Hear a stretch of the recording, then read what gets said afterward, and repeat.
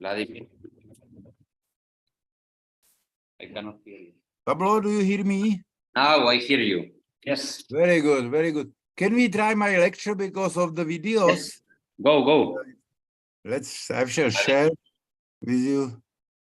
Where is that again? Pablo, do you hear me? Perfect. Now I hear you. Yes. Very good, very good. Can we try my lecture because of the video? There's some echo. Yes, now I fix it. It was my call. All right. So, but in the share, I do not have the launch meeting, external, personal micro. There is nothing to share. Yes. Now you are sharing. Am I? But there is not the folder with the lecture. And I do not see anything on my stop share. I will stop share. All right. Okay. Share screen. I shall try again. Okay. Okay, Then I see something now. Whatever. Yeah. SC. Where is S in it? Alphabet over here. So now I shall open the lecture. All right. As soon as it appears on the screen here.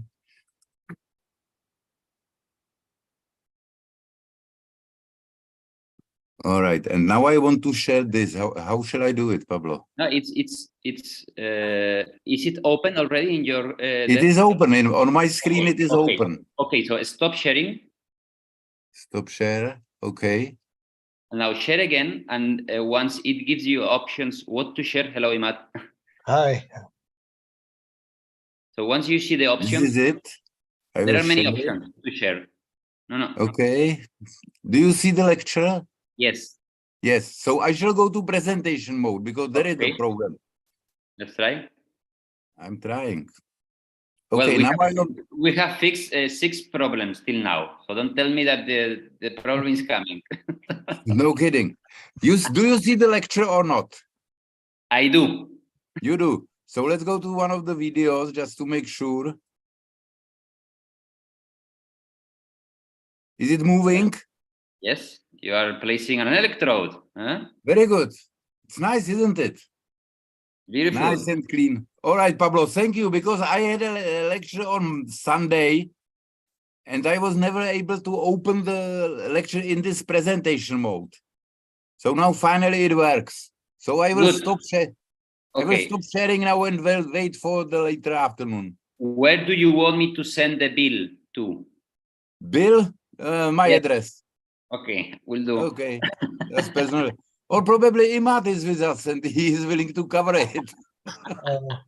Imad, hello. Hi, Vladimir. Hi.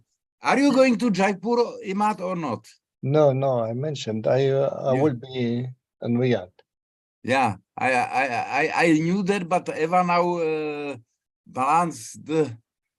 She was saying that you are going with Huda probably, but you are not. Pity. Yeah, well, unfortunate. Yeah, well, sometimes we have to do some work. Yeah, sure. There is time for work and time I for was fun. with Pablo in Istanbul. It was wonderful. Was it? Oh, that was the sitting position meeting? Sitting position and microsurgery. And rotor meeting and wife mother and anastomosis. I see. All these silly things. Pablo was almost 1 month in Istanbul. I spent only 7 days, but very, very intense. Very intense. I'm sure, 7 days in Istanbul. It's quite a long. It was. But it was nice. But they were very happy with him. Everyone talked about the course, the hands-on, the white matter. They were that was very nice. That was very nice one. Yeah, people enjoy these white matter stuff, which is surprising. Even you. Eva, hello, my boy. I heard that you are leaving us and going to Jaipur without us. What? Yeah, we do. She didn't want to go. Then she saw that Huda is coming. So she agreed to go to Jaipur, and finally we are leaving tomorrow early morning. I would send Huda alone. Yeah, that would be good. I hope I survive alone there. Because you will. Idea I hope the Jaipur people will survive after your visit. It's very questionable. Very questionable. Unlikely, actually. Oh, enjoy the meeting. Thank you. Bye-bye. Thank you, Eva. Peace, Adrut, and Thanks. Buddha. Take care. Bye-bye. Okay, nice intermission.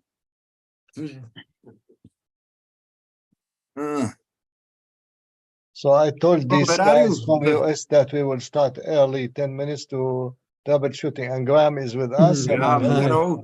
And Hi, Moody. Vladimir. Graham must have been to the barber, so he has a haircut. Hi. Hi, how's it? Hi, How are Moody. you? Hi. Not the better haircut, it's the background. And they look very nice. You see, Moody is the same way. Yeah. Morning. So anyone want to check the presentation? Graham, your presentation is on and ready. Sure, let me As long we have Pablo with us, the Messiah, he will help us. Absolutely. Fortunately, he just saved me. is that Yes, can you see we that? see it. Yeah, we see the presentation. Okay, cool. Good. How was your Moody. trip from Karachi, Graham? How was the trip? Yeah, no, it Very was good. Did you went up into mountains? I see. Did you have a good You, time? you should have joined us for that Karakorum business. It was nice trip. I'm sure it was fantastic. I'm sorry. It was good. It was good. Was it as tough as the previous one, Vladimir, or is What? a bit, was it tough like the previous trip? No. The previous one was much better with Nanga Parbat. This one was really like more or less horizontal. Oh, okay. Well, not quite, Vlad.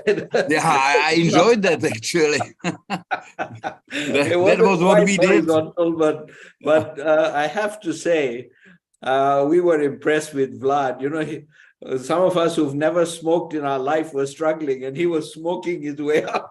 I was not smoking on the way up, but I was smoking at the top. That was brilliant. You were great. You were really great. I was exhausted. toying with the idea of putting some of those pictures in my presentation. Then I said, no, that might be a bit too much.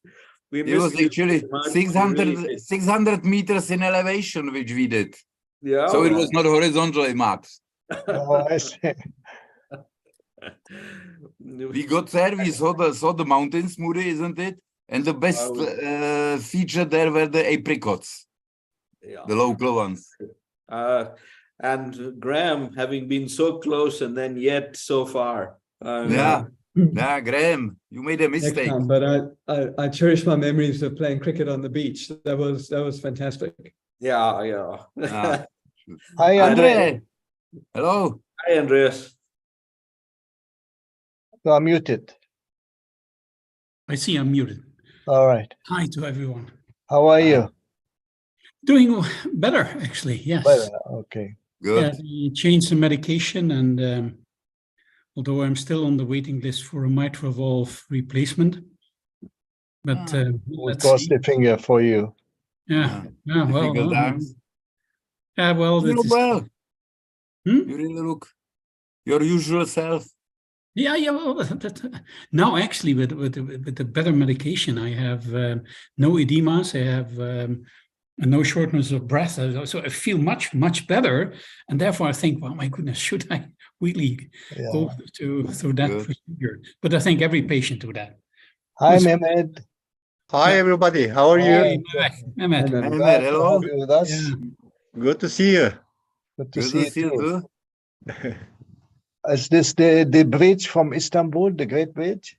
I see. No, this is, I'm in a boat. Oh, okay. Oh, That's the boat. wonderful. On the near to Izmir. Oh, okay. Wonderful. So Imad, you convinced me to talk about peripheral nerve. That's very Well, I heard no. about your... But to be honest, I during my whole professional career, I always have operated also on peripheral nerves. I mean, not a lot, but we did. Of course, the carpal tunnels, cubital tunnels, but and actually, I liked it all the way to the tarsal tunnels, to the neuralgia, you name it. It is that was part of neurosurgery. So, Of course. and it was lovely for the Yes. residents to teach them to dissect. This is the real anatomical dissection, and it's fun. Actually, this was a presentation I really had to prepare because of many of the others, I at least have already a body of presentations that I can combine and change. And this was more or less from scratch, because I was not so much used to talk about that. But I have to say, you surprised us by your choice of subjects. At least some of us who've known you for other things. This was not my choice. No, it was Imad who. Well, actually, no. Really, you're becoming the king of the sacrum. it was a recommendation, I have to say, a recommendation from Thomas. Cambridge, yeah, Thomas. He heard I was the in presentation and Cambridge. he gave the recommendation. So They have He the, must have the known that, Cambridge lectures Andres is on good at it. neurosurgical anatomy. I see. And then you are invited to give 9 lectures on a Saturday and a Sunday. So that was this is quite exhaustive. And by request of Thomas, he said, we never had somebody talking on peripheral nerve. Could you do that? I said, okay. That's all. You would, Andre, remember that was always Yes, the Stefan. problem during the IANS Congress to Yes. find someone who would talk on peripheral nerves. Yeah. Always difficult. So now you will be the guy for the future years. And I remember when Vladimir was chair of the training committee, we were sitting there in Avignon and discussing about the program. And then he said, CSF, that's awful. Who wants to talk on CSF? I said, well, listen, CSF is interesting. Okay, you talk on CSF. That was it. Yeah, So I recall then that. they had, That then was they one had of the to topic talk with on problems. CSF. We'll talk Mark, about chatting in between. I think time is coming, and I see Stefan yeah. as well with us. Running. Hi, Stefan. Good to have you. Stefan, I think we will proceed with the first presentation. First, Stefan, you are muted. So First, I'd like to thank everybody who joined this webinar, and especially the young trainees that will be interested looking for spine as an important part of practice. And we have constellation of great speakers for this session. And this first session will be chaired by Professor Mehmet Sili, who kindly accept to cover for Salman Sharif, who is still tired from the Pakistan hiking, and and I'll be joining him as a chair. So I'll prepare the first presentation will be Professor Graham Fegan, who is a newcomer to the IANA, and he is most welcome. He's going to talk on pediatric spine cauda equina. He is from South Africa, Cape Town, and he is running the chair or the president, local president for the next World Federation meeting. We are all excited to be there and chase the animals in the safari after the meeting.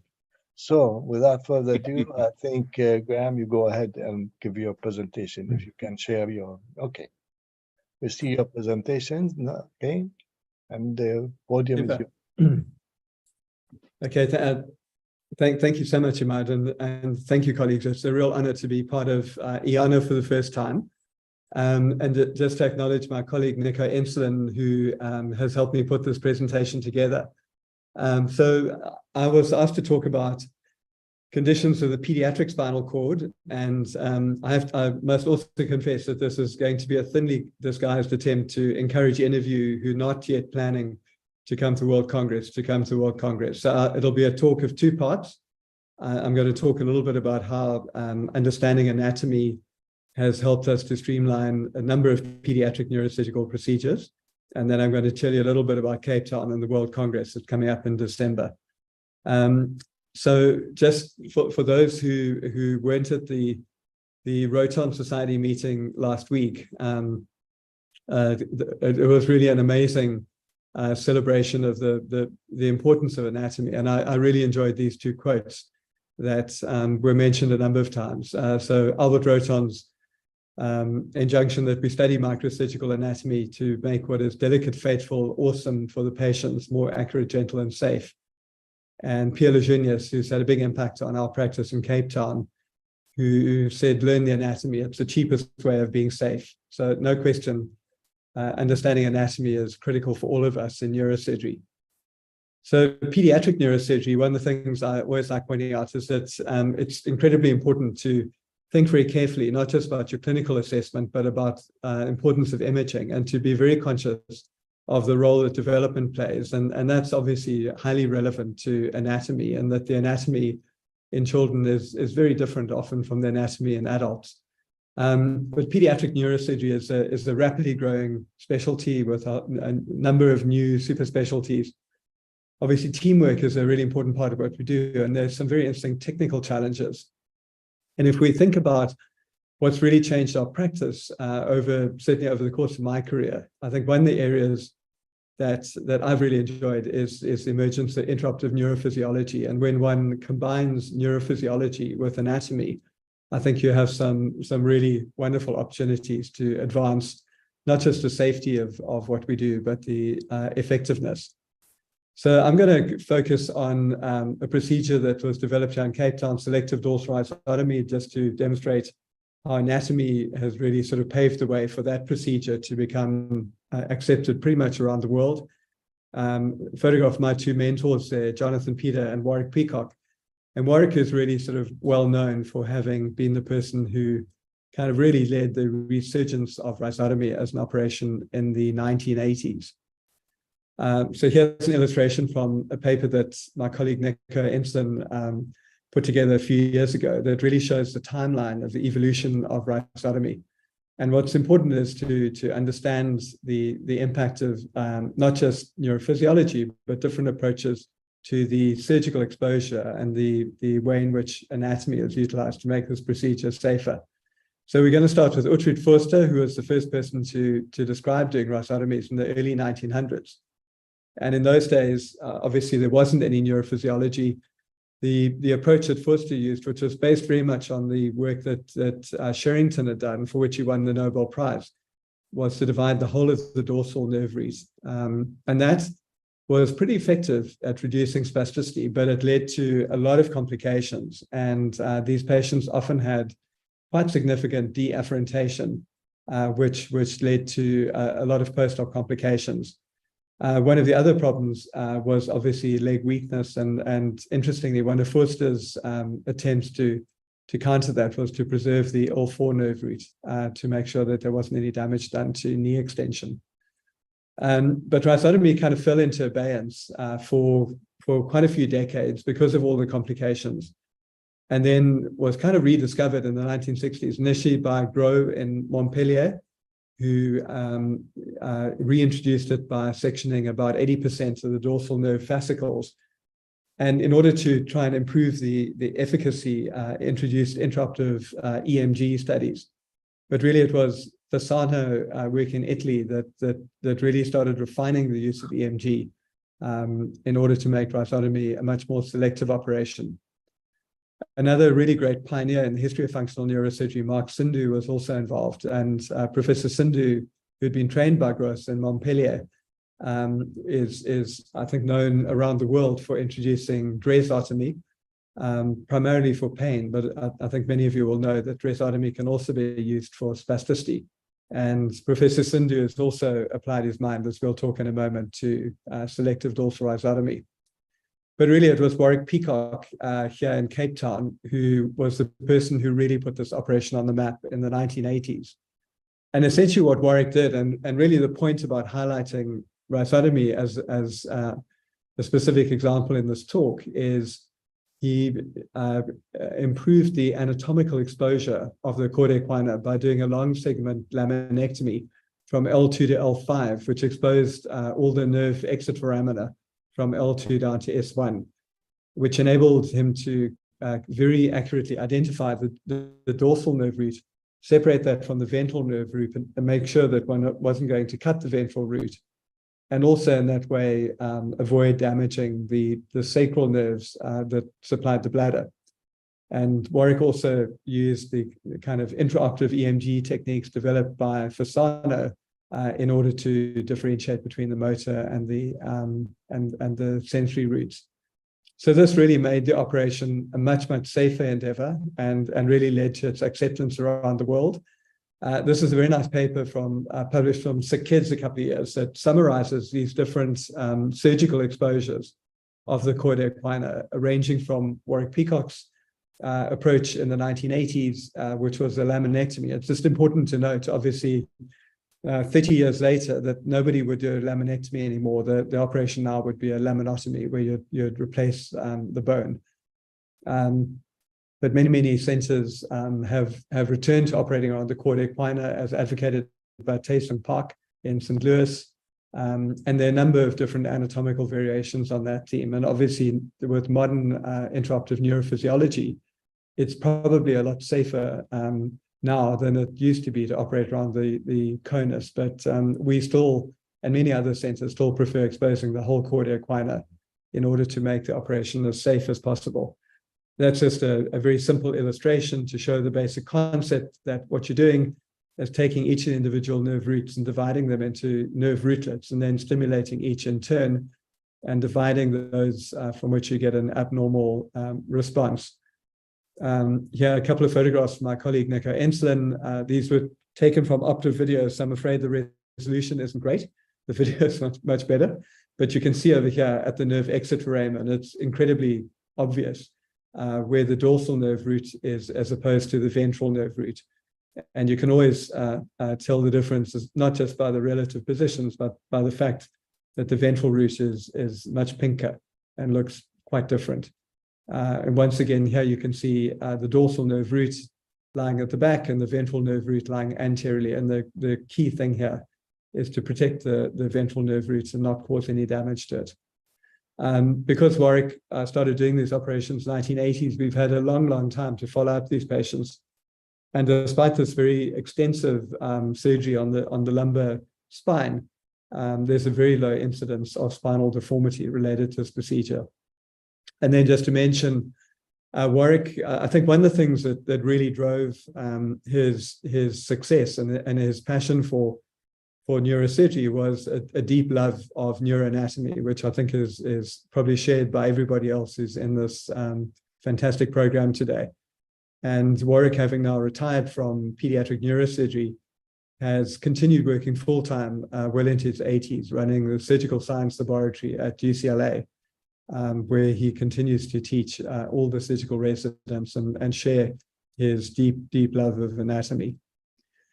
So that's right out of me. I just want to spend a few minutes talking about another procedure that is very important for pediatric neurosurgeons, and that's spinal dysraphism. So this is probably the most emblematic condition for pediatric neurosurgeons. And there are a number of controversies. I think it's true to say that there is some controversy as to whether asymptomatic lipomas need treatment. It's important to understand always what your goals of surgery are. And it's important also when you see these kids down the line, if there's late deterioration, to try and figure out what's going on and try and understand whether you need to reoperate or in fact whether you've done the operation properly in the first place. One of the problems I grappled with early in my career was I found this an incredibly unsatisfactory operation. And 7 or 8 years into my consultant career, I analyzed our results, and I felt that at least a third of our cases were definitely not untethered. And I really thought that meant I was probably wasting these kids' time and exposing them to an unnecessary operation. And in fact, when I compared our results to those from the bigger series from Necker in Paris, it was clear that even in these very experienced hands in Paris, there were a great number of abnormalities that were documented at surgery that meant that surgery for this condition was really not often successful. But when I presented this at an ISBN meeting, Dakling Pang, who many of you will know, came up to me afterwards and said, the fundamental problem here is that you guys don't know the anatomy and you're not doing this operation properly. And I'm about to publish a very big series that describes a totally different way of doing this operation. which he duly did. And for my mind, these are two of the most important papers ever published in pediatric neurosurgery, where Dackling outlined his approach, which I must say we have adopted very strongly here in Cape Town. And he demonstrated very clearly that using his surgical approach, the long-term outcome of these kids was much, much better than the usual kind of traditional partial resection. So once again, this is an anatomy meeting, and the important point here is it's all about your anatomical exposure of the pathology. And one of the key issues, as any of you who've operated on dysraphic spinal abnormalities knows, you've really got to start from normal anatomy. If you dive straight into abnormal anatomy, you're going to be doomed from the start. And it's about having adequate exposure, then detaching the lipoma from the dura, using intraoperative neurophysiology there to not just monitor neurological function, but also to map the different nerve roots, and then to identify this specific structure called the white plane that I'll show you a photograph of just now. And then once you've resected the lipoma, to neurulate that, to in a sense try to restore some semblance of normal anatomy, and then to close the dura with a capacious graft. And as I said, it's really important to have proper neurophysiology. So this cartoon over here really illustrates probably the key anatomical principle, that you've got to actually have sufficient exposure that you can get out wide enough to find the interface between the dura and the lipoma. And once you've done that, to be able to separate the lipoma from the dura and expose the whole of the spinal cord. So this is a really nice intraoperative photograph from one of Dr. Pang's articles that shows very nicely that once you've opened up this interface between the dura and the lipoma, you can see the spinal cord, you can see all the nerve roots, can very safely and aggressively resect the lipoma once you've got this degree of anatomical exposure. And in so doing, you are going to expose this interface between the spinal cord and the lipoma, which Dackling has referred to as the white plane. And as skeptical as people may be about this, I promise you it really does exist. And if you're careful about your dissection, you can remove the lipoma sufficiently that you can actually then reconstruct the spinal cord, as you can see over here, which means that you can then graft the dura, with I think a very low chance of the cord tethering again.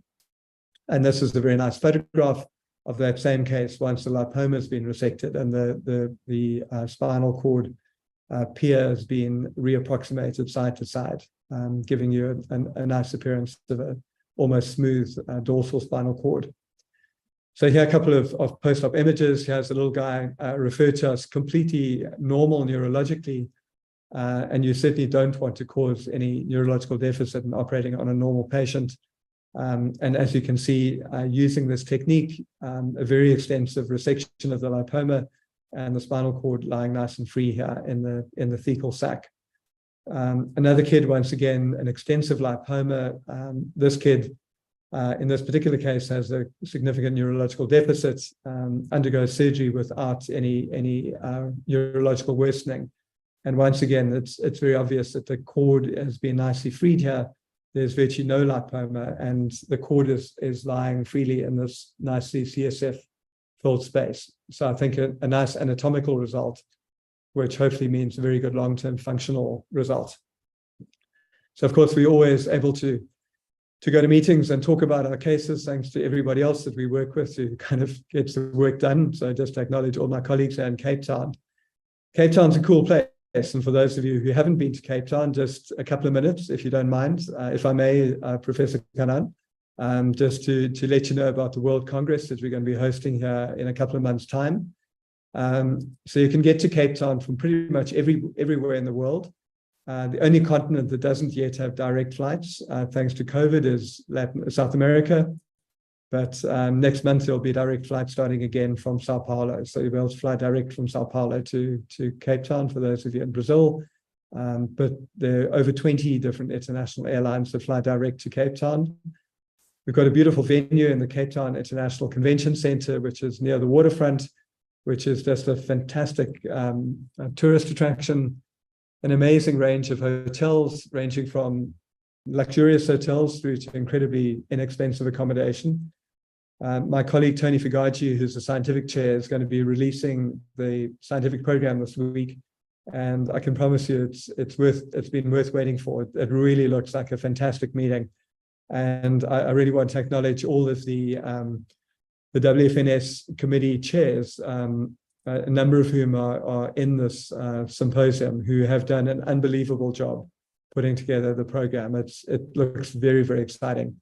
But beyond the convention center, Cape Town's a pretty cool place.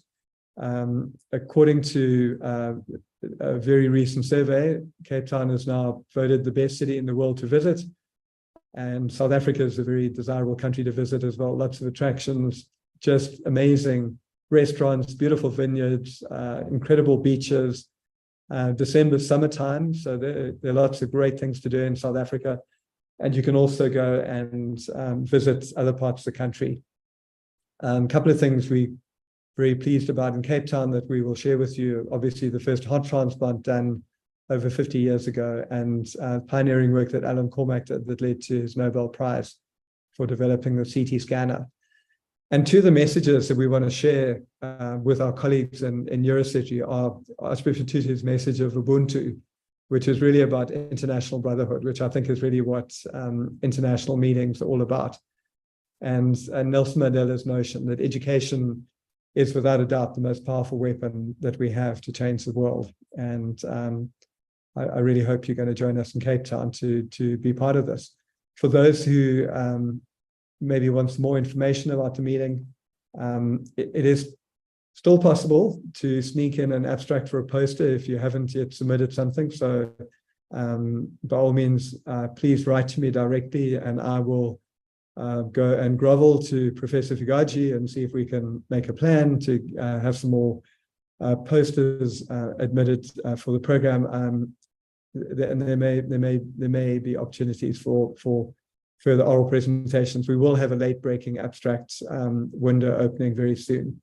So if you have got some fantastic new results that you'd like to share, please, by all means, look out for that late breaking abstract window. So Imad, Vladimir, thank you very much. It's a real privilege to be part of this IANA meeting for the first time. And thank you to all of you who've joined the meeting. I've really enjoyed the privilege of speaking to you. Thank you very much.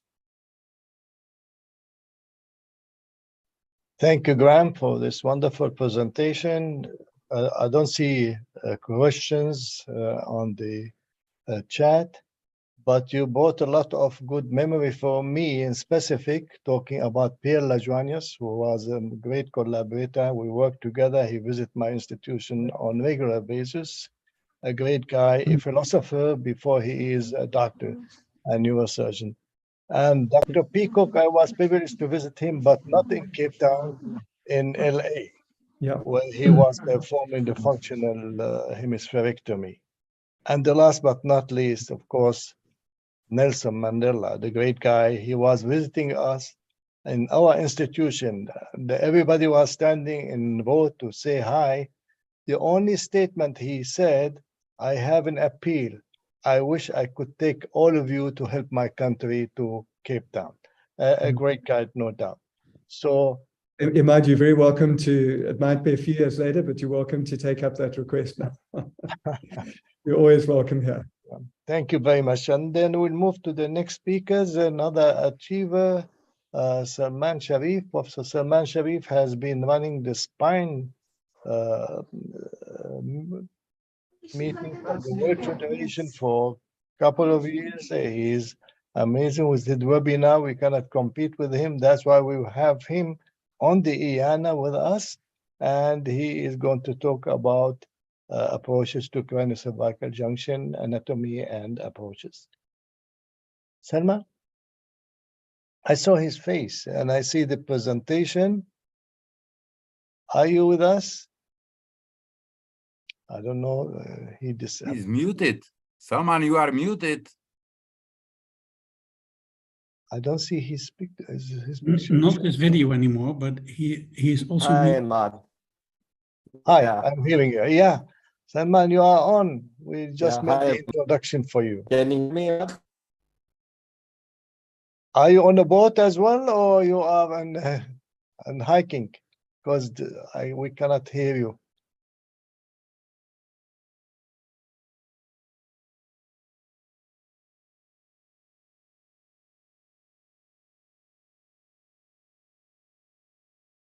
Salman, here you are. You are unmuted. Unmute yourself, please.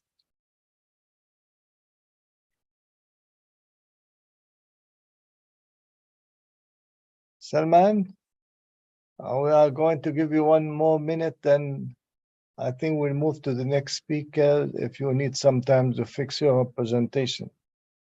I see the presentation, but he's unable to communicate. Don't see the presentation anymore. Now this appeared. Apparently, the connection is yeah, different. he's checking out and we check in. Yeah, probably. Anyhow, I think we will move to That's the the best. next speaker. Is Professor Kalfas with us? I know he's connected. Ian? I think he's waiting for his presentation. Professor Kalfas? He just sent me a message that he's logged in and he's waiting for his presentation. Meantime, we'll say hi to Joachim Ortel. He joined us with the nice hat from the OR, and Lucas as well from the small office with the small collection of certification behind him. Now he is visible, Dr. Kalfas. Hello? Hello, Hi, yes. Ian. Good Oh, morning. hi, how are you? I just can't see my Fine. video. Okay. So Professor Sharif has problem with the connection. If you are ready to join us. I just don't have a share my screen feature on the Zoom call. Oh, you have to allow him to share. What is the login? Imad, you have to allow him. Okay. We need the third party to help from that regard. No. Vladimir, do you do that, or you are not acquainted like me? No, not me. No, but Pablo, Imad, if you Pablo go must manage. go to share screen, you as a host, you can allow. Just go down to the green button, share screen. Share as a screen. host, yes. Is Salman's lecture again? Now it is Salman's, yes. Let me know if you can see my screen. Anterior cervical spine surgery. No, because they can only be shared by one person. Now Salman has already is busy sharing.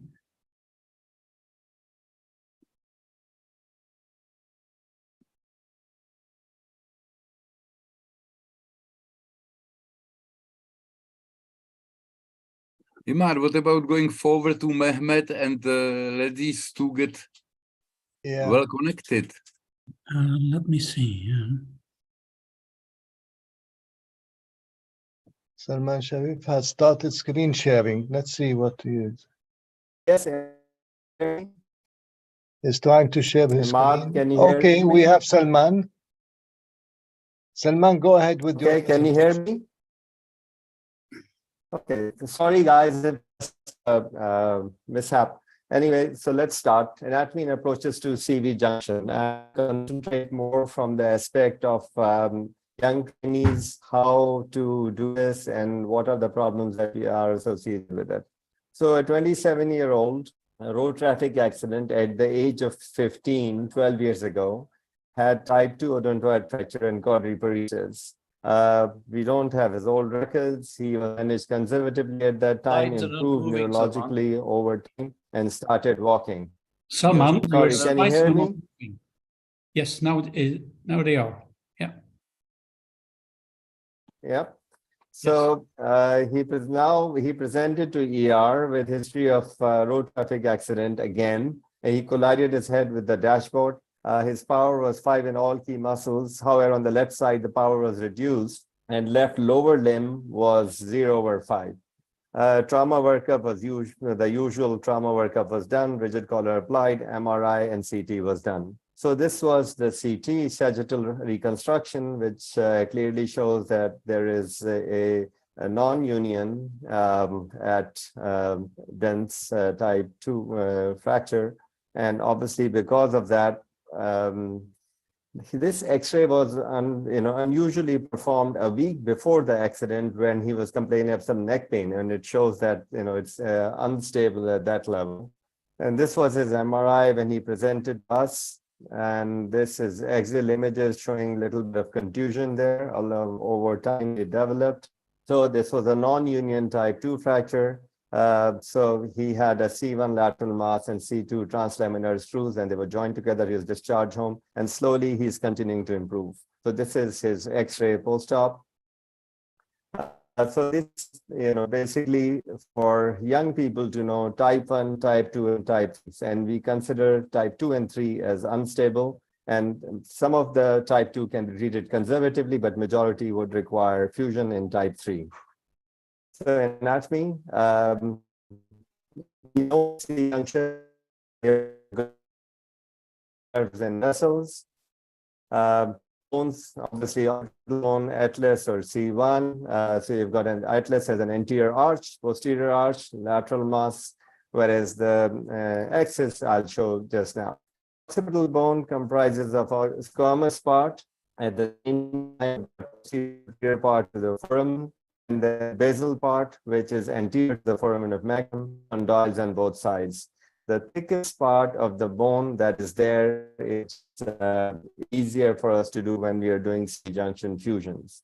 Atlas has 2 lateral masses, and at the same time a short arch. You've got long curved posterior arch. You've got foramen transversorium lateral to the articular surfaces. The superior facets are oval and concave, whereas inferior facets, as you can see here, are circular and flat, downward and medial direction. And then you have the vertebral artery turns 90 degrees immediately after exiting sulcus arteriosus.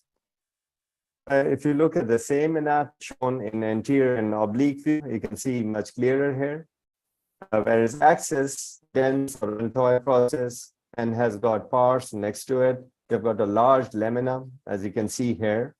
Transverse foramen is lateral to the superior anterior articular facets and the anterior to inferior articular facets, as you can see here on both sides. Then the transverse foramen are directed superior laterally to allow lateral deviation of vertebral arteries. So the vertebral arteries come out and they turn laterally, and that's what you can see. That's how the foramen is oblique. And we can see the same thing again in schematic diagrams. The joints are important to understand. Occipital-cervical joint is occipital condyle and superior articular process of C1. The principal motion at occipital-cervical joint is flexion and extension, and little lateral bending and rotation. The flexion extension is up to 24 degrees. Flexion is ultimately restricted by contact between the odontoid and the occiput by the tegmental membrane. The joint is shown here, and we know that this is the joint between dense and C1 anterior arch. Primary motion at rotation of about 38 degrees to one side, accounting for about 77% of all rotation of the cervical spine. X as a midpoint right in the middle. And see the same thing here with vertebral artery running around between C1, C2, and C2 nerve root shown below as well. So let's look at this small video. So what we have is atlas, that's green, and then we go on to axis, which is green again, then the dense going up. And then we go on to ligaments of the CV junction are tectolial membrane, the LR, the cruciate, the apical ligament. Then there are capsules and accessory ligaments and anterior and posterior atlanto-occipital membrane. So let's look at this. So what we have is anterior longitudinal ligament that goes up to form the anterior atlanto-occipital membrane, whereas posteriorly it's posterior longitudinal ligament that goes around and obviously then turns out to become the membrane tectoria. Whereas we can see clearly the ligament and the apical ligament is also seen here quite nicely, and the transverse shown here of the strongest ligament that we have in the C spine. And you can see the same thing here. The cruciform ligament has got the transverse and the vertical parts. It forms a cross behind the cross, and transverse ligament is a thick band going across the arch behind the dens, the thicker in the middle and attached to the medial surface of the peripheral mass of the axis. It acts as a seatbelt, and the elbow ligament, the two strong ligaments, both sides are fixed, going up, and they're going to the occipital tile and lateral masses of the atlas. So let's see this small video. So now I'm seeing the ligament mutable, the posterior atlanto-occipital membrane. We hide that, and we see the longitudinal cruciform ligament and the transverse thread. We remove that as well. We hide that. So we see the apical ligament in the and the alar on each side. So if I remove the apical ligament, then go and see posteriorly the anterior longitudinal ligament, the cervical part lying anterior. What about the vertebral arteries? Through those, all transverse foramen around, go laterally, and then goes through the foramen magnum. And let's have a look at the vertebral artery.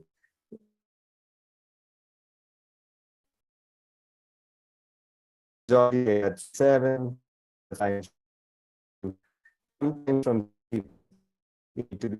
but the most important trajectory to see.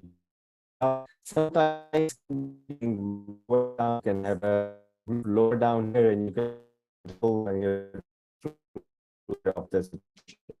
What about that?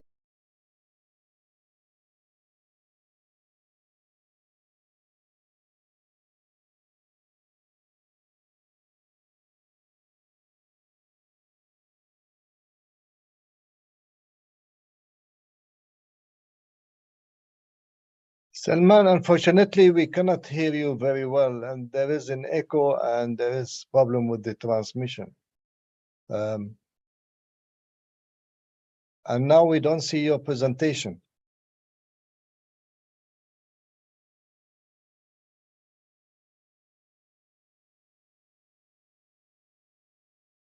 Anyone seeing Salman presentation? No. We just need a You panel. must unmute yourself, Salman. You Yeah. must unmute. Unmute yourself, Salman. The left lower edge of the screen. Okay. Left down. See the screen? Unmute. Can you see the screen? We don't see the screen. We don't see the presentation. And you are still muted.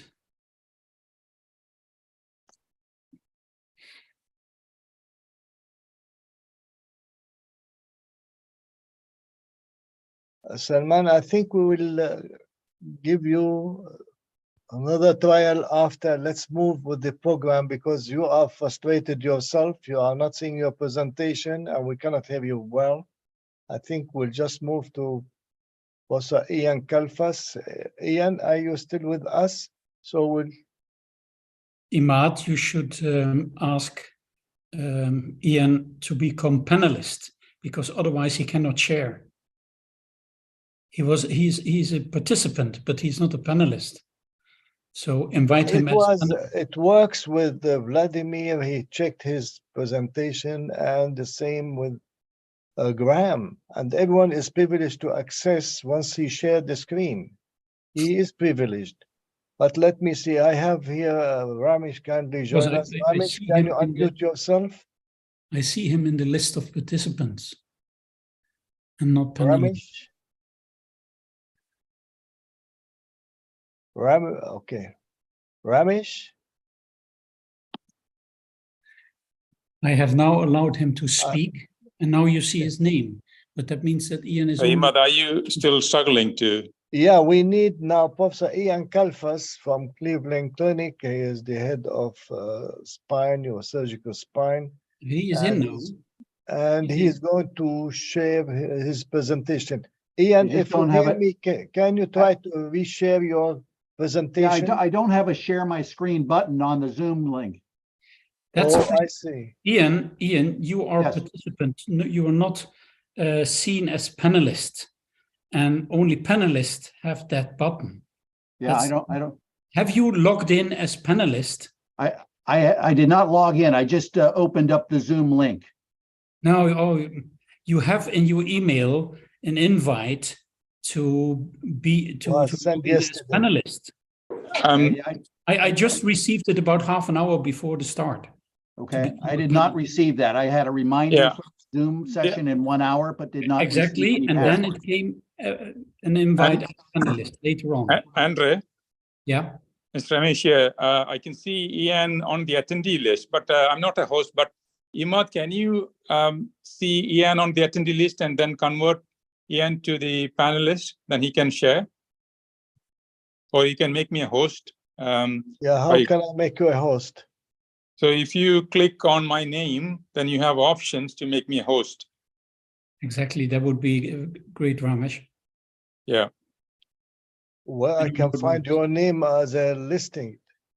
No, I'm on the screen, so you should be able to. I'm clicking on your screen. There is a few dots next to my name or my window. Or Yeah. if you have the option to make me host. Is written chat or pin? No, go to the panelist list and then find my name and click the 3 dots against my name, and you will have an option to make me host. Well, I don't see that. What you are talking about, the panelist list, I don't see it. You don't see the panel list? Participant under participant? When you click on the participants, you see the panelist list first. You should be able to see Now me. I see you are faculty. Is written. Yeah, but can And you now you click see on? 3 dots. So if you Click click on on that. yeah. And of all the possibilities, you can make host. You should see that, Imad.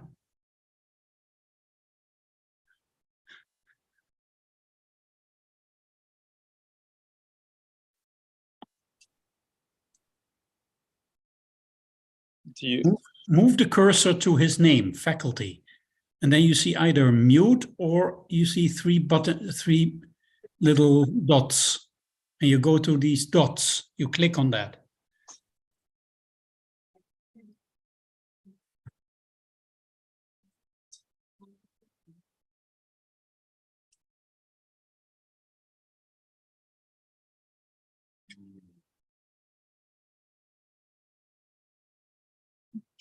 Are you clicking on the name, Ima? I'm trying, man. Don't know what that's going on. Change panelist appearance. That's what I'm getting. But you see my name on the panelist list, on the participant list? You are mentioned as faculty, not by name. Yeah, I'll put my name, but I'll. No, that's no problem, but he sees your picture. Yes. And then you see a microphone and you see a camera, but you go on the line of his name, just with the cursor on his, and then you see either mute or you see the 3 little dots. I see the 3 dots next to his name. Yes, and then click on the 3 dots. Click it, write me pin only. No. Click on the 3 dots. When I click on you are on the screen. No, you have to go down to participants. There are 62 participants now. Yes, I went there. Yeah. And you have panelists. There are 13. Andre? Yes? You are a co-host. You should be able to do that because Imad is not a host. You should be able to do that. You are a co-host on that list. Is that? Yeah, you are. Can you change Ian to the panelist and he can share? Okay, let me see, because I was, okay, then I go there to the participants and go to Ian here.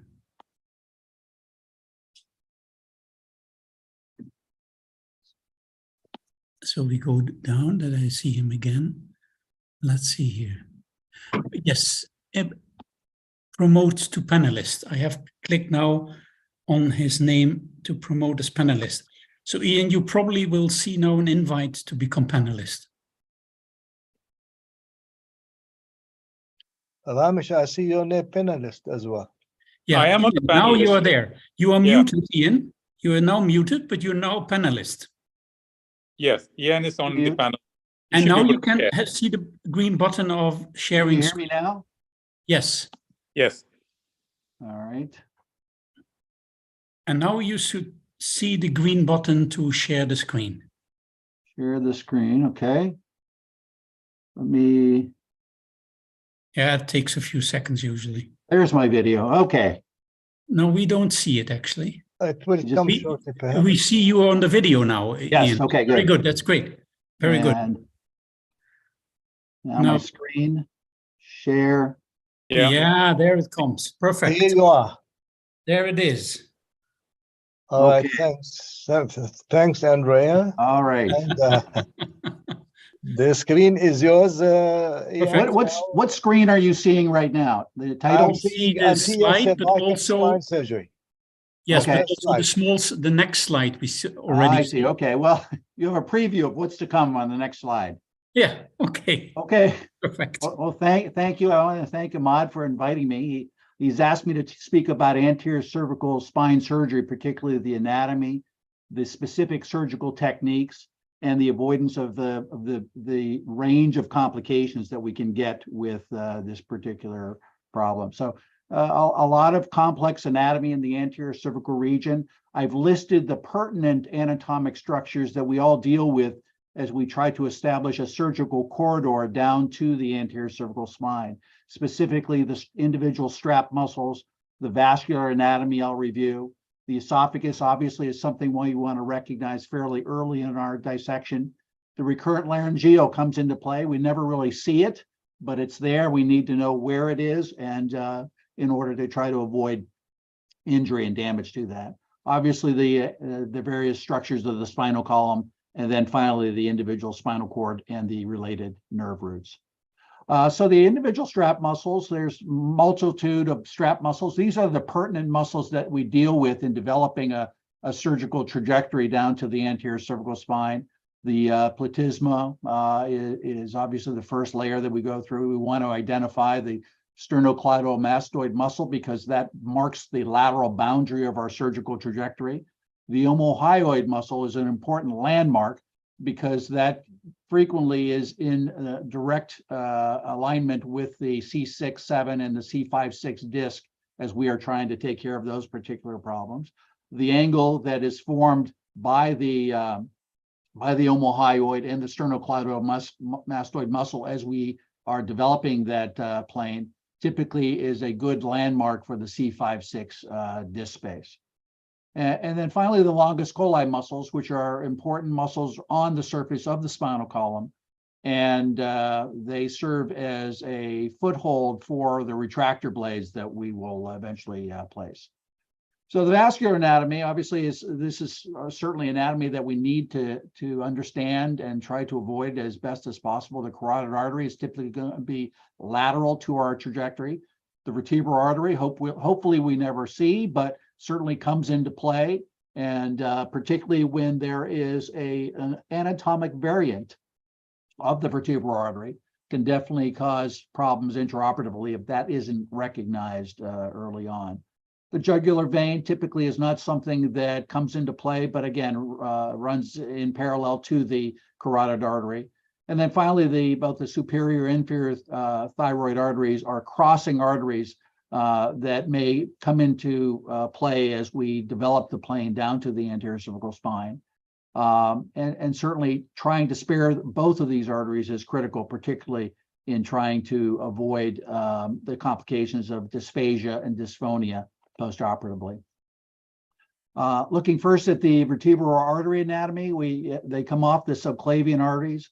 They typically enter the transverse foramen roughly at the C6 level, approximately 90% of the time. But there are a variety of anatomic variants that we need to be aware of when doing this surgery. Typically, they're covered by a series of fibroligamentous bands, as well as the longus colli muscles. And that's important to know in the sense as when we are dissecting the longus colli muscles in order to place our retractor blades. We don't want to become too aggressive or develop a plane too deep because the underlying vertebral arteries may be injured. This is a study that looked at the relationship of the vertebral artery to the uncovertebral joints, essentially looking at how far lateral they are. And generally, the medial uncovertebral joint to the vertebral artery measured approximately 5.5 millimeters. The lateral uncovertebral joint margin to the vertebral artery measured approximately 3 millimeters with the range that you see there. And this is important when we're doing our decompression, to keep our decompression within the boundaries of the uncinate process. Any type of deviation outside of that boundary may risk damage to the vertebral artery. And again, these two anatomic cadaver sections by Wolfgang Rauschning demonstrate the spatial relationship of the vertebral artery to the uncovertebral joint and how important and critical it is to keep our dissection and our decompression within the boundaries of the uncinate process. So typically early on, we try to identify those uncinate processes before we do any type of bony decompression. And here's an axial view demonstrating the position of the vertebral artery to the exiting nerve root. There are anatomic variants of the vertebral artery, and it's important to note it. Here's one view which demonstrates entry of the vertebral artery at the C4 foramen. So this vertebral artery is certainly in play for a inferior or lower cervical dissection in this particular patient. And here's a CT or bony anatomy demonstrating an incomplete foramen at the C4 level with a hypoplastic right vertebral artery. This particular paper looked at a series of 888 vertebrae, and they found a 2.7% incidence of a tortuous course of the vertebral artery. And they defined that as less than 1.5 millimeters lateral to the uncovertebral joint. And they determined that it was more common at C3 and C4. But when you see axial views like this, it reminds us to look at these views before we do the surgery, as opposed to, unfortunately, getting into something like this in the middle of our surgical exposure. And again, here's another CT demonstrating the tortuous course of the vertebral artery and the angiogram of that particular patient.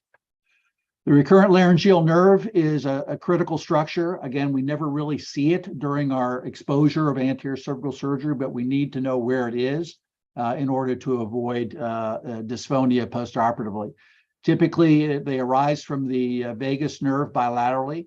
The left recurrent laryngeal has a longer loop associated with this, and this has been hypothesized to be the reason why some people feel that a left-sided approach is a little less dangerous to the recurrent laryngeal nerve than a right-sided approach, although this hypothesis has been disproven in several other studies. But that's the reason why some people feel that it may be a little bit less traumatized due to the long loop compared to the right side. But it typically rides in the tracheoesophageal groove. And typically, if it is injured, one theory is that there is a neuropractic injury due to a stretch of the recurrent laryngeal nerve. It can also be potentially injured if the foot plate of your retractor blades come out of the medial longus coli foothold, and the retractor blade extends into the tracheoesophageal groove where that recurrent laryngeal nerve lies. So that's why it's important to really establish a solid foothold within the longus coli muscles so that the retractor blades medially do not slip out and extend into the tracheoesophageal groove. And then obviously we get down to the anterior cervical spine. As soon as I feel it, we get our localization film. We want to know specifically where we are, and identify the disc space, the annulus, the individual vertebrae. Very important to recognize, preferably before surgery, the presence of large bridging osteophytes like you see on the right here. Those can take a fairly straightforward procedure and make it a much more complex operation because they can interfere with the placement of your retractor blades. And if you can't get those retractor blades in and keep them in place, then it becomes a far more difficult operation. So typically it's almost a second operation just to remove osteophytes like this that lie on the surface of the anterior cervical spine.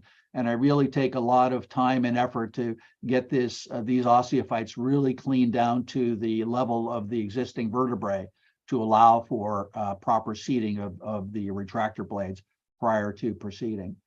And then, as I mentioned, identifying the uncinate processes. I'll start my discectomy. And the uncinate processes obviously define that boundary of your decompression.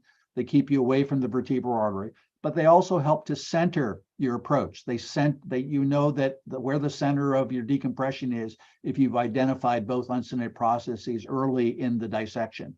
It allows you to put the distraction post into the vertebrae on either side of the disc space in a centered position if you know where those uncinate processes are. So identifying them early on in the exposure and dissection is very important. And then finally, the posterior longitudinal ligament is certainly something that I take on a regular basis. Not everybody takes it, but most of us do now. It allows us to get underneath the adjacent vertebrae and also into the foramen. So if we get into the indications, all of you know that it is a very versatile operation that is indicated for primarily ventral epidural compression. Some people feel that anything more than 3 or 4 levels mandates a posterior approach. I feel that if it's the right operation for 1 level or disc problem or 2-level discectomy disc problem, why is it not the same optimal operation for a 3 and 4 level surgery? So typically we'll do even 3 and 4 level, sometimes 5-level discectomies from an anterior approach. It's obviously indicated in individuals who have kyphosis or in individuals who have an insufficient structural support of the anterior spinal column. And the options are varied. Certainly the anterior discectomy is a very versatile operation that we employ on a regular basis. Corpectomy had a brief period of popularity. Well, it is still popular, but it was done to an excessive degree back in the 90s. But I think we realized the advantage of having multiple points of fixation and the ability to undercut the vertebrae, so we are able to try to avoid long constructs like this. So it's reserved primarily for fractures and tumors and in patients with OPLL. We have hybrid constructs now that allow us to do a discectomy. Rather than putting a 3-level corpectomy here, we can do a 2-level corpectomy and then a discectomy. And that gives us 1 more point of fixation. And that 1 more point of fixation may be the difference in allowing this to be a standalone construct or having to turn the patient over and supplement this construct with a posterior stabilization procedure. And then finally, cervical arthroplasty has certainly been gaining a great deal of popularity as well. So those are the primary anterior cervical procedures that we have at our disposal. And they all involve the technique of exposure, and certainly knowing the anatomy of this region is critical to the safety and effectiveness of these procedures. And so I'll walk through some of the basic techniques that I've used for many years. Obviously, placing the patient in a supine position, gentle shoulder roll to allow for a mild extension of the cervical spine, shoulder retraction, particularly in large individuals, so that our localization film can identify the appropriate level. Obviously, there is a choice between a right versus left-sided approach. Those who advocate a left-sided approach feel that it's safer on that side for the recurrent laryngeal nerve. The problem is that you have the thoracic duct on the left side. The right side, the theory is that it may be causing right recurrent laryngeal nerve injury a little bit more prevalent, but I'll show a few studies that have demonstrated that is not the case.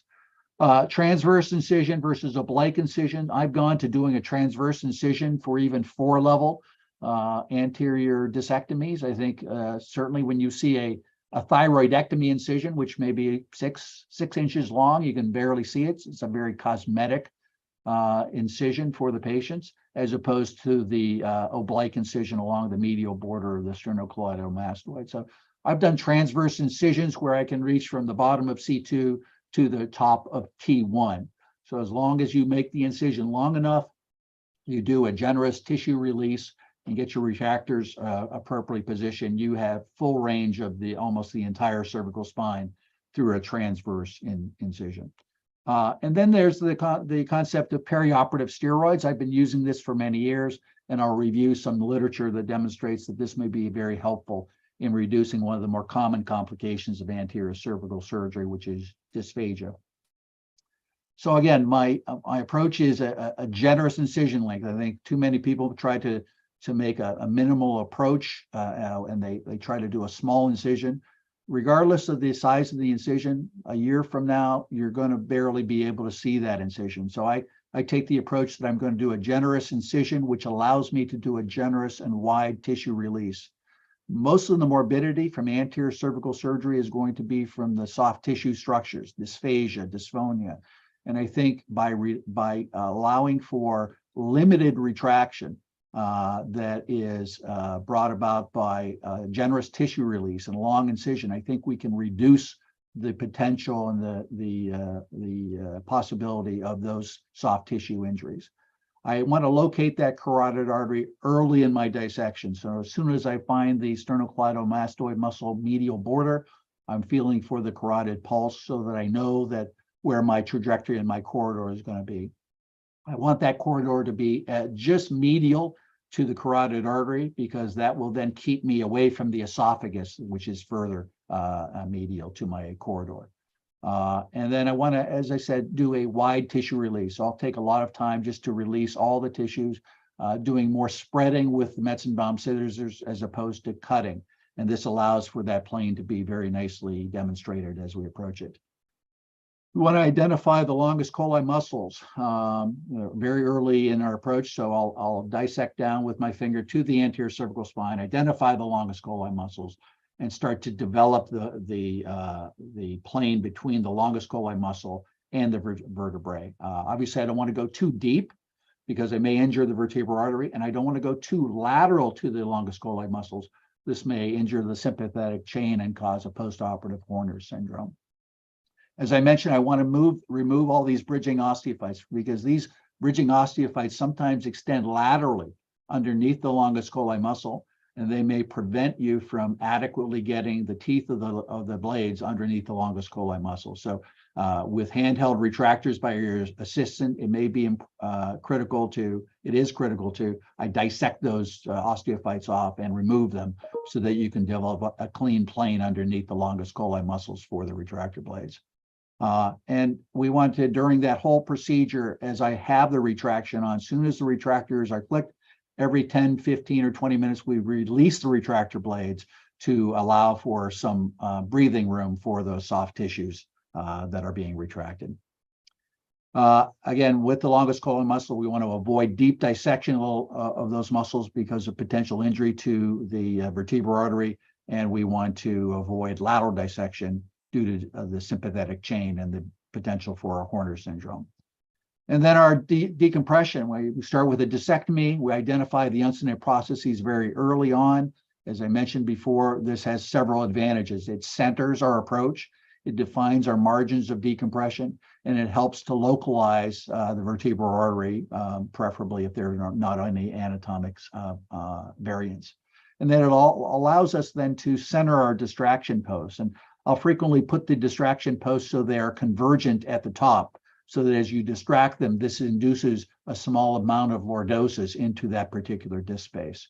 And I want to then start by removing the overhanging lip of the upper vertebrae. That allows for direct visualization into the disc space, and then carry our discectomy down to the posterior longitudinal ligament. I will remove the posterior longitudinal ligament on a regular basis. This allows for a kerrison to be placed here and undercut the vertebrae on either side to get a very generous decompression above and below that disc space. And if properly done, you can get almost to the mid portion of each vertebrae and create a trapezoidal decompression like this. It also allows, removing the posterior ligament also allows for generous foraminal decompression.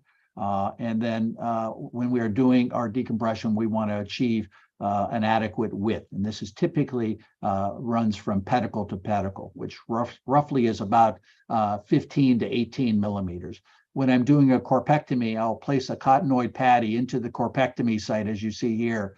The cottonoid patty typically is about 13 millimeters wide. By placing this into the corpectomy site, you can get a good feel for how wide your decompression is to avoid the persistence of compression after a oblique decompression. And that's where we talk about drift. Drift is the potential for the operating surgeon to drift to the contralateral side with their decompression. And it is something that needs to be in the back of your mind as you're doing this, so that you work back to the ipsilateral side and try to avoid a postoperative film that looks like this, where the surgeon obviously has left some persistent compression there, because operating from this side, he has drifted over to the opposite side and left epidural compression in place there. Critical to this operation is bone carpentry, the sculpting of the disc space, the sculpting of the corpectomy site, preserving the bony end plates so that we don't see subsidence. Subsidence is the graft or the cage that you put in there sinking into the adjacent vertebrae because you have removed the hard bony surface. I will just remove the cartilaginous surface of the end plate and leave the bony surface intact. I want to get some bleeding from that end plate, but I don't want to take too much of the end plate that I'm looking at cancellous bone, which has a much higher likelihood of developing subsidence with your bone graft or your cage. We want to try to keep the end plates parallel. We want to square the corners. You see this discectomy site here. It's nicely squared off, parallel end plates, nice right angles, and there's our cage or a bone graft in place. And obviously it's critical when doing arthroplasty surgery to have everything sculpted and shaped properly in order to optimize the outcome of that procedure. And then finally applying the fixation. We want to try to use the shortest plate possible. When I'm placing I place the screws in the upper vertebrae first. Through the hole of that plate, I want to see the bone graft or the cage, because I know that I'm going to be directing that screw upwards.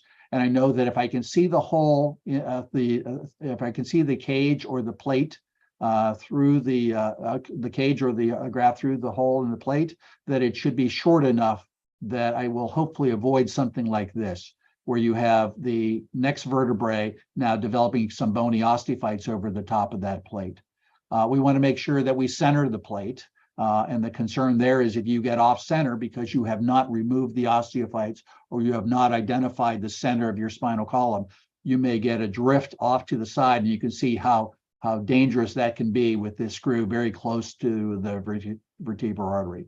I tighten the upper screws first so that I will hopefully avoid this particular problem where the lip of the plate, the upper portion of the plate, is now a potential obstruction to the swallowing mechanism here. And so we try to tighten that down first, and we want to contour the plate so that we avoid something like this. The complications, there's a whole range of complications. Fortunately, the incidence of these complications is relatively low. They range from relatively insignificant to catastrophic, particularly on the vascular side. Comparing anterior surgery and posterior surgery, they're roughly equal. And in most cases, they are definitely avoidable. But this cross-sectional view demonstrates the complex anatomy and the wide range of potential complications that can occur. And these are just a list of complications that can occur with anterior cervical injury. I looked through the list, and over the course of 30 some years, I've probably had just about every one of them, I'm sorry to say. I've not had a tracheal injury. I've not had a carotid injury. I had a hypoglossal injury. A patient postoperatively was dysarthric, and we didn't know if she had a vascular event, but you asked her to stick her tongue out, and it deviated to the right side. And this was after a C3-4 anterior discectomy, and so obviously had a hypoglossal nerve stretch injury. This gradually resolved, but there are obviously a variety. For the sake of time, I'm just going to focus on a few of them here. There's dysphagia, dysphonia, vertebral artery injury, and construct failure. So I'll start with dysphagia. It's the most common complication after anterior cervical surgery. The incidence is very wide. And the problem with this range of 1% to 79% is because the severity ranges. Just about everybody gets a little bit of swallowing difficulty after surgery. Very few people have significant dysphagia that requires a feeding tube, but just about everybody will develop something. It's gradual resolution in most patients with persistence at 1 year, roughly about 12 to 14%. The etiology, different theories, pharyngeal wall edema, esophageal denervation from the recurrent laryngeal nerve, the superior laryngeal nerve, or the vagus nerve. There may be problems with prevertebral edema, hematoma, or infection, prominent plate or screw, as you see here, or obviously graft or cage dislodgement, which is an obvious cause of dysphagia. The study looked at 348 patients using a patient-reported outcome scale, and the incidence, as you see over the course of 2 years, starts as high as 54%, with severe being 7%, and drops to a much smaller number 2 years later. So the vast majority of patients have improvement of their dysphagia postoperatively. Higher incidence is noted at 2 years in females, revision surgery, and more than 2 levels. The incidence was not found to be increased with the use of instrumentation, upper cervical surgery, or corpectomy versus anterior discectomy. Some of the pointers or the tricks of avoiding dysphagia, at least this is what I do. Again, a generous incision, wide tissue release, proper positioning of the retractor blades with frequent retractor blade release, minimum retraction time. We reposition the ET cuff. Retraction has been shown to increase the cuff pressure within the endotracheal tube, and this has been believed by some to cause both dysphonia and dysphagia.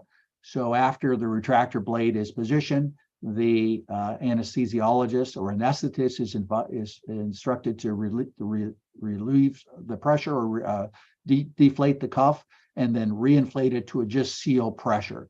Obviously, we want to contour the plate appropriately and tighten down the upper screws first. And then I use perioperative steroids, immediate bolus dose before, and then for 24 hours after surgery. This study demonstrates that ET cuff pressure is increased with retraction. They looked at a meta-analysis studies of 1,600 plus patients. They adjusted the ET cuff tube after retractors placed, and they had a significant decrease in the severity of dysphagia postoperatively. The use of steroids, again, has been investigated. This was a multi-level ACDF in 112 patients with saline versus dexamethasone. You can see the dosage here. They noted a functional outcome swallowing scale with 24 months follow-up and had significant reduction in the incidence of dysphagia and a significant reduction in length of stay. They had a lower fusion rate at 6 months due to the steroids, but there was no difference between the control group and the steroid group at 12 months. And again, this study looked at a much bigger study. And again, they looked at both local, which is a topical application, gel foam with Decadron on it, applied to the intraoperative site versus IV steroids. And with both applications, they had a significant reduction in the rate of dysphagia and no difference in fusion or infection rates.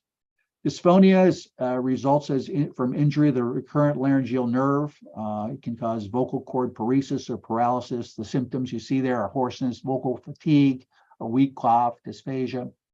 The incidence, again, varied because of the varied severity of the dysphonia. It's transient in most cases, but can be permanent in as high as 2% of individuals. And again, the proposed mechanisms of injury to the recurrent laryngeal nerve include trauma due to endotracheal tube intubation. Vocal cord paralysis has been noted in non-cervical surgery with an incidence as high as 11.2%. A stretch injury, as we talked about before, due to excessive retraction or length of retraction. The retractor blade slipping into the tracheoesophageal groove. Injury to the superior thyroid artery. Cuff compression of the intralaryngeal segment of the recurrent laryngeal nerve. This is due to retraction of the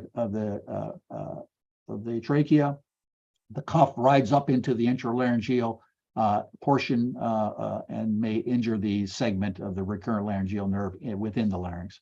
And then some people have proposed a right-sided approach has a higher incidence. This particular view looked at 34 studies, an incidence as high as 24%. They noted an increased incidence with exposure down to the T1 level, 4 and 5 level ACDFs, revision surgery, but no correlation with duration of surgery or ACDF versus corpectomy. Ron 1 minute, Applebaum. Ian. Yes. I have 1 more minute. Yes. Okay. Almost done. Oh. Endotracheal tube exposure or secured proximal to the, you felt that this injured the intralaryngeal segment. Again, demonstrated that by relieving the cuff pressure, reduced the recurrent laryngeal palsy rate. The 2 studies here demonstrated no significant difference right versus left-sided approach. And so wide dissection, proper retractor release, intermittent retractor release, cuff deflation. And then finally, vertebral artery injuries, relatively rare, can cause cerebellar infarct, mortality as high as 4.5%. Injury occurs primarily in the upper cervical region and with anterior corpectomies. Again, the pertinent anatomy demonstrating what to avoid when you're doing anterior cervical surgery. The intraoperative management you're all familiar with. The postoperative management, we want to make sure there is not a false fistula or AV or dissection, false aneurysms or AV fistula. And avoiding it, recognizing anatomical variants, avoid deep dissection of the longest colli muscles, decompress with the boundary or the uncinate processes. And then finally, construct failure. These are the things that can occur. And obviously, we want to recognize the extent of deformity, restore adequate sagittal alignment, obtain adequate anterior column support, recognize the need for posterior fixation when needed, and by all means, use proper instrumentation and grafting technique. So in conclusion, demonstrated obviously the pertinent anterior cervical anatomy, the surgical technique considerations, and the tricks and tips for avoiding these complications. Thank you very much. Very nice. Complete overview. Thanks for this wonderful presentation, very well articulated and prepared. I'm looking forward to see you in Riyadh and Yes. near future. Yes. Okay, we'll move to the next presentation. Will be Professor Mehmet. He will take care of the moderator, and he will be the first speaker of that series. Professor Mehmet. Thank you, Imad. It's nice to be here with you. It's a wonderful meeting. I will share my screen. And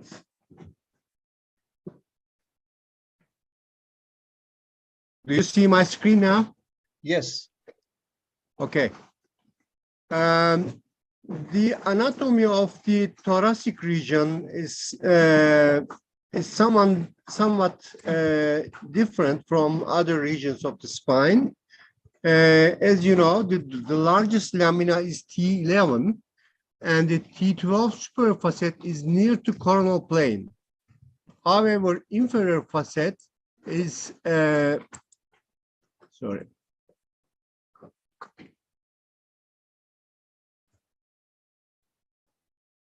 inferior facet is near to the sagittal plane.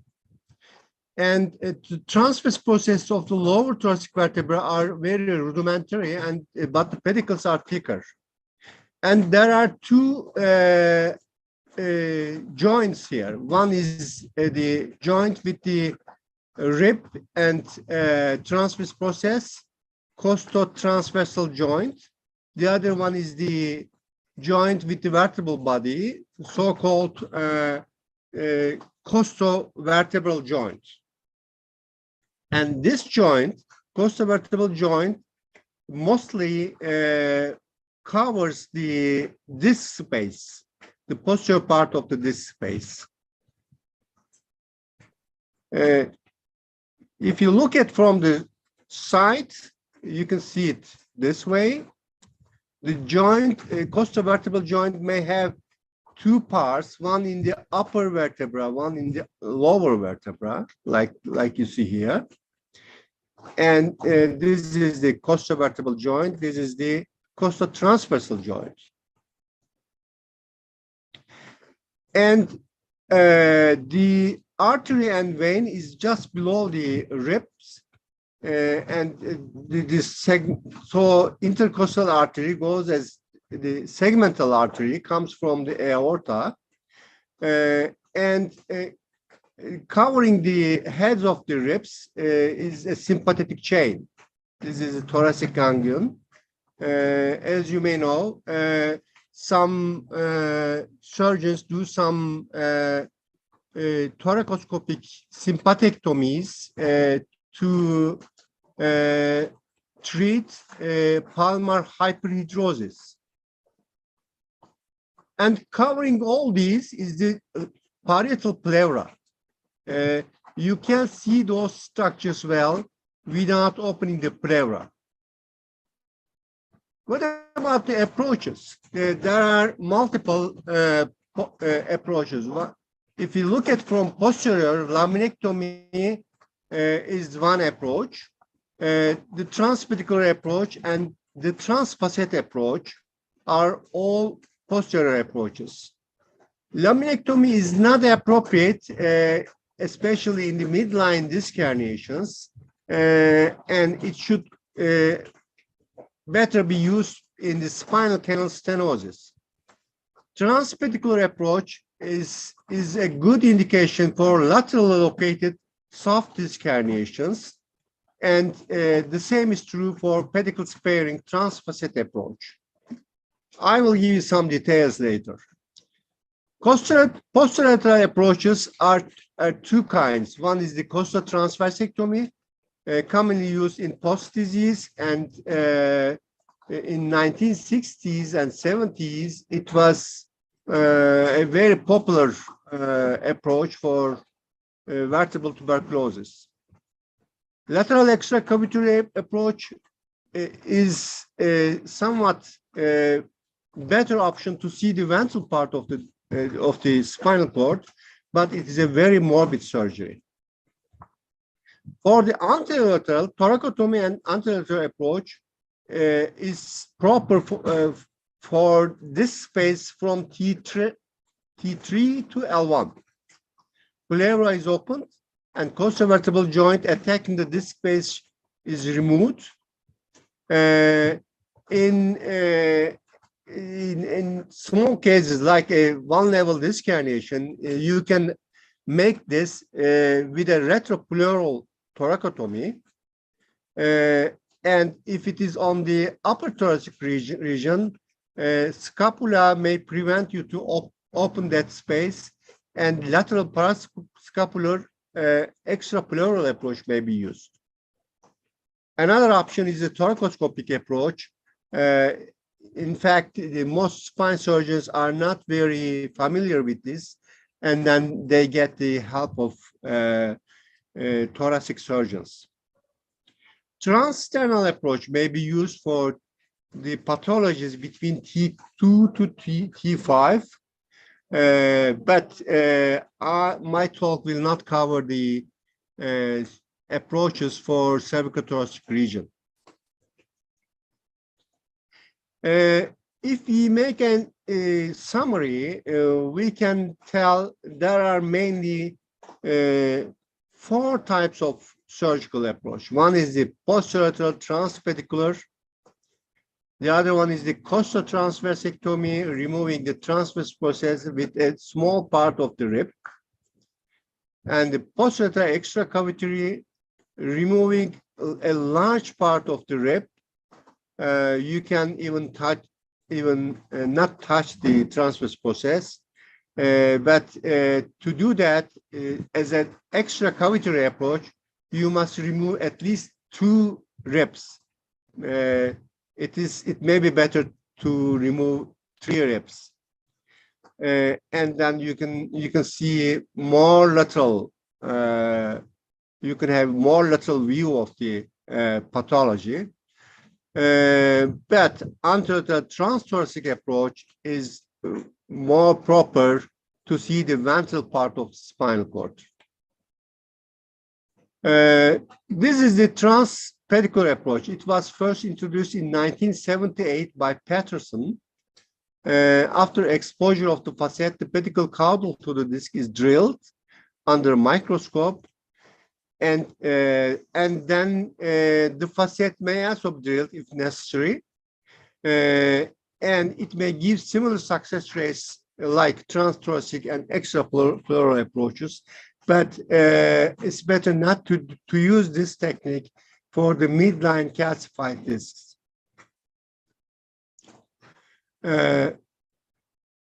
This is again,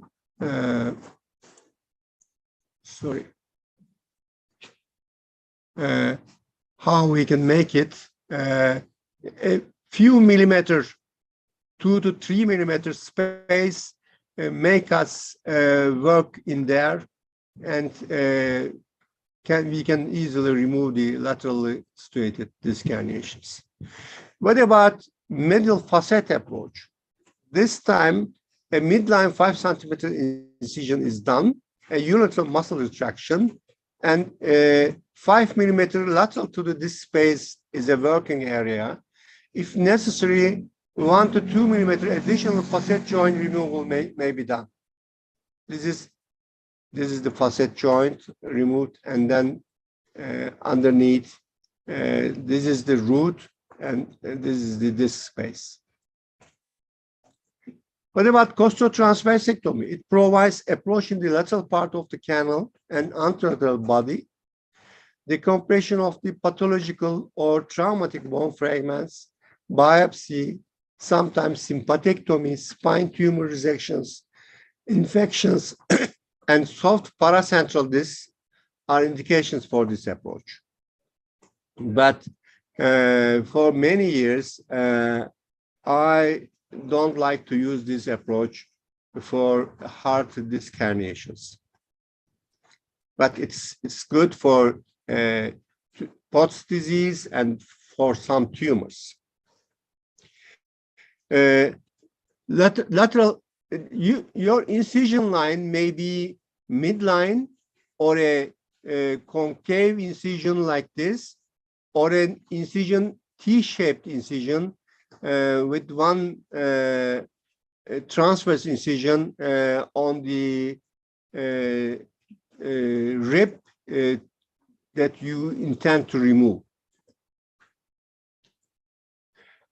Yes, lateral extracavitary approach, as you can see in this picture, you must remove 2 or 3 ribs, so then you can see a large part of the pleura and retract that pleura. But the pleural tears may happen, pneumothorax may happen, CSF leakages may happen if you don't ligate the intercostal nerves nicely. It may happen, and also too much muscle dissection and too much bleeding is very likely, and this is a very major surgery, which is quite more morbid than a thoracotomy approach.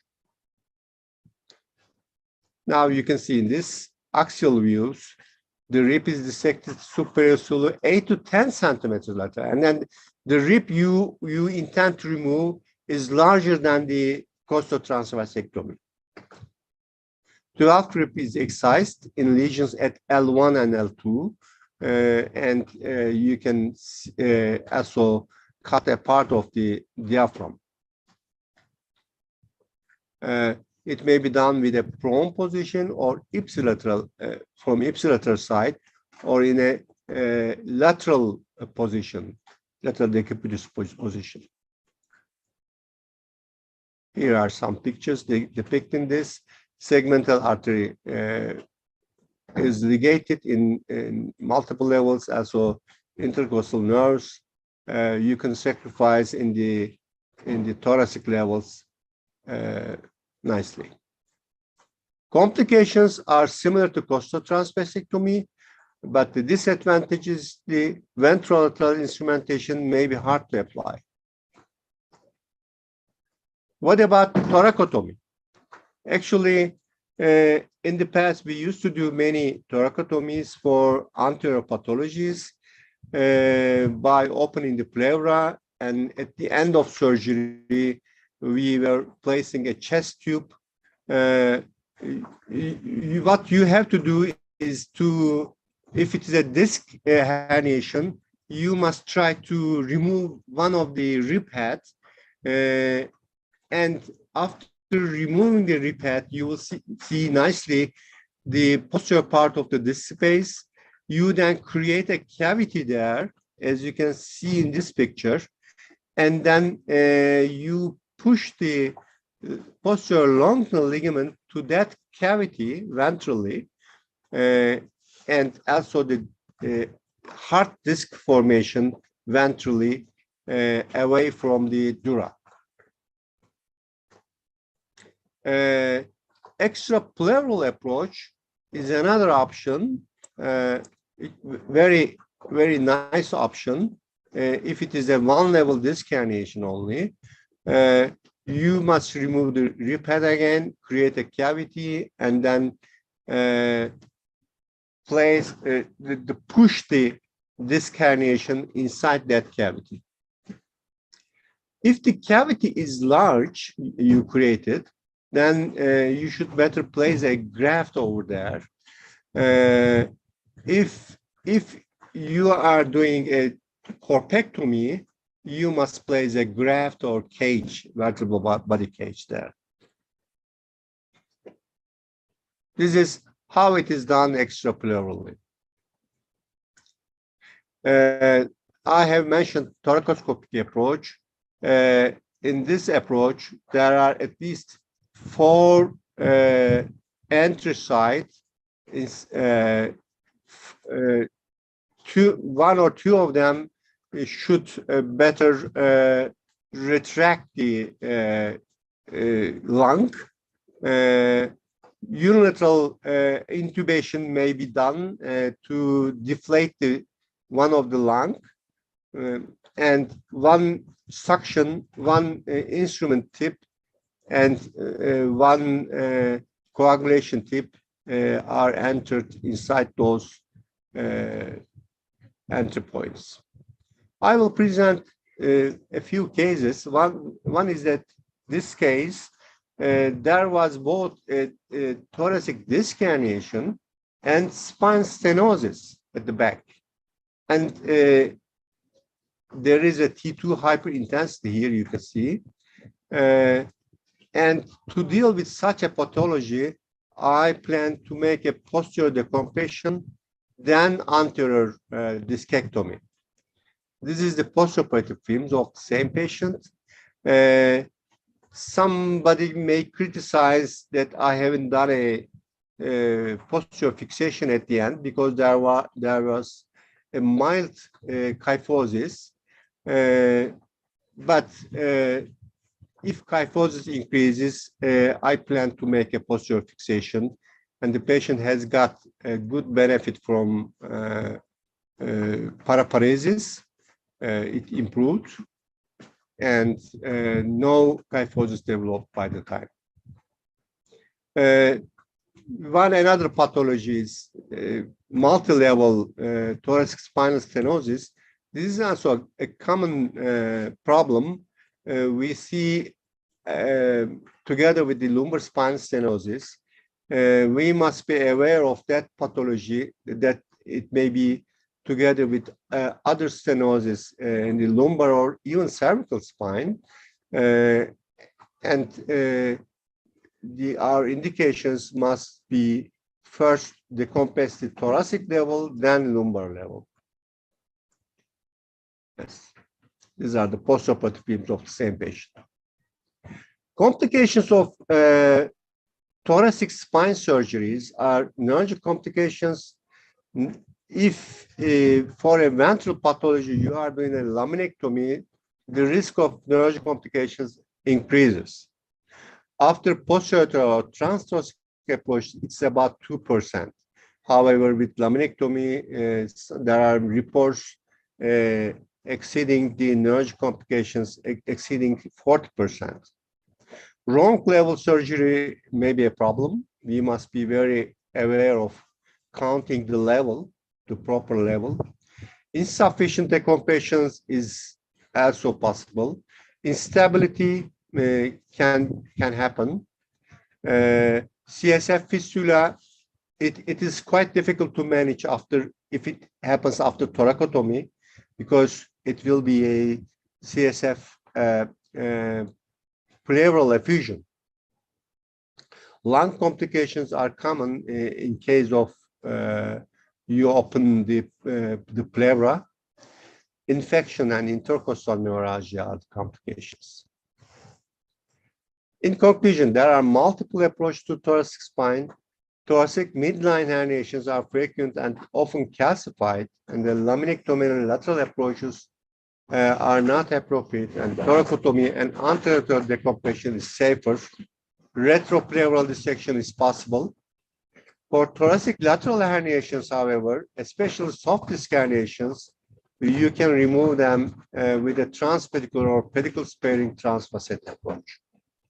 I will present one case that I find it very interesting. Actually, this looks like a disc herniation at T10 to 12, T10, 11 level.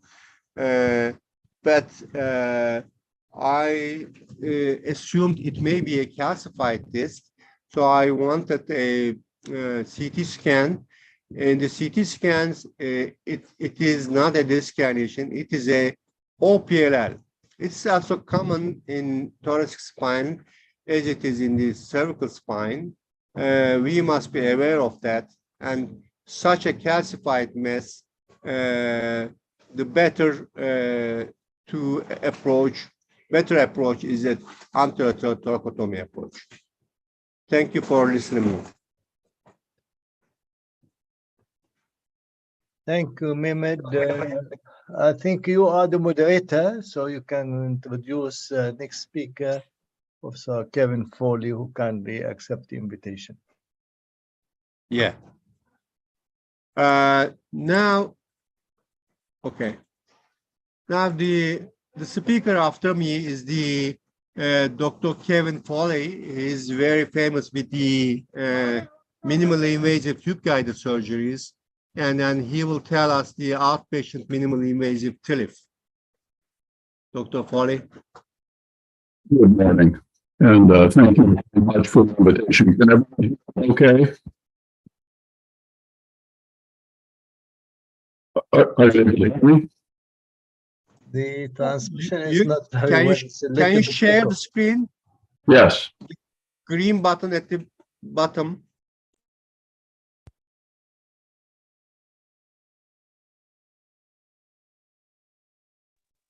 Good. Let's see. Presentation mode, please. Yes. Right. Can everyone see that? Yes. Very good. Good morning. I'm going to speak to you about our experience with outpatient minimally invasive TLIF, and talk about the technique and outcomes. And those are my disclosures.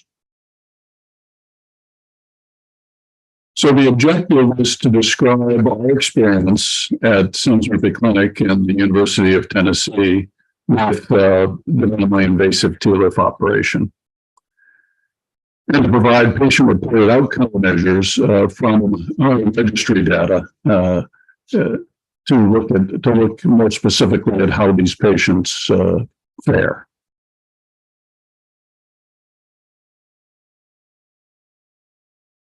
See, I'm trying to advance now, gentlemen. Sorry.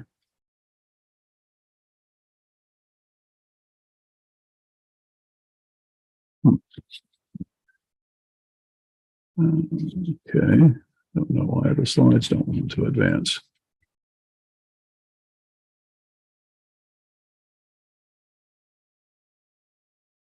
Upon the study, we queried our outpatient database and looked at all minimally invasive TLIFs that had been performed in our ambulatory surgery center from 2012 to present. These were the exclusion criteria. Greater than 50 or greater than 350 pounds. They cannot be in our ASC. Cardiac disease that was not cleared as low risk. Patients who had an American Society of Anesthesiologists preoperative rating of 3 or above. A family history of malignant hyperthermia. Ability to ambulate because the patients were expected to be able to leave the same day as surgery.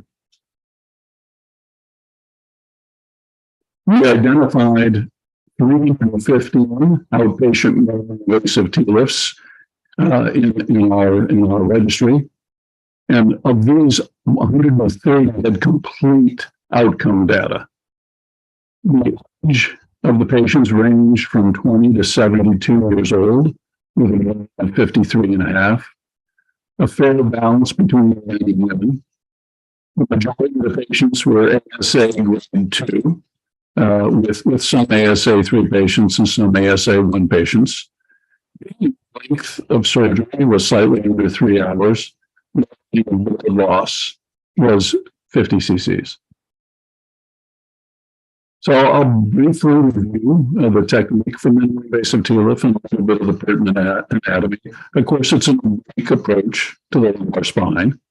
One marks the midline, and then 2 parallel lines, approximately 3 to 4 centimeters off the midline to give you that oblique approach. When planning these incisions in larger patients, one will be a bit farther from the midline because there's more tissue to traverse, perhaps 5 or greater centimeters. In smaller patients, it might be closer to 3 centimeters.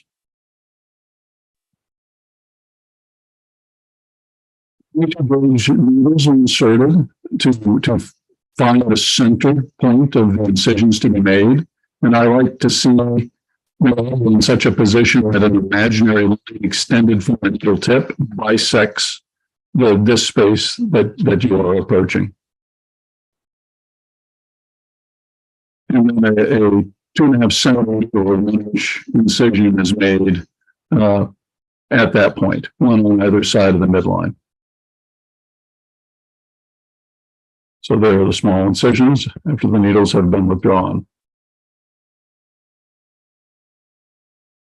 For placement of the pedicle screws, there are multiple ways to do this. One can do this percutaneously with image guidance.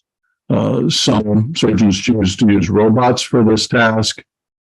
In our surgery center, we don't use image guidance. We use the C-arm. Also, in order to minimize the impact of taking up too much room at the base of this very small incision, we don't place our screws early. We determine the trajectory and then place K-wires because the K-wires can be easily moved out of the way, and there's still sufficient room to perform the decompression and the interbody work. And then later place the screws over the K-wires once the decompression and the interbody work have been completed. So this is the classic way that one safely places pedicle screws percutaneously under fluoroscopy. The strategy is to treat the pedicle as a cylinder, such that when one starts the trajectory with a pedicle needle or an awl, one starts at the outer aspect of the pedicle on AP fluoroscopy and directs along the long axis of the pedicle. When one reaches the junction between the pedicle and the vertebral body on the lateral view, the tip of the tool should be lateral to the pedicle wall at that point. If so, then the trajectory is a perfectly safe trajectory. And here's an example of that. using a long needle driver to keep the surgeon's hand away from the field of radiation. And here's a starting point on the lateral aspect of the pedicle, directed along the axis of the pedicle. And then once the tip of the pedicle needle reaches the junction of the pedicle and vertebral body on lateral, confirming that on the PV, that tip is still lateral to that medial pedicle wall. Again, ensures that you will have a safe trajectory. So once the needle is in good position, cable is inserted through the needle is withdrawn, and that is repeated for, in this case, all 4 pedicle trajectories. So next, the decompression and the interbody work ensue, and the classic use of dilators, of course, followed by a tubular retractor. One nuance is that if you're planning a bilateral decompression, a complete decompression of a stenotic canal and even the contralateral recess through a tubular retractor, one needs to look over the top of the dural sac across the midline. And so when the surgeon dilates, that the dilator should go to the base of the spinous process. If you dock more laterally over the facet complex, you may have difficulty working over the top of the dura. So here are the dilators in place, followed, of course, by the tube, and the tube in place with the K-wires in place. And one should see a trajectory that leads down at this space and across that interbody space on the AP. And this is what we're looking at the base of that tube. This, of course, is a model. But here in a classic TLIF approach, which is a transfacet approach, we should see the articular process, both inferior and a bit of the superior articular process, as well as the most notable aspect of the facet at the laminar junction. And here's the pertinent anatomy, with being at 12 o'clock, superior being at 9 o'clock, lateral, of course, at 6 o'clock. Of course, in real life, the anatomy is not quite so crystal clear, but there is the pause, there's the lamina, the inferior articular process, the superior articular process, and the joint line. If your tube is docked in this position, we now are in an ideal position to perform a unilateral decompression and a TLIF through this approach. Again, if the surgeon aims to perform a bilateral decompression, one would want this tube docked more medially adjacent to the base of the spinous process. And the pedicle, of course, lies to the superior articular process of the caudal level. And the bone work that needs to be accomplished here is actually nicely outlined by the margin of your tubular retractor if you have your tube in this position. The aim is to remove the inferior articular process and enough of the lamina to accomplish your decompression and provide room to perform your TLIF, as well as to resect your superior articular process. And once you've accomplished those goals, which we typically do with a high-speed drill, this is what you should see. The traversing nerve root is going across the tube. And again, this is superior, this is inferior, this is medial. The external nerve root, you see a bit of it here. It's hugging the cephalad pedicle, which would be about where my arrow is here. And this is, of course, into the disc space. Performing a very thorough discectomy so that you can place enough biological material to obtain a solid fusion. You also want to preserve those end plates. That's very, very important to try to avoid subsequent subsidence of your interbody implant. And so a disc shaver is shown here on the left, a classic disc shaver. And those are efficient tools, but one needs to be careful with those tools because with too large a disc shaver, you can damage the end plates, and then you will certainly increase the incidence of subsidence. So my preferred instrument for removal of the cartilaginous portions of the end plates is a reverse angle curette, as illustrated, as photographed on the right side here. That can slide along that end plate, the cartilage, but preserving the cortical portions of the end plate. I like to show when surgeons visit how much of the disc you can remove through a tube. So here, after having done the tubular discectomy with the tube still in place, I've placed some contrast media, some water-soluble contrast, and you can see the extent of the discectomy that can be accomplished in this fashion.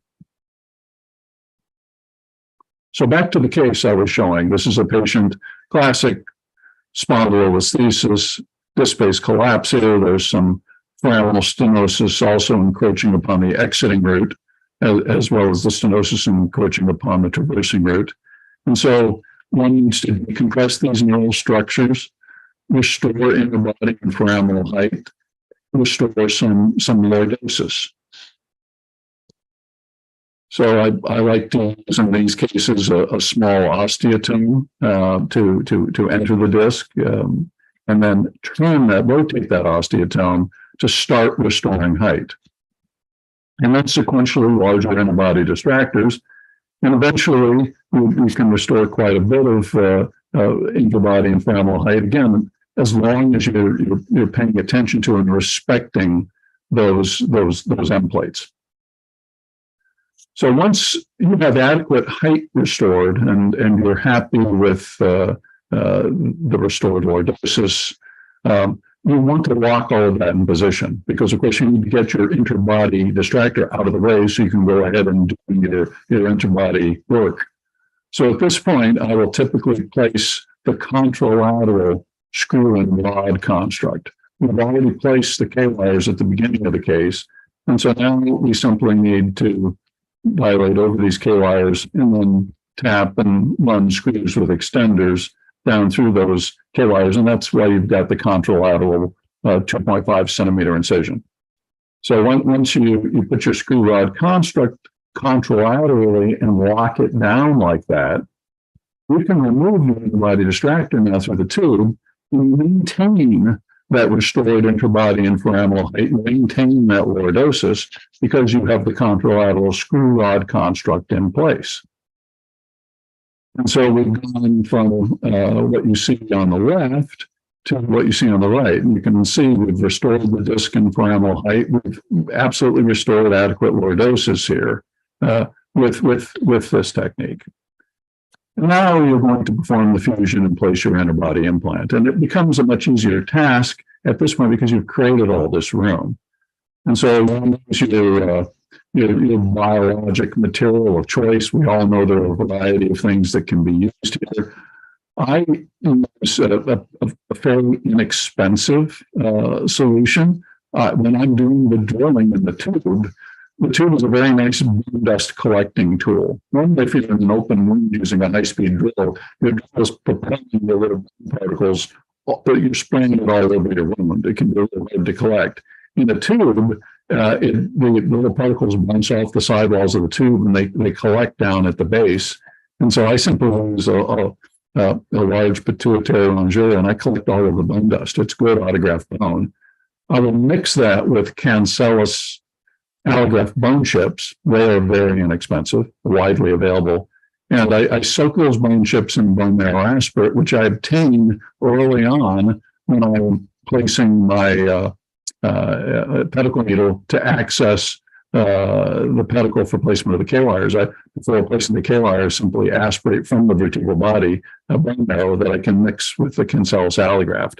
And then I mix all of that with the autograft from my decompression. And that's my biologic material of choice. And then the interbody implant, again, there are many different interbody implants that one can use here. And then finally, place more bone. You want, again, as much biologic material as is practical.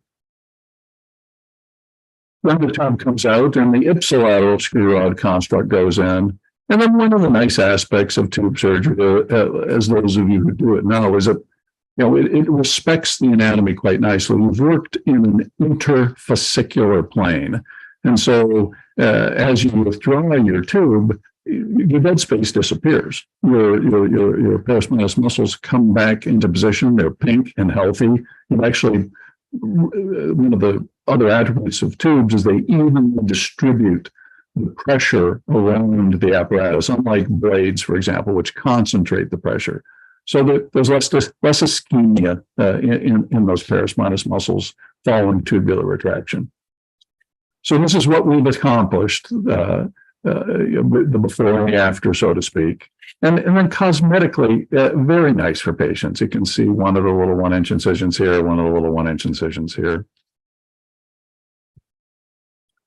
So back to our data, we began doing the outpatient T-lifts in 2012. And one of the early questions was, well, can we really get these patients out the same day?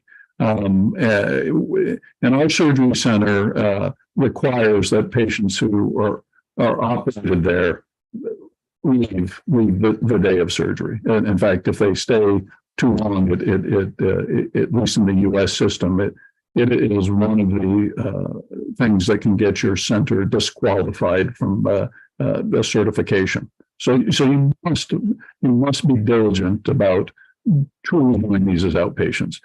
Well, you can see our experience increasing over the years, and a number of my partners now do these surgeries as well. In terms of the registry data, we are one of the large volume centers that participates in the IANA's quality outcomes database. We're part of the spine core study group. When the cure began, only the first few patients of any surgical week were entered, and then it transitioned to where all of the patients were entered. And unfortunately, during the COVID crisis, not only did the patient volume go down, but also we lost a few of our data coordinators, and so we weren't able to accrue as much volume. So it explains the difference between the number of patients we have with full registry data and the total number of minimally invasive T-lifts that were carried out. So here's the age range. Again, the median was slightly over 54. Male-female ratio is similar. And the ASA, the American Society of Anesthesiology ratings preoperatively, majority ASA class 2. Length of surgery and the blood loss. And one of the advantages of the percutaneous surgery and in using this muscle sparing approach is it minimizes blood loss. So median blood loss in this series much smaller than we would typically encounter with an open exposure. And here are the values for the patient outcomes up to 2 years from the patient-reported outcome measures collected through our quality outcomes database. So back VAS going from a mean of 7 points out of a 10-point scale to slightly over 2.7. Leg VAS going from just about 6.5 points on a 10-centimeter scale to 2. The Oswestry Disability Index going from a 44 to 13. 13 would be considered normal. The EQ5D going from 0.5 for EQ5D, of course, your quality of life should improve following surgery. So if the quality of life improves, the EQ5D score goes up. And all of these changes are quite statistically significant. And here are our return to work stats, as well as our North American Spine Society patient satisfaction index stats. So the vast majority of patients were back to work within 3 months of their outpatient minimally invasive T-lifts, and the vast majority were satisfied with the fact that they had undergone this surgery. Of course, if one is operating, one is going to have some complications. One of our jobs as surgeons is to try to minimize our complications. So in this series, we had 3 duotomies, not a horrible percentage. The way we handled them, though, is interesting. With the tube surgery, there's very little dead space. And so we don't keep these patients typically very long. Again, we have to get them out within an overnight stay. We can keep them 23 hours. So we place fiber and glue and keep the patients down for several hours and then let them get out within that 23-hour window. I can tell you we have transitioned to keeping them flat for shorter and shorter periods of time. And now typically keep them down for about 2 hours, believe it or not, and let them go home later that day. We had 2 superficial surgical site infections, no deep infections. We had 1 hematoma. The vast majority of the patients were discharged within a few hours of their surgery, 98.5%. 2 patients we had to keep for observation within the surgery center, but we got them home within that 23-hour window. 1 patient was transferred to the hospital from our surgery center. He had developed post-operative AFib, and he was sent to the emergency room of the hospital that where we do much of our inpatient surgery. He was treated with cardiozen and amiodarone and watched overnight in the hospital and discharged the following day. Over the ensuing 3 months from surgery, we had 6 readmissions for a 4.6% rate. One of those was one of the wound infections I mentioned earlier. It was treated with antibiotics. 1 patient came in for pain control. 1 patient had a screw tulip disengaged from a screw head and required a revision surgery for replacement of the hardware. 1 patient developed shortness of breath and presented to the hospital for rule-out PE. There was no pulmonary embolism. And 1 patient presented with delayed hematoma. There were 2 operations within the 90 days for a rate of 1.5%. 1 of those was for evacuation of a delayed hematoma. 1 was for replacement of the tulip from the screw head. So in our experience with the outpatient minimally invasive TLIF, same-day discharge is facilitated by patient selection, preoperative expectation setting, and early mobilization. We get these patients up within an hour of surgery. As soon as they're awake enough to stand, our nurses in our recovery room begin to mobilize them. Another, I think, secret to achieving these kinds of early discharge is of course anesthetic, and we inject a mixture of the concoction, the potion I'm showing you here, into the paraspinous musculature at the close of these cases. And we do this after the tube has been removed, but prior skin closure, so that we can inject this into the paraspinous muscles bilaterally. And the formula is 1 cc per kilogram of 0.25% marquine with epinephrine, 30 milligrams of Toradol, and 1 milligram per 10 kilograms, or 0.1 milligram per kilogram of Duramorph. I put some of the cost figures down below. One of the other phenomena, it's a subject of a separate report, is we were able to perform these surgeries for about half the cost of the same surgery in the hospital in our ASC. So they're not only can you do these as outpatients effectively, you can save the whole care system money. So in conclusion, ASC-based minimally invasive TLIF is a safe and cost-effective alternative to hospital-based surgery in well-selected patients. In our experience, the ability to routinely discharge these patients within several hours of surgery relies on patient selection, expectation setting, and paraspinous muscle injection prior to skin closure. Our ASC series demonstrates routine same-day discharge, complication rates of readmission and reoperation, and we think very acceptable patient outcomes. Thank you very much. Thank you, Professor Kevin Foley. Very nice lecture, actually. I have one question. Do you always do from the symptomatic side the TILIF approach? Yeah, so that's a very good question. So yes, I will go from the most symptomatic side. So as you know, some patients have bilateral symptomatology, and because of the ability to look over the top of it and do a bilateral decompression, you can actually approach from either side. But my default is to approach from the most symptomatic side. Okay. Okay. I guess there is no other questions. And then we thank you again for very nice lecture. And then I will switch to the next speaker, Dr. Joachim Ortel. He will talk about the clinical anatomy and complication avoidance in lumbar spine surgery. Joachim.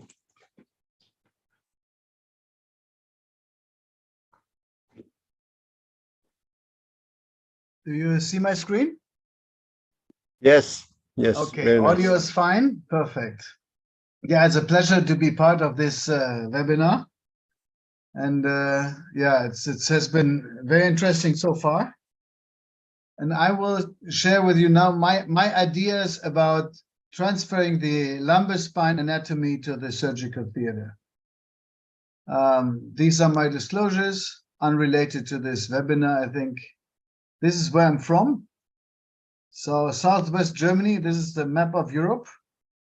And it's 1 hour from Frankfurt. It's a very small city, it's Hamburg. Actually, I had on Sunday, on Sunday, I had a lecture in Hamburg.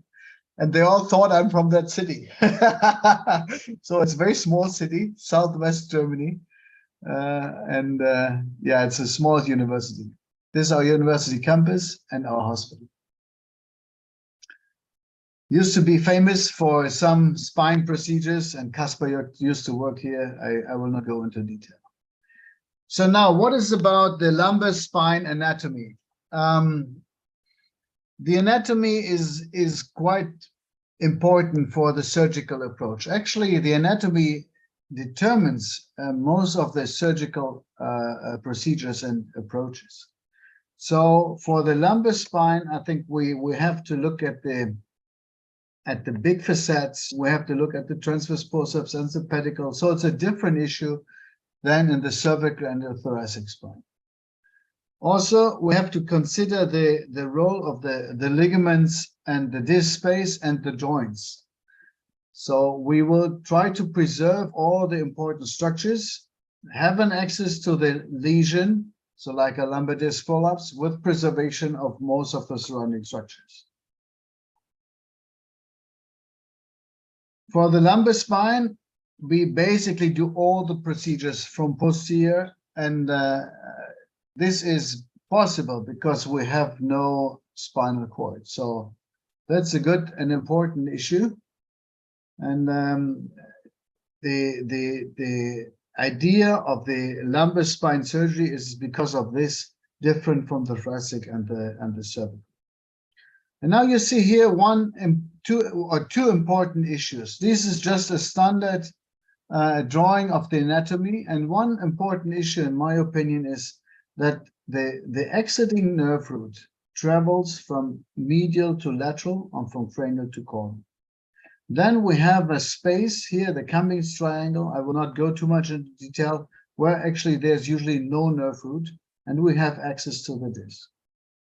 And when we look at the level of the lamina in relation to the disc space, then we will see if we look at the drawing here or we look at the MRI here, that usually when you want to have straight access to the disc space, in most of the cases, you have to go through part of the lamina or part of the facet joint if you want to have a straight approach.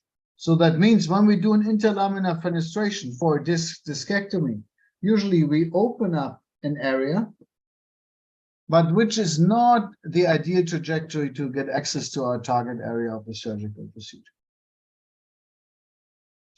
So what is important from clinical anatomy? I think important thing is we have no spinal cord. So manipulation from posterior is much more, can be much more aggressive and possible. And also we, in some rare cases, we can do a transdural approach without the problem to deal with the spinal cord. The disc and the lamina are usually at the same level. So if you want a straight approach to open up the disc space, particularly as a collapse disc space, then we have to deal with the lamina. The interlaminar fenestration, we always consider at the standard approach for lumbar disc surgery. Well, it's not a straight approach for the disc space, actually. So you have to angulate, or you have to do a partial laminectomy to get access to the disc space. The exiting nerve roots, they exit from cranial to caudal. So the direction of the nerve roots is from cranial to caudal. And the dural surface is a round-shaped surface. So if you want to try to avoid dural tears, the best is that you go in an horizontal approach to the dural surface. So rather from medial to lateral than from lateral to medial. So what does that mean for the procedures? Here for the procedures, this is just a lumbar spine talk. I don't want to go into detail how to do these procedures, but for the procedures you see here, if you use a tube-based approach or a straight approach, when we want to access the disc space, then usually we have to deal with the part of the facet and do some bony work. So the interlaminar fenestration is not an ideal approach. Also, it means that when we want to do a minimally invasive approach with a tube-based system, we need a straight line to the target area. We have to think about, consider the size of the spinous process as well. So if you have a big spinous process here, then you have to do a paramedian incision, either very close paramedian if you want to preserve the facet, or as you have heard by Kevin Foley, if you want a minimally invasive TLIF, then usually you go more lateral because you want to actually do a facetectomy for the decompression of the spinal canal. I think X-ray is quite important. You can use, of course, navigation, which also is a possibility to get the idea where exactly you are during the procedure. But I think X-ray is mandatory for a good intraoperative orientation. So when you insert this, your worksheet, you dissect the fascia, you introduce the dilators with bony contract, and you do the verification of the trocar position with the lateral X-ray. So these are the intraoperative images now of any procedure. So you see here, this is the remnant muscle tissue, then you expose the ligamentum flavum, and then you go from medial to lateral. You dissect somewhere in the midline, and you go from medial to lateral to use the ability to be parallel to the dural surface and don't open up the dural surface and don't cause any dural tears.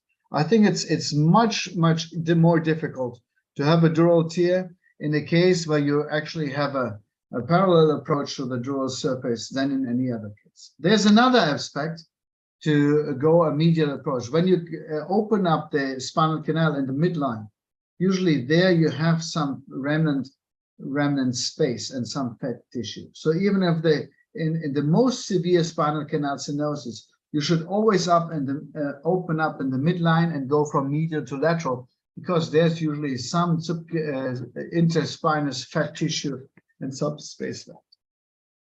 So then you go from medial to lateral, and you have exposed now the dural surface, the thecal sac. And now you go from cranial to caudal. Why from cranial to caudal? Because we will have the exiting nerve root here, and then we just follow the shoulder of the nerve root, and the likelihood you have any problems with a nerve root injury is very subtle.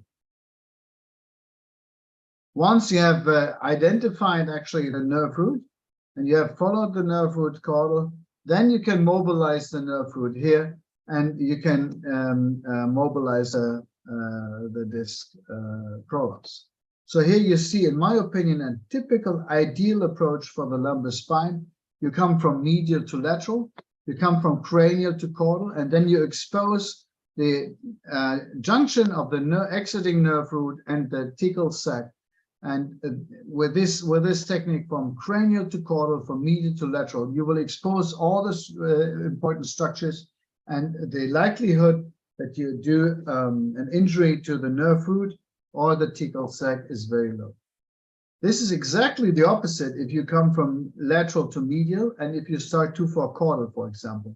Then you can imagine that it's much more likely that you actually exit by accident the axilla, and then you don't recognize the nerve root and have a nerve root injury or dural tear.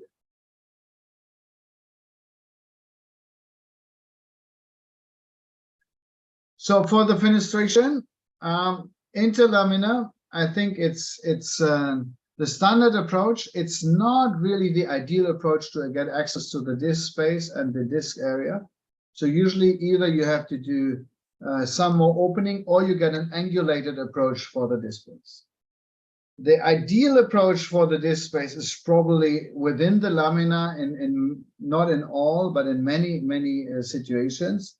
And then, of course, if you want to limit this, you have a drill is mandatory. In my opinion, diamond burr gives some advantages, because if you come right through the bone, sometimes the ligament is not there anymore because it's above the attachment of the ligament. And there, if you don't have a diamond burr, the likelihood of injury to the thecal sac is high. Okay, camera position, if you do this endoscopically, is important, but this is rather not related to the anatomy, and to recognize the landmarks. The opening of the spinal canal, in my opinion, should always be from cranial to caudal, and from medial to lateral. This is particular to the lumbar, might be exactly different in the lower cervical. So we just do a study and we analyze the position of the nerve root of the C8 nerve root in C7T1, and the C7 nerve root in C6-7. And there actually turns out that the nerve root frequently travels from caudal to cranial in the neuroforamen. So it's very different in the lumbar. So in the lumbar, opening of the spinal canal always from cranial to caudal and from medial to lateral. If you don't come from the non-compressed area, and if you come from caudal to cranial or from lateral to medial, there's a potentially much higher risk of nerve root injury and dural tear, particularly if you go through the bone and this is above the attachment of the ligament. And blunt dissection in any question is favored to sharp dissection if there's a risk for dural tear. So how to do with the decompression of the nerve root? We try to avoid too much manipulation, because manipulation of the nerve root gives you nerve swelling. So patients suffering from sciatica postoperatively. And posterior decompression of the nerve root easier. So usually we unroof the lateral recess, and then we go into the neuroforamen as far as needed. And if you see epidural vessels, I think it's mandatory to anticipate any problem, coagulate the vessels, and then cut before there's any bleeding. And if there's significant bleeding, it's always an issue, because either you find the vessel, or you manipulate a lot, or you use tissue to compress the vessel, but then it's difficult to proceed with procedure. Okay, so wound closure. In general, in any MIS procedures, wound area is very small. So that means we don't have much space for postoperative hematoma. Even small bleeding might be problematic. So we do not hesitate to put in a drain if there's any doubt for hemostasis, even in the smallest approaches. this is what I wanted to tell you about the lumbar spine anatomy. And if you're interested, we always do some courses like endoscopy course, hydrocephalus course, or spine surgery course. We are happy to help you. Thank you for listening. Dear Joachim, very nice talk. Very critical hints you gave the audience. I think there is no question. And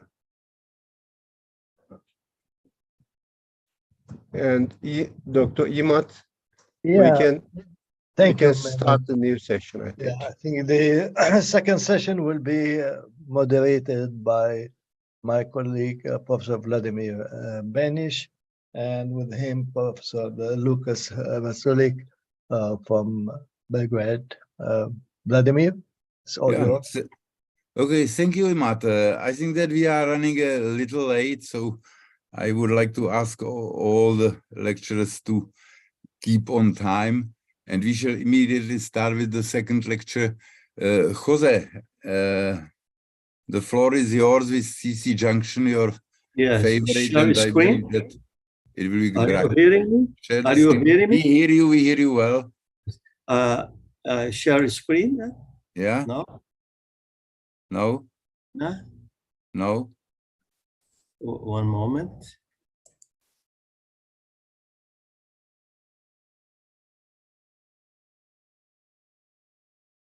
The bottom line. Which is bottom? At the bottom, you have a green icon, share screen. Oh, sure. Wait a minute. You have to put your own screen to maximum so that you can see it.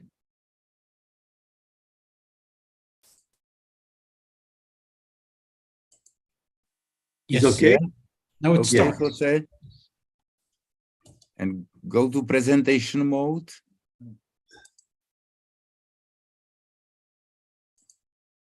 It's okay? Very good. Yes, perfect. Yes. Go ahead. It's very nice to see my friend Imad, Vladimir, Professor Hazulik, and Professor Andres Grotinius, and participate in the nice session. I am learning a lot. I want to talk about the craniovertebral junction, degenerative and congenital disorders.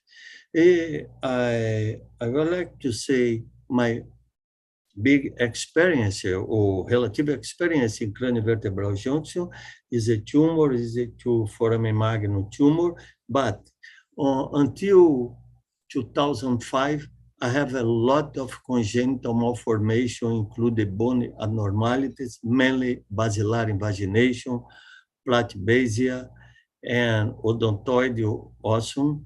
And I use it to do the traditional transoral approach for remove some irreducible ventral complexion at the craniovertebral junction. The factors who exerce influence and make the decision in the management of the craniovertebral junction pathology include the etiology. Like this, you have an irreducible ventral complexion due to basilar invagination. Here we have a C2 chordomas, and here we have a craniocervical junction meningioma. And then we plan our surgery according to the pathologies. Is the traditional transoral approach can go to the inferior part of the clivus, close to the craniovertebral junction until C2, the superior board of C2. And then I did the most of my transoral approach to reach some lesions between the inferior board and C2. It is already talking about the ligaments of the region. Here you have a apical ligament, alar ligament, transverse ligaments, and the posterior tectorial membrane and the anterior longitudinal ligament. But the main surgery, you can deal with the craniovertebral junction with this ligament like apical, transverse, and alar ligaments.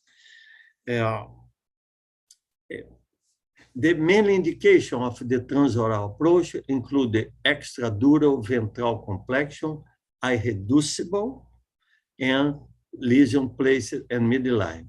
Logically, nowadays with the endoscope, I can do much more, and I published some case about meningioma operated to the nose, but until before 2010, I used the transoral approach for removing some lesions around the craniovertebral junction. The main limitation of the transoral approach include the vascular arteries, include the carotid artery, vertebral artery, and the pterygoid plate. The pterygoid plate avoid to open largely the traditional set cloacar retractor, and then you can stay strictly on the midline. And the main indication of the anterior decomplexion of the craniocervical junction include the congenital malformation, rheumatoid arthritis, bone soft disease, primary osseous and metastatic disease, irreducible fractures. Most of them are extradural disease. But I want to talk about the extradural disease like this, rheumatoid arthritis, osteoodontoid, and basilar invagination. In around 20–30% of the cases of congenital malformation include the basilar invagination with the Chiari malformation and syringomyelia. In preoperative evaluation, you have do MIR, 3D CT with the bone windows, verify the nutritional status of the patient, because some patients had a lower cranial nerve deficit and feeding precarious, respiratory function. Many patients with rheumatoid arthritis do the large use of the corticosteroid, is a chronic disease, and then we need to do a nasopharyngeal cultures, verify the state of the lower cranial nerve, because you need to take some precaution before and immediately after the surgery. Always think about the stability and the open mouth. Open mouth until the development of the endoscopic approach to craniovertebral junction is very important, because some people use it to do the surgery with a microscope. In some rheumatoid arthritis, there is a severe ankylosing, and it's very difficult to open the mouth of the patient. Look at the respiratory function of the patient, large breast, straight thorax, and an old patient with rheumatoid arthritis. Look at the patient, severe cachexia, with a need to use a parenteral tube, already been operated from posterior approach, and needed to decompress the anterior situation. In preoperative concern, you must be alert when turning the patient to the bed or to the operation table during endotracheal intubation and while waiting for posterior fusion, because many times I didn't have a device for doing a posterior fixation at the same time. Avoid too long mucosa and muscular layer incision, because the velopharyngeal insufficient, but nowadays we don't have more problem because I use endoscopic, and endoscopic we avoid to open the mucosa larger, open, you don't need to open the soft palatal. The dura, all of them, is very difficult to close. Try to avoid the dural tears. It's very difficult to control the proximal vessels, because the carotid artery and vertebral artery is very difficult to do hemostasis in case of the rupture. Patient must be intubated with the endoscope. Surgeon must do under fluoroscopy control and navigation. patient placed in supine position, and anterior arch of C1 is the center of incision if to use the endoscopic approach. I use on the past microscope with the 305 or 400 millimeter because I need to have a long distance between my eye and the operative field. Use a long and angle and low profile drill. And nowadays I use the extended endonasal transsphenoid approach. In the post-operative, you must be alert for airway obstruction because the edema, the patient requires pain relief and sedation, soft tissue injury leading to edema and hematoma. Most patients has a poor respiratory reserve, and the high cost of delayed feeding and the high cost of the total parenteral. In Brazil is very important too. Look at this patient, basilar invagination, severe complex of the craniovertebral junction. On the past, sometimes I need to open the palate, soft palate, don't need more. Look, identify the C1 arch, make a fluoroscopy, open the mucosa on the midline, displace the mucosa, not needed to go to lateral because the lesion is strictly on the midline, open the anterior arch of C1, cut the ligaments, and remove the odontoid process. What's happened here? Look at this, the retractor, cloacal retractor, displace the tongue from below, here the soft palate, open the midline, expose the inferior part of the clivus.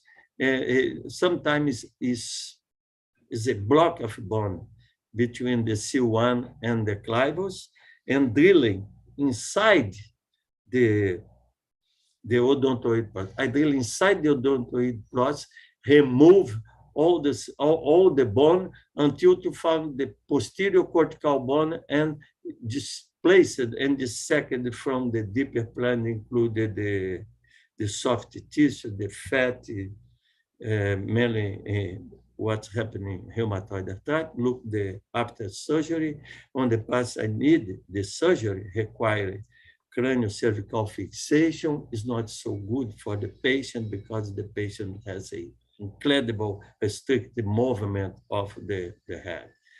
Look at the rheumatoid arthritis, complex basilar invagination, subluxation, fracture, and panus, and the patient in position is a small traction of the patient, the clock set marker, the landmark of the anterior C1 arch, and after remove the odontoid process, the craniocervical fixation.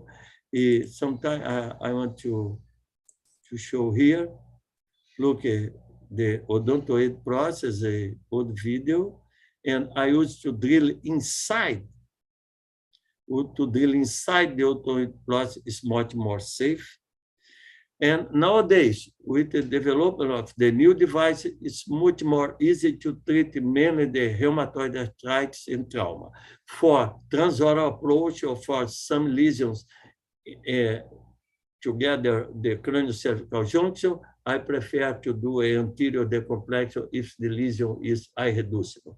But for rheumatoid arthritis, for some trauma, to place a pedicle screw or transfacet screw, depending on the experience of the patient. All the patients will submit a CT angiography in order to verify the position and the dominance of the vertebral artery. As you can see here, the old man with an extended small fall. Look at the calcification inside the canal is the old fracture. It's complex of the craniocervical junction. Put the craniocervical, put the two screws, transpedicular screw, and small laminectomy and decompression the patient without any don't need to more transoral decompression as on the past. Here we have look at this.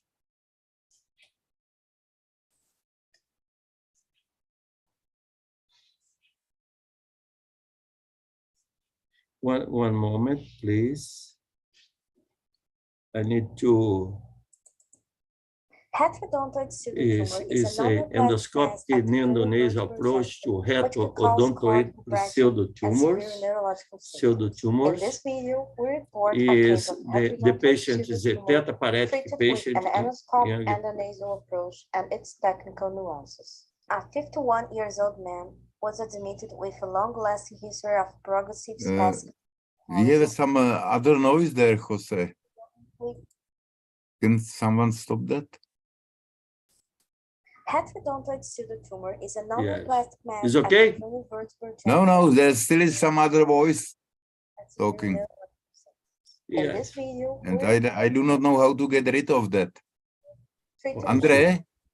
and a Vladimir, I think it is from the video Jose is showing. Is a video. Let me Okay, if stay there is a quiet video here. and then we can have the other noise there, as you wish. predominantly in the left side and upper limbs, without sphincter disturbance. Andre, Had you are previously the guy who is able to get rid of that noise.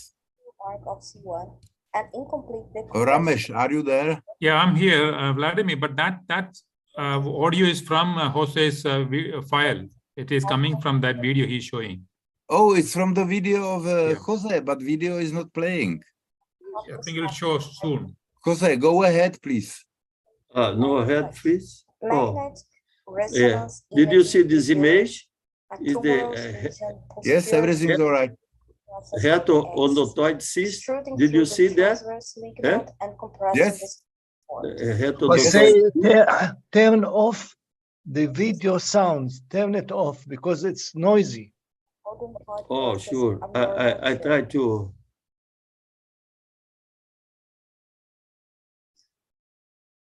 Like It may not be possible to just switch off the audio, I think. So, why don't you go ahead despite the noise? I mean, I think that the audio is the actual embedded in the video file. So I think just describe the history. So Right. Included. Okay. I Go on. we have some problem here.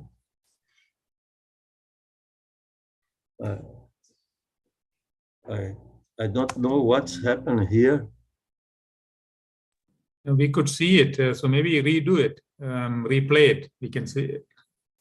Go back by one slide and then put the presentation mode. Because start the presentation mode of your presentation. Go one slide back, Jose. One slide back. Backwards and then start the presentation again.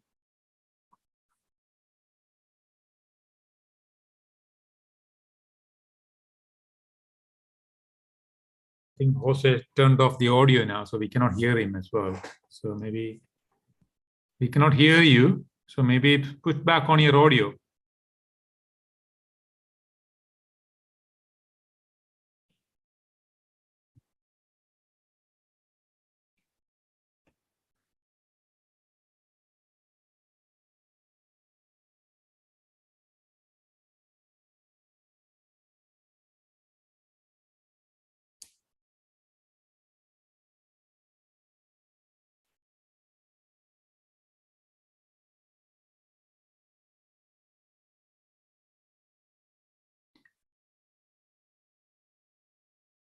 I think he's trying to get.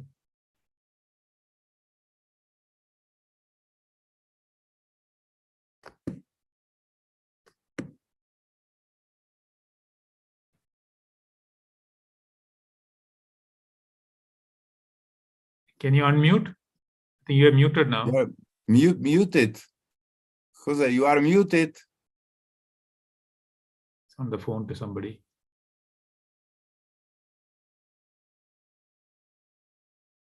In Spanish.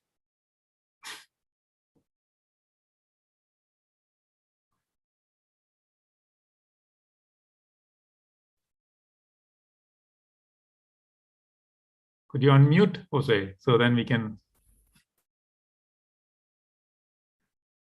He's gone back. He now is frozen. Yeah, what's happened? His computer is frozen. I asked him to check out and maybe we can go further. One of the next presentation. So maybe we can really go, Lucas, you are right. We can go forward with the next presentation. Yes, I think so. But I believe that Jose must unshare the screen. He must. Yeah, he must not share the screen, but I don't know if he's hearing us. But he's evidently disconnected. Moody, very good. Moody, are you there? Are you ready? Yes, I am. All right, so let's go forward with Moody Qureshi from Nairobi to talk about the sacral fractures, classification and management. Moody, please. We then shall go back to Jose if possible.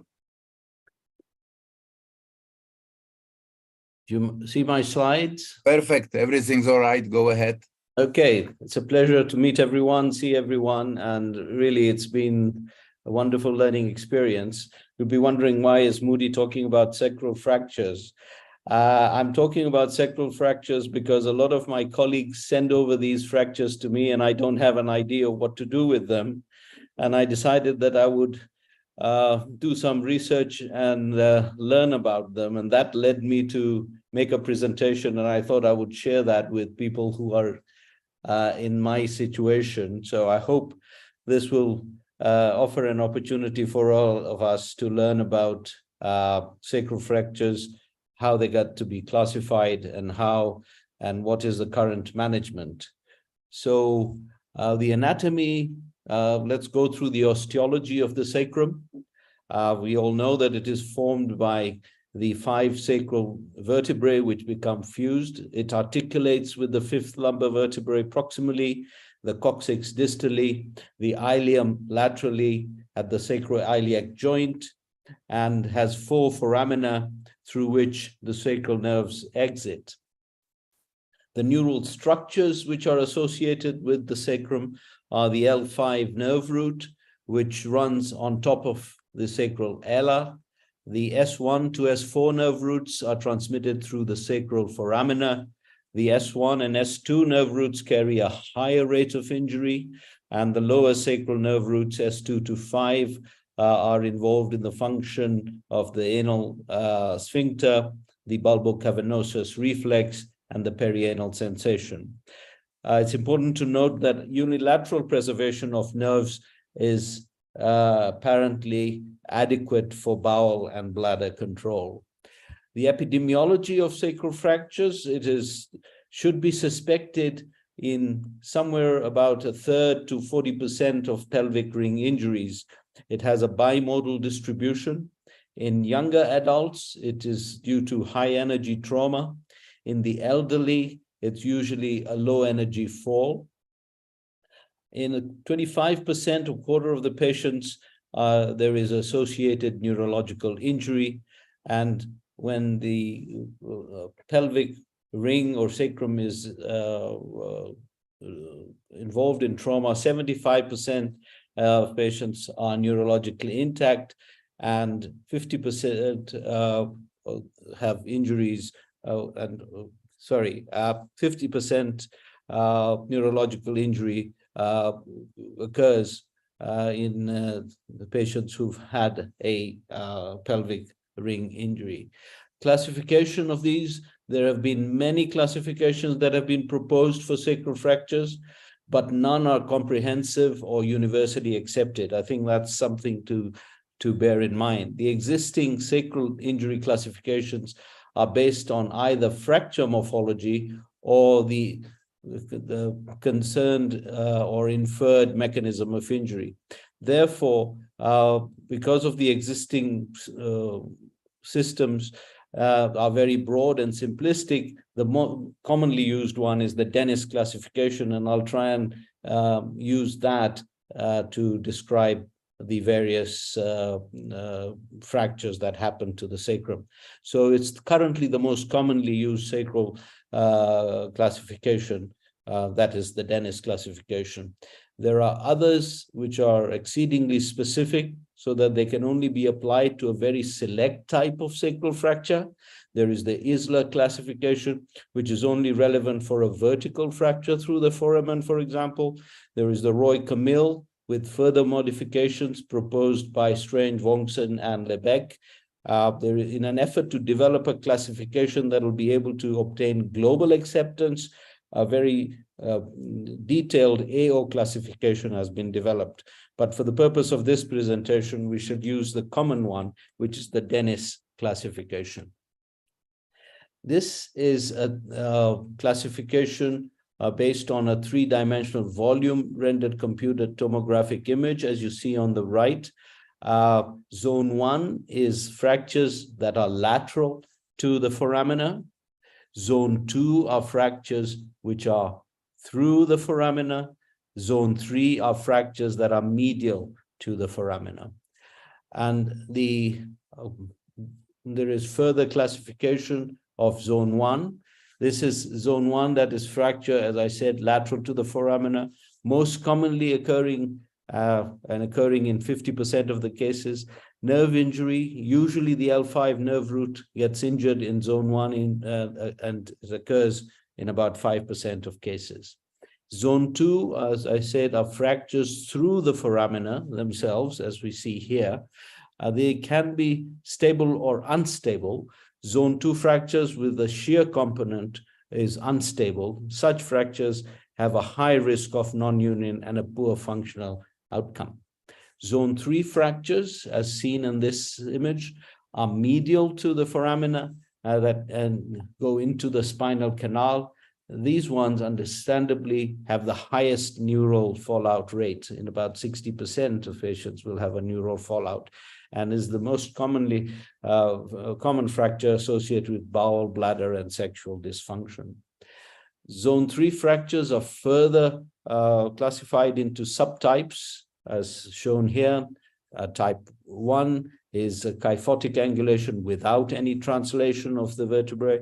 Type 2 is the kyphotic angulation with translation of the distal fragment. Type 3 with complete offset of the distal fragment.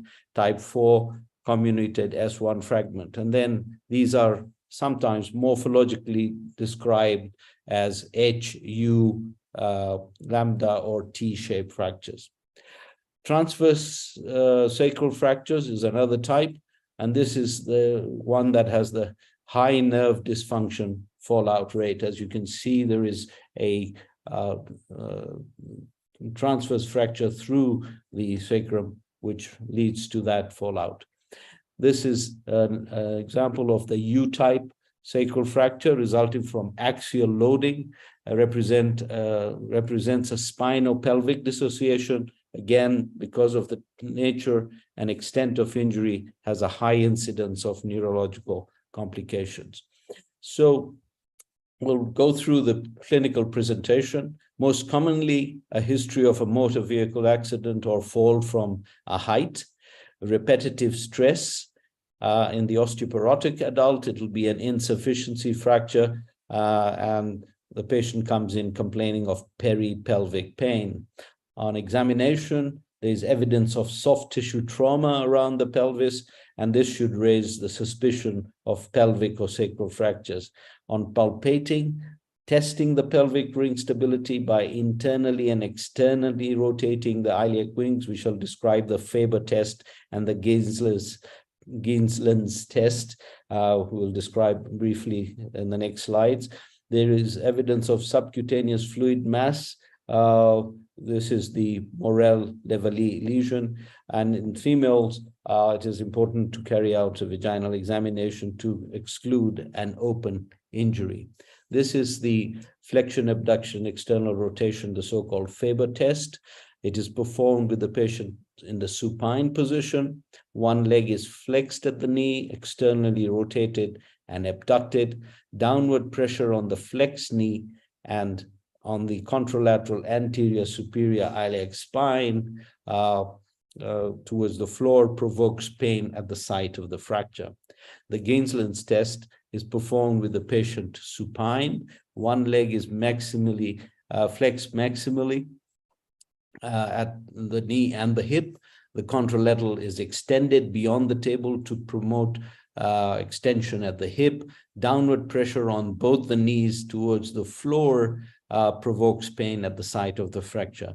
And this assesses the sacroiliac joint, instability of pubic symphysis, the L4 root lesion, and stresses the femoral nerve. On clinical examination, it's important to carry out a rectal examination. Light touch and pinprick sensation along the S2, S5 is assessed for. The perianal wink is assessed for. The bulbocavernosus and cremasteric reflexes should be examined for. It's important to realize that the vascular components around the sacrum will also be at risk, and therefore it's important to examine the distal pulses. And if there is the pulses are different, then it's important to consider the ankle brachial index. The ankle brachial reflex is obtained by dividing the blood pressure at the ankle by the blood pressure at the arm, and the normal ratio should be 0.9 to 1. If it is less than 0.9, it suggests the possible vascular compromise. Of course, if there is strong suspicion, an angiogram should be performed. The radiological assessment for sacral fractures, X-rays will reveal just about a third of the fractures. An anterior posterior view, or so-called the outlet view, provides the best view, and one must also carry out lateral views. These are examples of the inlet view and the outlet views that are utilized to obtain a good X-ray to exclude a fracture. The recommended view, as I said, is the inlet view. This provides the best assessment of the sacral spinal canal and the superior view of the S1. The outlet view provides the true anterior-posterior radiological image of the sacrum. CT scanning is the diagnostic study of choice. The recommended views include the coronal, sagittal, and reconstruction views, as is shown in the images here. What is the role of an MRI? It is a highly sensitive and specific for the diagnosis of sacral stress fractures. Often it is the edema which is most conspicuous, as is seen here, exhibiting low signal intensity on T1 weighted images or a high signal on STIR sequences, which is shown on the right. This is requested particularly when neural impairment is suspected. The treatment options is what we'll go through very quickly next. There is the non-operative option, which is a progressive weight-bearing plus or minus some braces or the orthosis. The indications for non-operative are if the displacement is less than 1 centimeter and there is no neurological deficit. This is often the case in the elderly osteoporotic insufficiency fractures. The operative indications are if there is a displacement fracture of greater than 1 centimeter, there is soft tissue compromise suspected, persistent pain after non-operative management, displacement of fractures after non-operative management, and any evidence of neurological injury would warrant a surgical decompression and fixation. The management techniques, which I have outlined here, include a percutaneous sacroplasty, percutaneous screw fixation, posterior tension band plating, iliosacral and lumbopelvic fixation, which then is used to decompress the neural elements as well. Percutaneous screw placements, these can be placed as sacroiliac, transsacral, or transiliac transsacral, useful for sagittal plane fractures. The technique involves placing the screws percutaneously under fluoroscopy, and one must be aware that the L5 nerve root is at risk. One must avoid compression, overcompression of the fractures, as this may cause iatrogenic nerve dysfunction. Screw placements posterior to the ICD ensures safe screw placements used in non-dysmorphic sacrums. The cons for this procedure is that this may result in loss of fixation or malreduction, does not allow for removal of loose bone fragments if you're using percutaneous techniques, and is not to be used in the osteoporotic bone fractures, although some of my colleagues who are spine specialists might give us techniques on how we can do this in the osteoporotic spine. The percutaneous sacroplasty is a minimally invasive percutaneous image-guided technique. It involves the injection of polymethyl methacrylate bone cement through one or more trocar needles. It was first documented, its first documented use was in 2001 for painful sacral metastasis, followed by treatment of sacral fractures in 2002.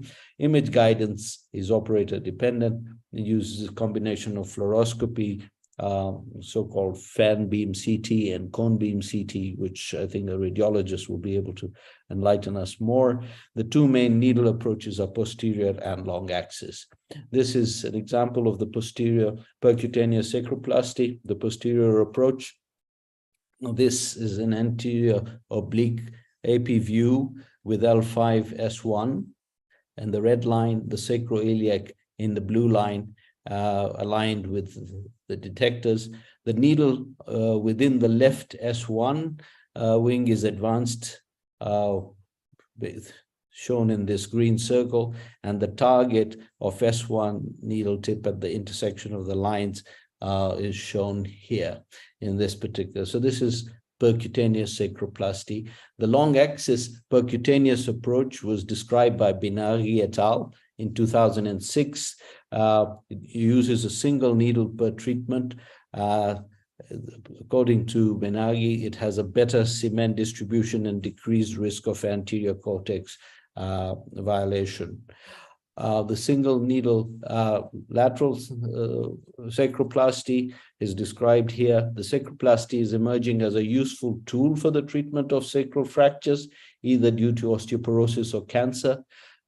Uses the advantages of on-table cone beam CT combined with real-time biplane fluoroscopy guidance, allows for a complete sacroplasty using just one needle, and is reported to be associated with significant reduction in pain scores on the VAS score.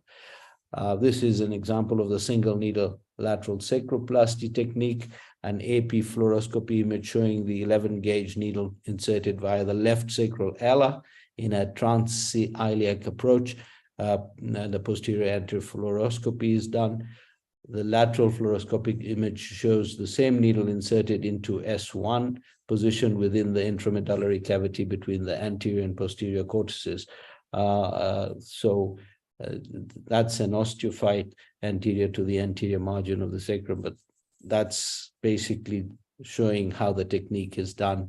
The sacroplasty technique, the posterior anterior image shows the needle withdrawing in transiliac fashion while injecting aliquots of cement during the withdrawal, and this image shows the methyl methacrylate confined to the sacral cortex. This is the approach for posterior tension band plating. The images show what is can be done. It's a 2-incision approach and can result in wound healing complications, and that's to be noted. Iliosacral and lumbopelvic fixation approaches have been described.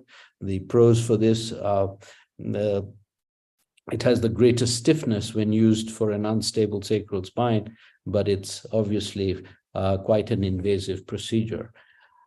Decompression of neural elements, one can do so indirectly through reduction by axial traction or directly by posterior approach followed by laminectomy and foraminotomy. Complications can occur with these in these situations. Venous thromboembolism is often a result of the immobility, particularly in the elderly. Iatrogenic nerve root injury can result from overcompression of the fracture or improper hardware placements, and malreduction occurs more commonly with the vertically displaced fractures. So in conclusion, many classifications have been proposed for sacral fractures, but none are comprehensive or universally accepted.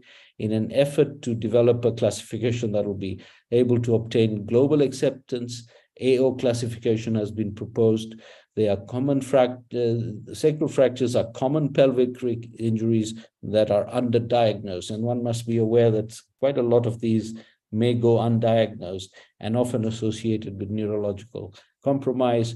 Diagnosis can be made with pelvic radiographs, but frequently require CT scan for better characterization. Treatment has been described as non-operative and operative. The presence of a neurological deficit is the most important factor in predicting outcome. Displacement risks a greater chance of neurological fallout, and mistreated fractures may result in low extremity deficits and dysfunction in bowel and bladder and sexual dysfunction. I'd like to acknowledge that I had taken a lot of this information written by these authors who've done a lot of work on sacral fractures. With that, I will stop. Thank you very much. It's a lot of information on sacral fractures, but I'm sure there are spine experts who deal with these fractures much more commonly than I would in the settings that I have in Kenya, but I'd like to hear their views as well. Thank you very much. Moody, thank you very much. It was something very specific for us. Jose, are you ready to finish your lecture? Unmute yourself, please. Professor Landeiro. Jose Landeiro, unmute yourself. Vladimir, I sent you a message. His computer was blackened. And I thought he was at the end of his presentation. This is what he told me. So we are not going to go back to it. Yeah, I think you just move for the next. And I spoke to Salman as well to keep him for next webinar. Very good. May I just, if you have a comment from Mehmet on his experience with sacral fractures. I know Salman gave me his perspective when I was in Karachi, so I won't ask him to do that online, but if it would be nice if you don't mind. Sure, please do. Mahmoud, this was a great talk, really. I didn't know that you have such good experience with that. Actually, especially sacroplasty is a very effective technique, especially in insufficient fractures. I must stress that if you don't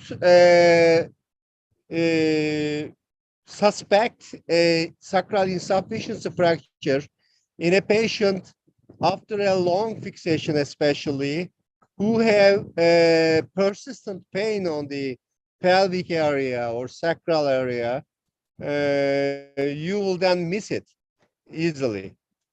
And in those patients, you must get a good CT scan to learn it. Yes, I really very thankful to you about this very nice lecture. Thank you. Thank you. All right. And anyone else wants to discuss the fractures? Okay, if not, Lucas, are you ready to take over the moderation? Vladimir, I'm ready all the time, but you are doing you are doing so well, and I don't have any that you continue with this. But if I now should continue, it's my pleasure to invite Professor Stefan Florian, intramedullary tumors Center of Surgery, to present his presentation. I'm sure this presentation will be with full of messages sending to the audience in terms of what is necessary to understand in regards of intramedullary tumors. Stefan. Thank you very much, Lucas. Thank you, Vladimir, Imad, for inviting me. Can you hear me? Yes. Yeah. We can hear. Yeah. So now I will. Exactly. Yeah. That's okay. I will share the screen, and you see the. So, in fact, it's a lecture about the history of surgery in the intramedullary tumors. And you know that I'm always keen to present some historical landmark in order not to discover America every day. So in the literature, the first who was ever mentioned to operate in intramedullary tumor was Christian Fenger, a Danish surgeon that moved in United States in Chicago, and soon after that he operated in unsuccessfully, unfortunately, an intramedullary tumor. Our what is considered to be the father of modern neurosurgery, Harvey Cushing, also described intramedullary tumors, but he considered it inoperable. The man who is credited with the first ever successful removal of an intramedullary tumor was the Professor Anton von Eiselberg from Vienna, and he was credited to be with this operation in 1907, based on the publication from 1913. But during the research, my research in this field of the history of intramedullary tumor, what I discovered was that Professor Krause also described a case that was published and operated 2 months earlier than Professor Eiselberg from Vienna.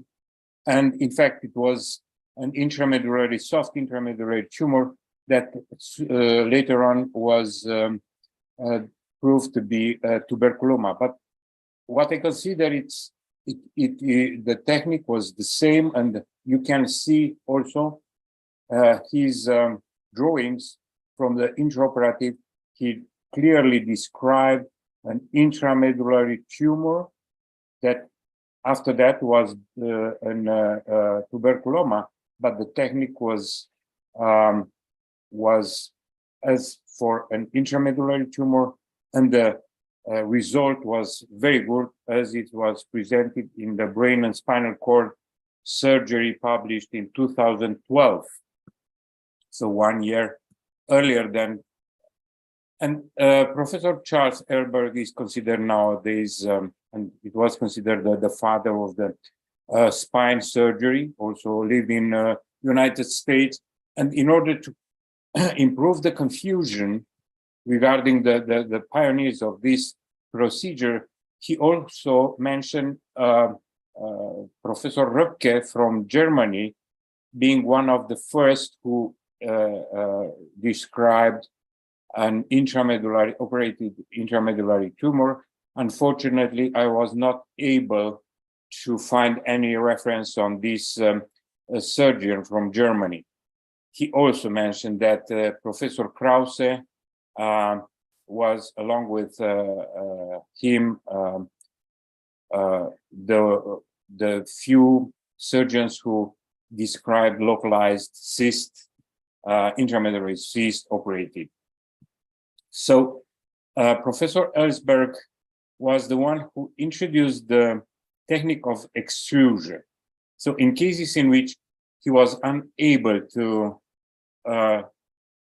dissect the tumor, he only opened the sac, the dural sac, and closed after the wound, and reopened after some weeks, and the tumor extruded itself, and in that way he was able to completely remove the tumor with good results. What has changed in the last century regarding the clinical presentation, as it was described by Professor Ellsberg at that time, because of the symptomatology which was confused, the patient were supported a lot of other surgical intervention like appendicectomy, hysterectomy, nephrography, and only because of the persistent abdominal symptoms. Nowadays, the things are not very much changed, because nowadays also many patients are sent to different specialty, different surgical specialty. I also operate a case with an intramedullary tumor that was previously operated for kidney disease that was not proved anatomopathological. And as it was mentioned by Segal et al., in his series of more than 100 patients, there about 2/3 of these patients were experienced unacceptable delay in diagnosis, despite all the imagistic tools we have nowadays. Certainly, a great progress was the introduction of microscope. In 1957, Theodor Kurze was the first neurosurgeon who used a microscope in the operating room, and Professor Gazia Sargil and Cranbull, they were the first to use operating microscope for spinal cord pathology. And also, we now have the advantages of MRI, which is the gold standard for intramedullary tumor.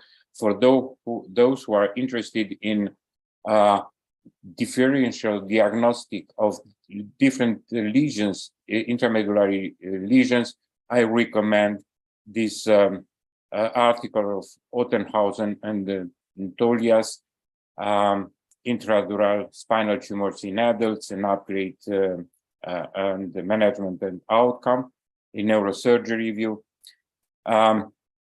Certainly, there are improvement in anesthesiology consideration, especially considering that nowadays we are using more and more the intraoperative neuromonitoring. So TIVA should be used, and the paralytics avoid to optimize the intraoperative neuromonitoring, but care should be taken because the initial induction with propofol can decrease systematic MAPS and result in spinal cord hypoperfusion leading to ischemia. So even anesthesiology could cause some neurological deterioration during the intraoperative intramedullary tumor operation. But the main progress in nowadays, it's introduced by neurophysiologic monitoring. I will not insist on that. Continuous electromyography, somatosensory, SEPs, MAPS, and especially D waves recordings, and these are most 50%, more than 50% associated with motor deficit that may be permanent. So in the recent publication, there are large series. The largest published up to now, it's the series of Bruno and Brochi. They have a series of 440 patients, but many in the literature you can find many experienced neurosurgeons with large series. Regarding our experience in the last 15 years, in our series of 332 spinal intradural tumors, or 1/3 was represented by the intramedullary tumor, 103 cases, and most of these tumors were ependymoma. So we know from the literature and from our experience also that gliomas are the most largely represented, especially by ependymomas, up to 70%, astrocytomas and hemangioblastomas 5%. And this is also available in our series. Mostly they are located at the dorsal and cervical region. And in our series, after the ependymomas, the most frequent tumor were metastases. How to manage There is a change also in the management of these tumors. Watchful waiting, especially for grade 2 astrocytomas, which are highly suggested by the MRI, if the patient is stable and without neurological deficit, and also in multiple hemangioma asymptomatic especially, and intramedullary lipoma.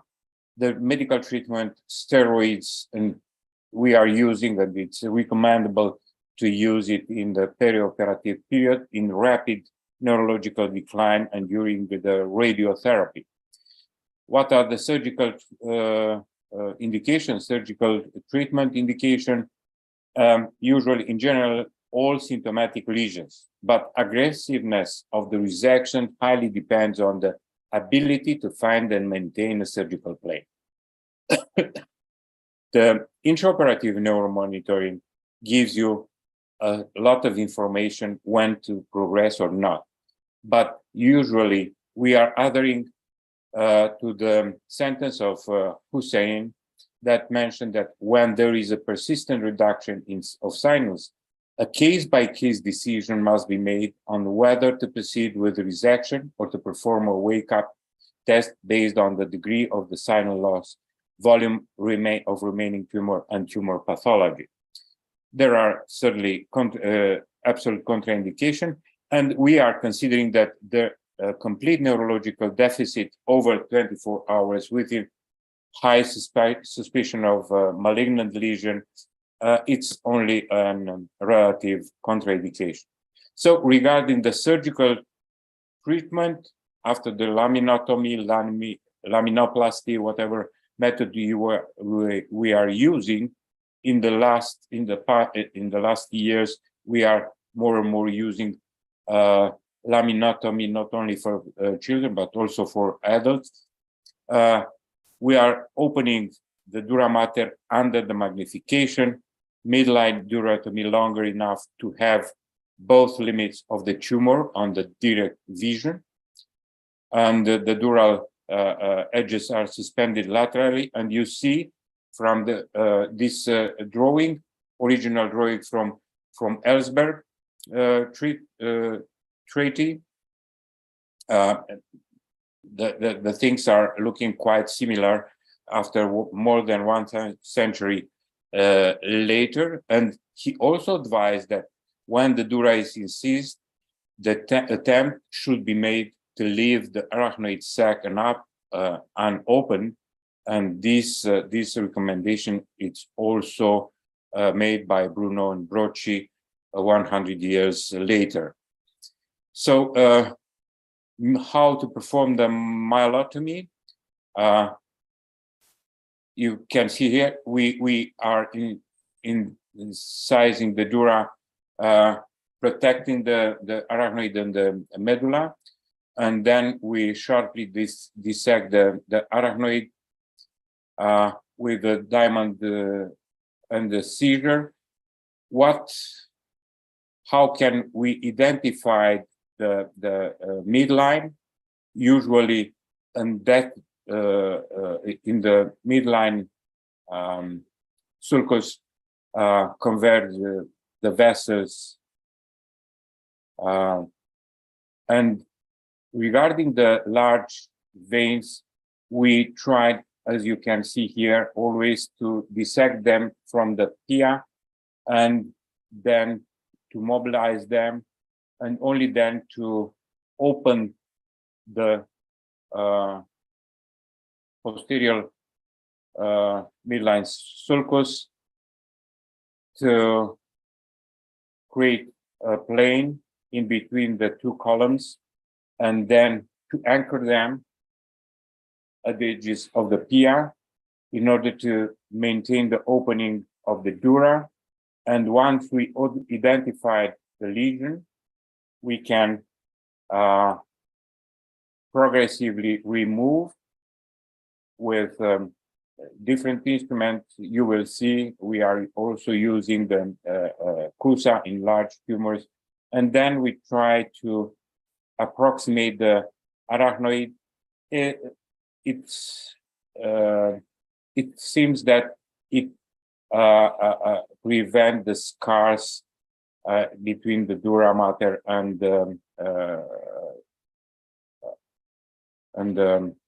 medulla. Certainly, for eccentric lesions, we can open through the duress zone.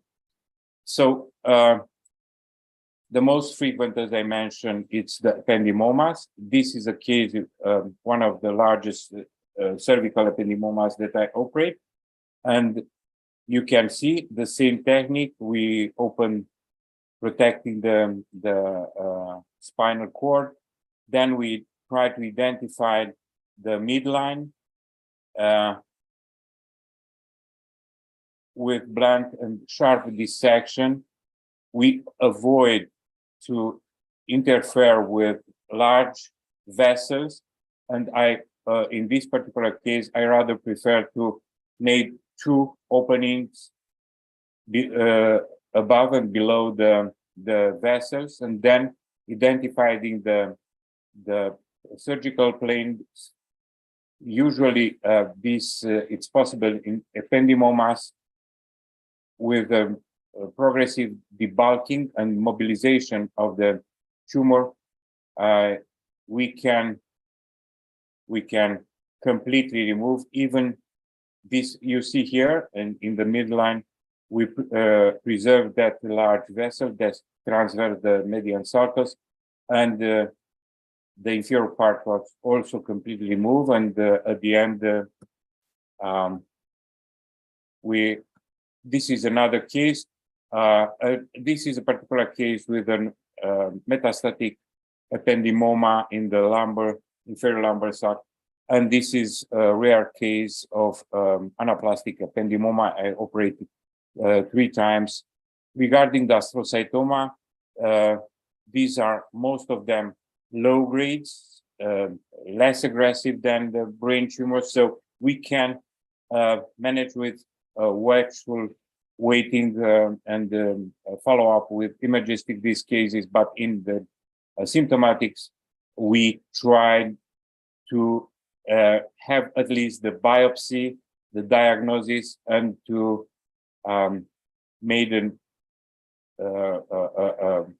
decompression, internal decompression of the tumor and enlargement of the dural sac in order to permit the tumor to expand, to have more space for expansion. So you see in this particular case of an intramedullary, we try to find the tumor, the plan of dissection, and in this case, it was possible to identify dissecting plane. Once we reach the tumor, we approximate the edges of the pia mater and entering in order to keep the space open during the surgery, the removal, and dissecting with blunt dissection and with aspiration and CUSA, we managed to remove almost completely the tumor. This is another case with cauda equina astrocytoma, in which we remove the tumor completely, but not always it's possible. And as it was recommended by Bruno and Brocci, if no dissectable plane is found, an attempt to completely removing the tumor, it's pointless and hazardous.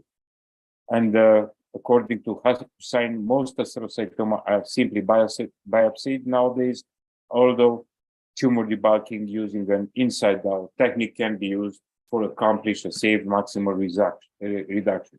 Regarding the hemangioblastoma, which are benign, highly vascularized tumor, the recommendation is to remove and block, which is not always quite simple. The technique is to approach the tumor from the feeders and to use the coagulation at the lowest frequency. It gives the effect of the coagulation. Usually these tumors are subtial and easily removable and dissecting once you completely occlude the vessels, which are not always so easy. So this is a case with a metastasis on the dorsal medulla, and a particular case of infected dermoid cyst in a child 3 years old. You can see we follow the tract of the dermoid cyst until we reach the spinal cord, and after the opening of the sac, the pus was evacuated, and after that, the dissection of the abscess was quite easily performed, and at the end, as you can see, at the follow-up control, the things were quite good looking. So this is a lipoma. I recently reviewed this patient. Unfortunately, the tumor presented a growth and the neurological deterioration of the patient. So we plan to reduct the tumor. In this lipoma, I only recommend, and I'm not only me, but many of the authors, the surgeons with experience, recommend decompression, not to try to completely remove the lipoma. So what are the complications? Neurological, the most frequent, local complication, hematoma, CSF leak, and the general complication, which are not so frequent, but deep venous thrombosis, it's a frightening one. In our series, we succeed in total resection in 75% of the cases. And as a conclusion, after a century of surgery, surgery is the most important tool in the management of all symptomatic patients. For asymptomatic intramedullary astrocytoma, it may be more rational to wait and see. The only patient in whom that we may expect a complete recovery are those who are operated upon early in their disease, was mentioned by Ellsberg in 1914. And this is also available 1 century later. Early diagnosis and treatment are as important as sufficient experience of the surgeon. So at the end, let me invite the IANA members and the community of IANA to have a joint meeting with our national congress that it will be held in 18th to 21st of October this year in Târgu Mureș. The president of the congress and myself, we are launching an invitation to have a IANA session during the congress. And certainly, for those who are not able to join Târgu Mureș, which is a fantastic town, a very nice, old and modern town in the middle of Transylvania, we offer the possibility to join us, our Congress, online. So, Vladimir, Imad, please take in consideration, you will receive also an invitation from the president and myself to think about a joint meeting. We can offer a 5-hour session, IANA session, during the Congress, to be a hybrid one,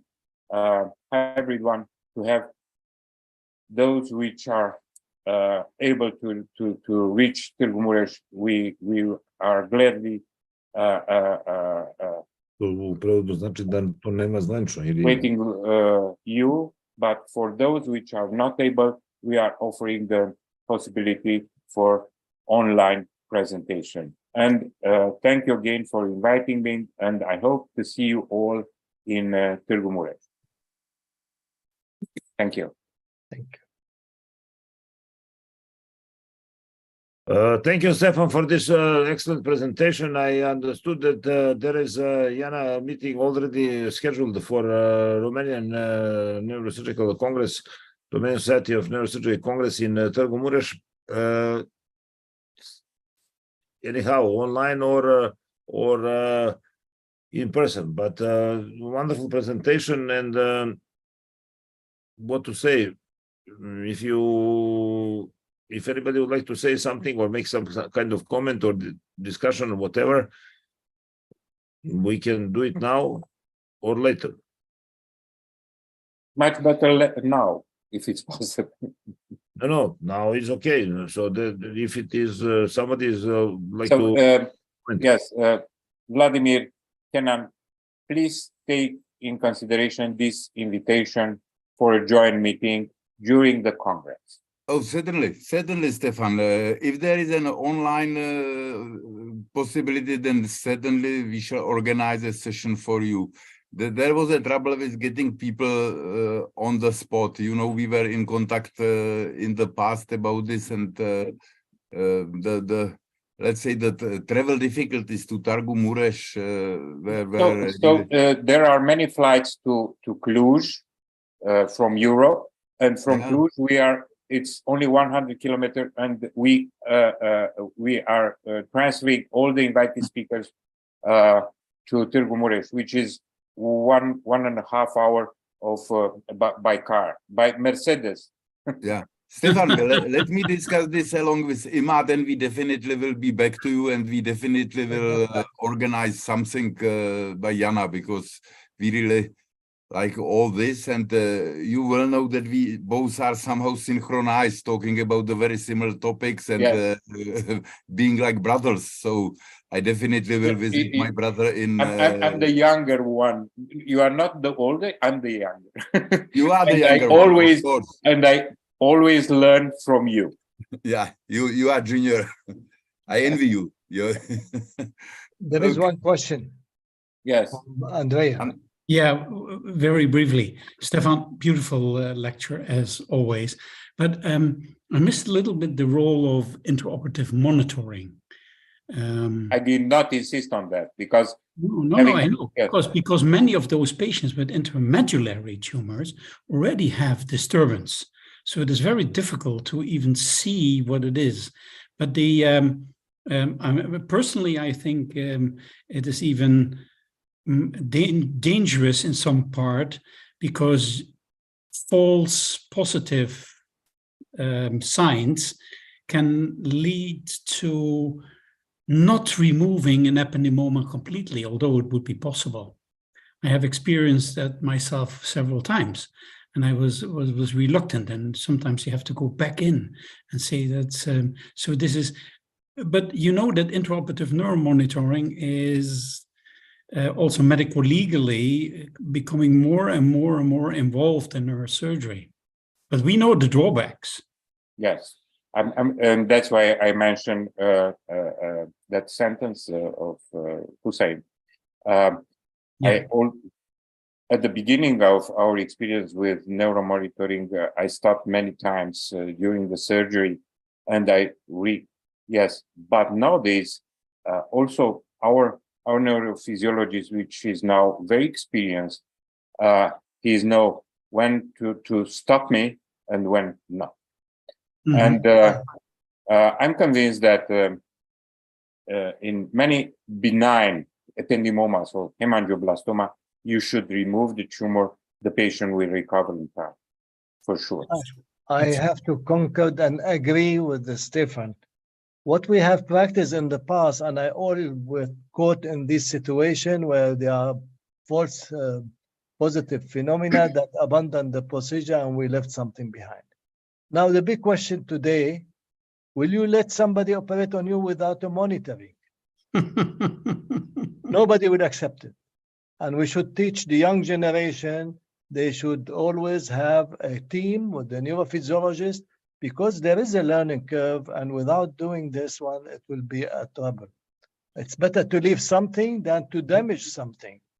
Okay, I think this is... Problem is that what is better, just judging microsurgically or relying on inexperienced neurophysiologists? And that's one of the still problems nowadays, that the neurosurgeon itself, himself or herself operating, has no clue about neurophysiology. And then there is a young neurophysiologist or neurologist judging this and is not sure about this. I discussed this with Francesco Sala, who is very experienced in that. And he said, I prefer no monitoring over bad monitoring. Yes. Well, this is a for personal sure. issue, but I don't think this is correct.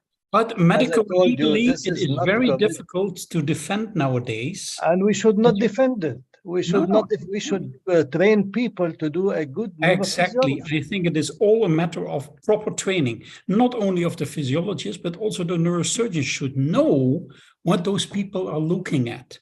Many neurosurgeons just rely on them that they give a sign, but you should also educate yourself on what it means if a certain potential is going down, or the maps are reducing, or the SSCP, what does it really say? You have to do it also yourself. Okay, but that's all. Thank you, Andre, for this very important and valuable comment. This is the same problem everywhere in the world. I believe that how can we find a balance between experienced neurosurgeon and experienced neurophysiologist who are doing the same time action in terms of operation of the patient. And this is, I don't know how this problem should be solved, but generally speaking, I support this, what Imad said in terms of ongoing process in education. And in the meantime, until we catch that balance, this is something which is in the gray zone. True. So it is my great pleasure and honor to invite one of the founder of International Academy for Neuroanatomy, Professor Vladimir Beneš, to give his lecture about the same topic, intramedullary tumor, and to share his experience with us. Great pleasure for me, Lucas. Thank you. We are up. So let me go back. I'm really going to go on with Stefan's lecture. And it will, since we are the educational body, it will be really technical. Just to make, I would like to start with a remark on monitoring. I think that this is a historical discussion. I don't believe that any one of us, like we are here, or anyone whom I know would go for intramedullary spinal tumor without proper monitoring. And I do not know about anyone who wouldn't really allow the neurophysiologist to stop him. It's a function-oriented surgery, and without monitoring, this is, in my mind, unimaginable. I don't think if anyone would go for that without it. All right, so let's start about the intramedullary tumors.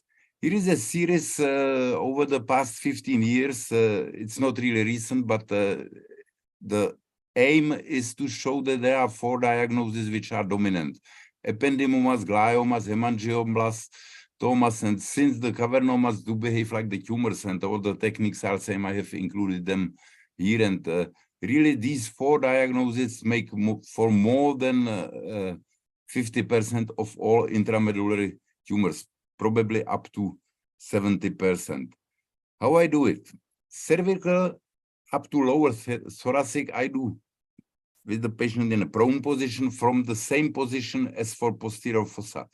As long as you have long enough hands, you really reach easily even the lower thoracic region. In lumbar, which are not the topic of this presentation, I'm not going to talk about the cauda equina tumors. The chair is from the side. I will show you the images. Majority of the tumors are cervical, which is pure luck because cervical is the easiest and is the most voluminous part of the spinal cord. I don't like those conus tumors because they are difficult. They are the functions really in a very little space. You do not have much space for manipulation, and these are, in my mind, more dangerous. Very few of these tumors, ependymomas or astrocytomas, are exophytic. Almost all of them are completely within the spinal cord. There is very slow development of clinical symptoms, and since now CT and MR is rather readily available in most of the countries, there are many patients coming to us with pain only. And I believe that these patients should be treated rather aggressively. Majority of these lesions are benign, then the wait-and-see policy is, of course, allowed. So ependymoma, midline approach almost always. It's not myelotomy. We always say myelotomy, but it's not. We sharply open only the ependyma. Then it's a blunt dissection. It's like opening the cord between the two posterior columns. So I don't like this term myelotomy because that's not really what we do. Upper and lower aspect of the tumor is always the difficult part. It's always difficult to find the exact dissection plane in the upper and lower limit of the tumor. There are cysts quite frequent, and these cysts always help. It shows you very nicely where really the tumor ends, and in neither case do I resect the wall of the cyst like one would do with pilocytic in the cerebellum. I always leave it behind. Low grades, of course, are for partial or subtotal resections. By definition, radical resection is almost impossible, and leave the cyst wall behind, of course. Hemangioblastomas, they have really very good plane of dissection usually. They are like AVM. Actually, they are worse than AVM because once they start bleeding, they bleed until the end of the procedure. So if you keep the plane and keep the field bloodless, then the hemangioblastomas are nice surgeries and rather straightforward surgeries. As in AVM, keep the draining vein as last, never enter the lesion. Cavernomas through the surface area quite frequently, as well as hemangioblastomas. They are not always compact, and the problem with them is that you have the vicinity of the cavernoma, like blood-embedded tissue, and one may lose the sincerity about the plane of dissection sometime. Of course, coagulate only the lesion vessels, otherwise no coagulation at all. Monitoring, just as I said, it's no question and no doubt about that, and of course, obey the neurophysiologist.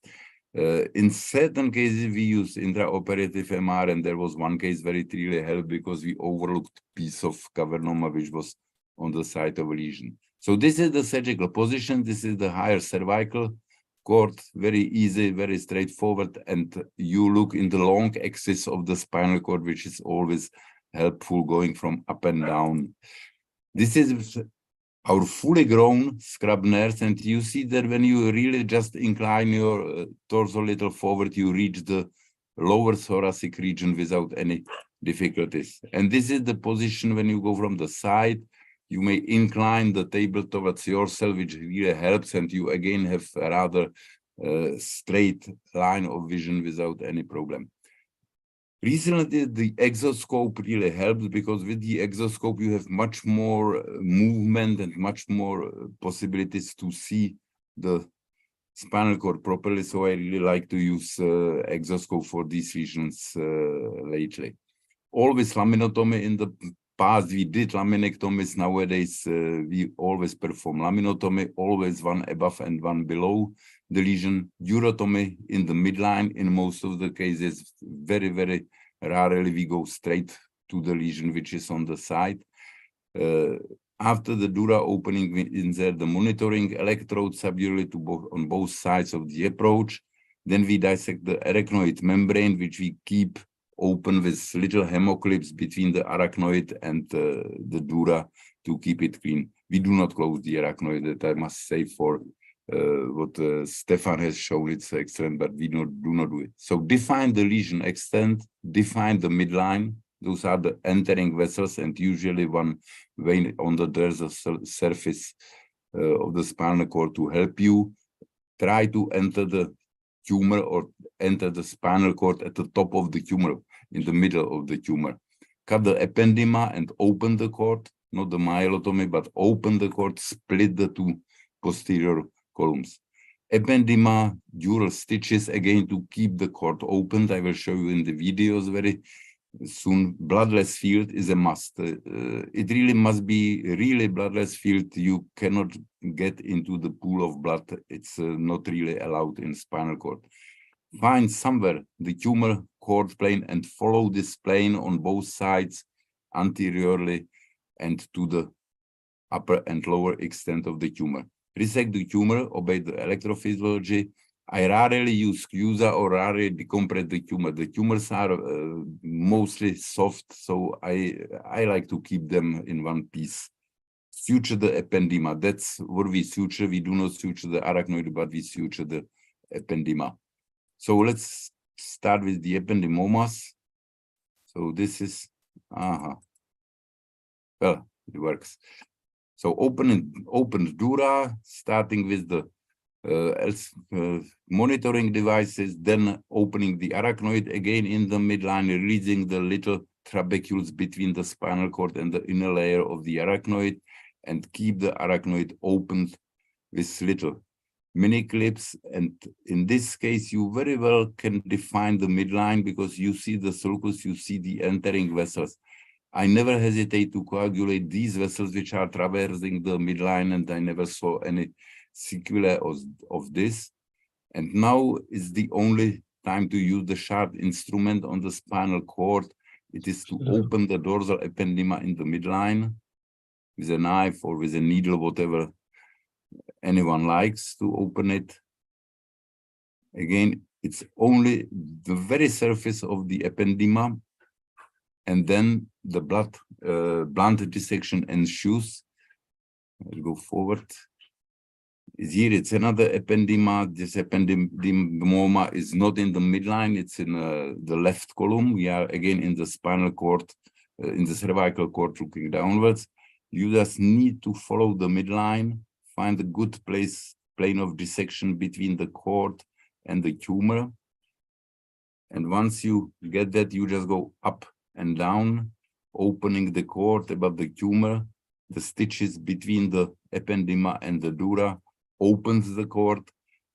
The aim is to preserve all these vessels which are in the inner side going through the midline, and then just slowly dissecting the tumor from the surrounding. All the movement should be away from the nervous system, away from the spinal cord, because in spinal cord you do not have the non-eloquent areas.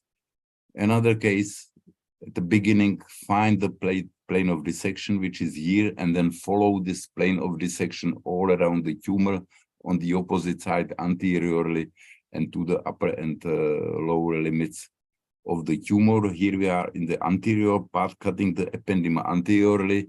This is rather tricky because there is the very important structure. This is the anterior spinal cord artery, which must be preserved at all costs.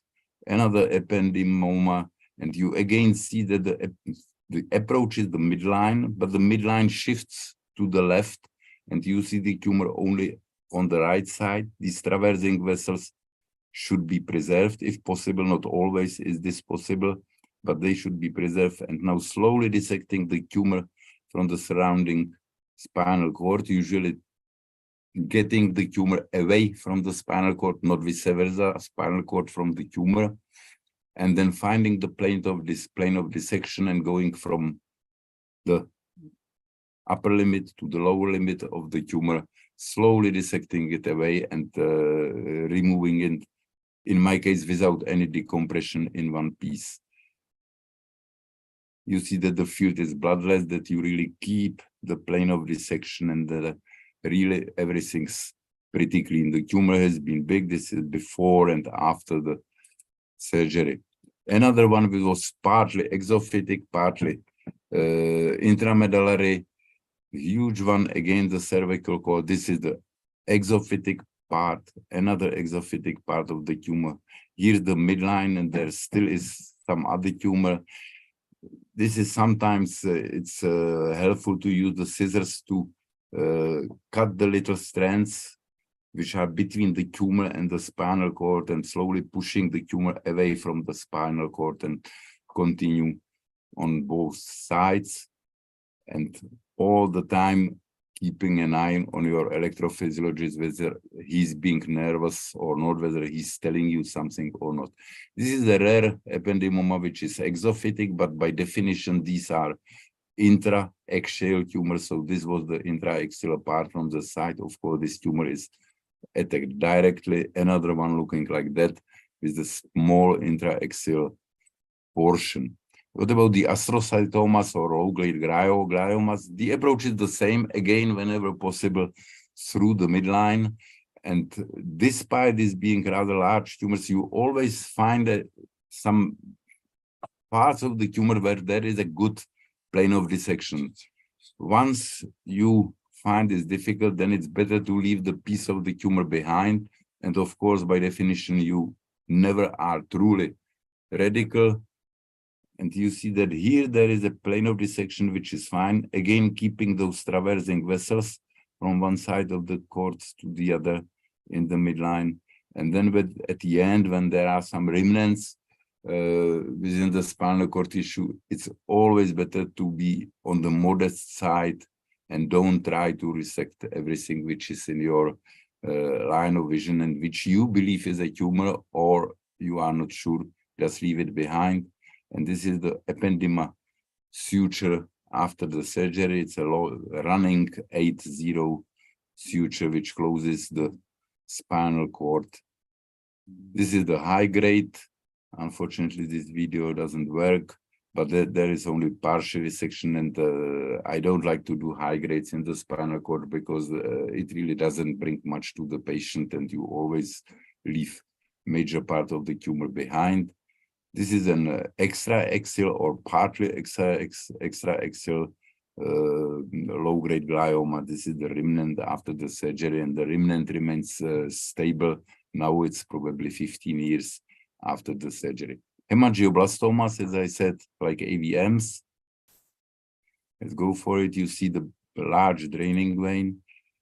And again, the approach is more or less like midline, because here's the midline. There is the cyst, which helps. And then all around the hemangioblastoma, without really entering the hemangioblastoma itself, you see that the plane of dissection in hemangioblastomas rather frequently is very nice and easily discernible because it's somewhat like a jelly in parts. And the hemangioblastomas in toto, in its entirety, should be dissected free, of course, away from the draining vein, which, as in AVMs, should be left for the very end of surgery. This is the another hemangioblastoma. Here's the cyst, which really helps. You see the vessels, which should be left until the end of surgery.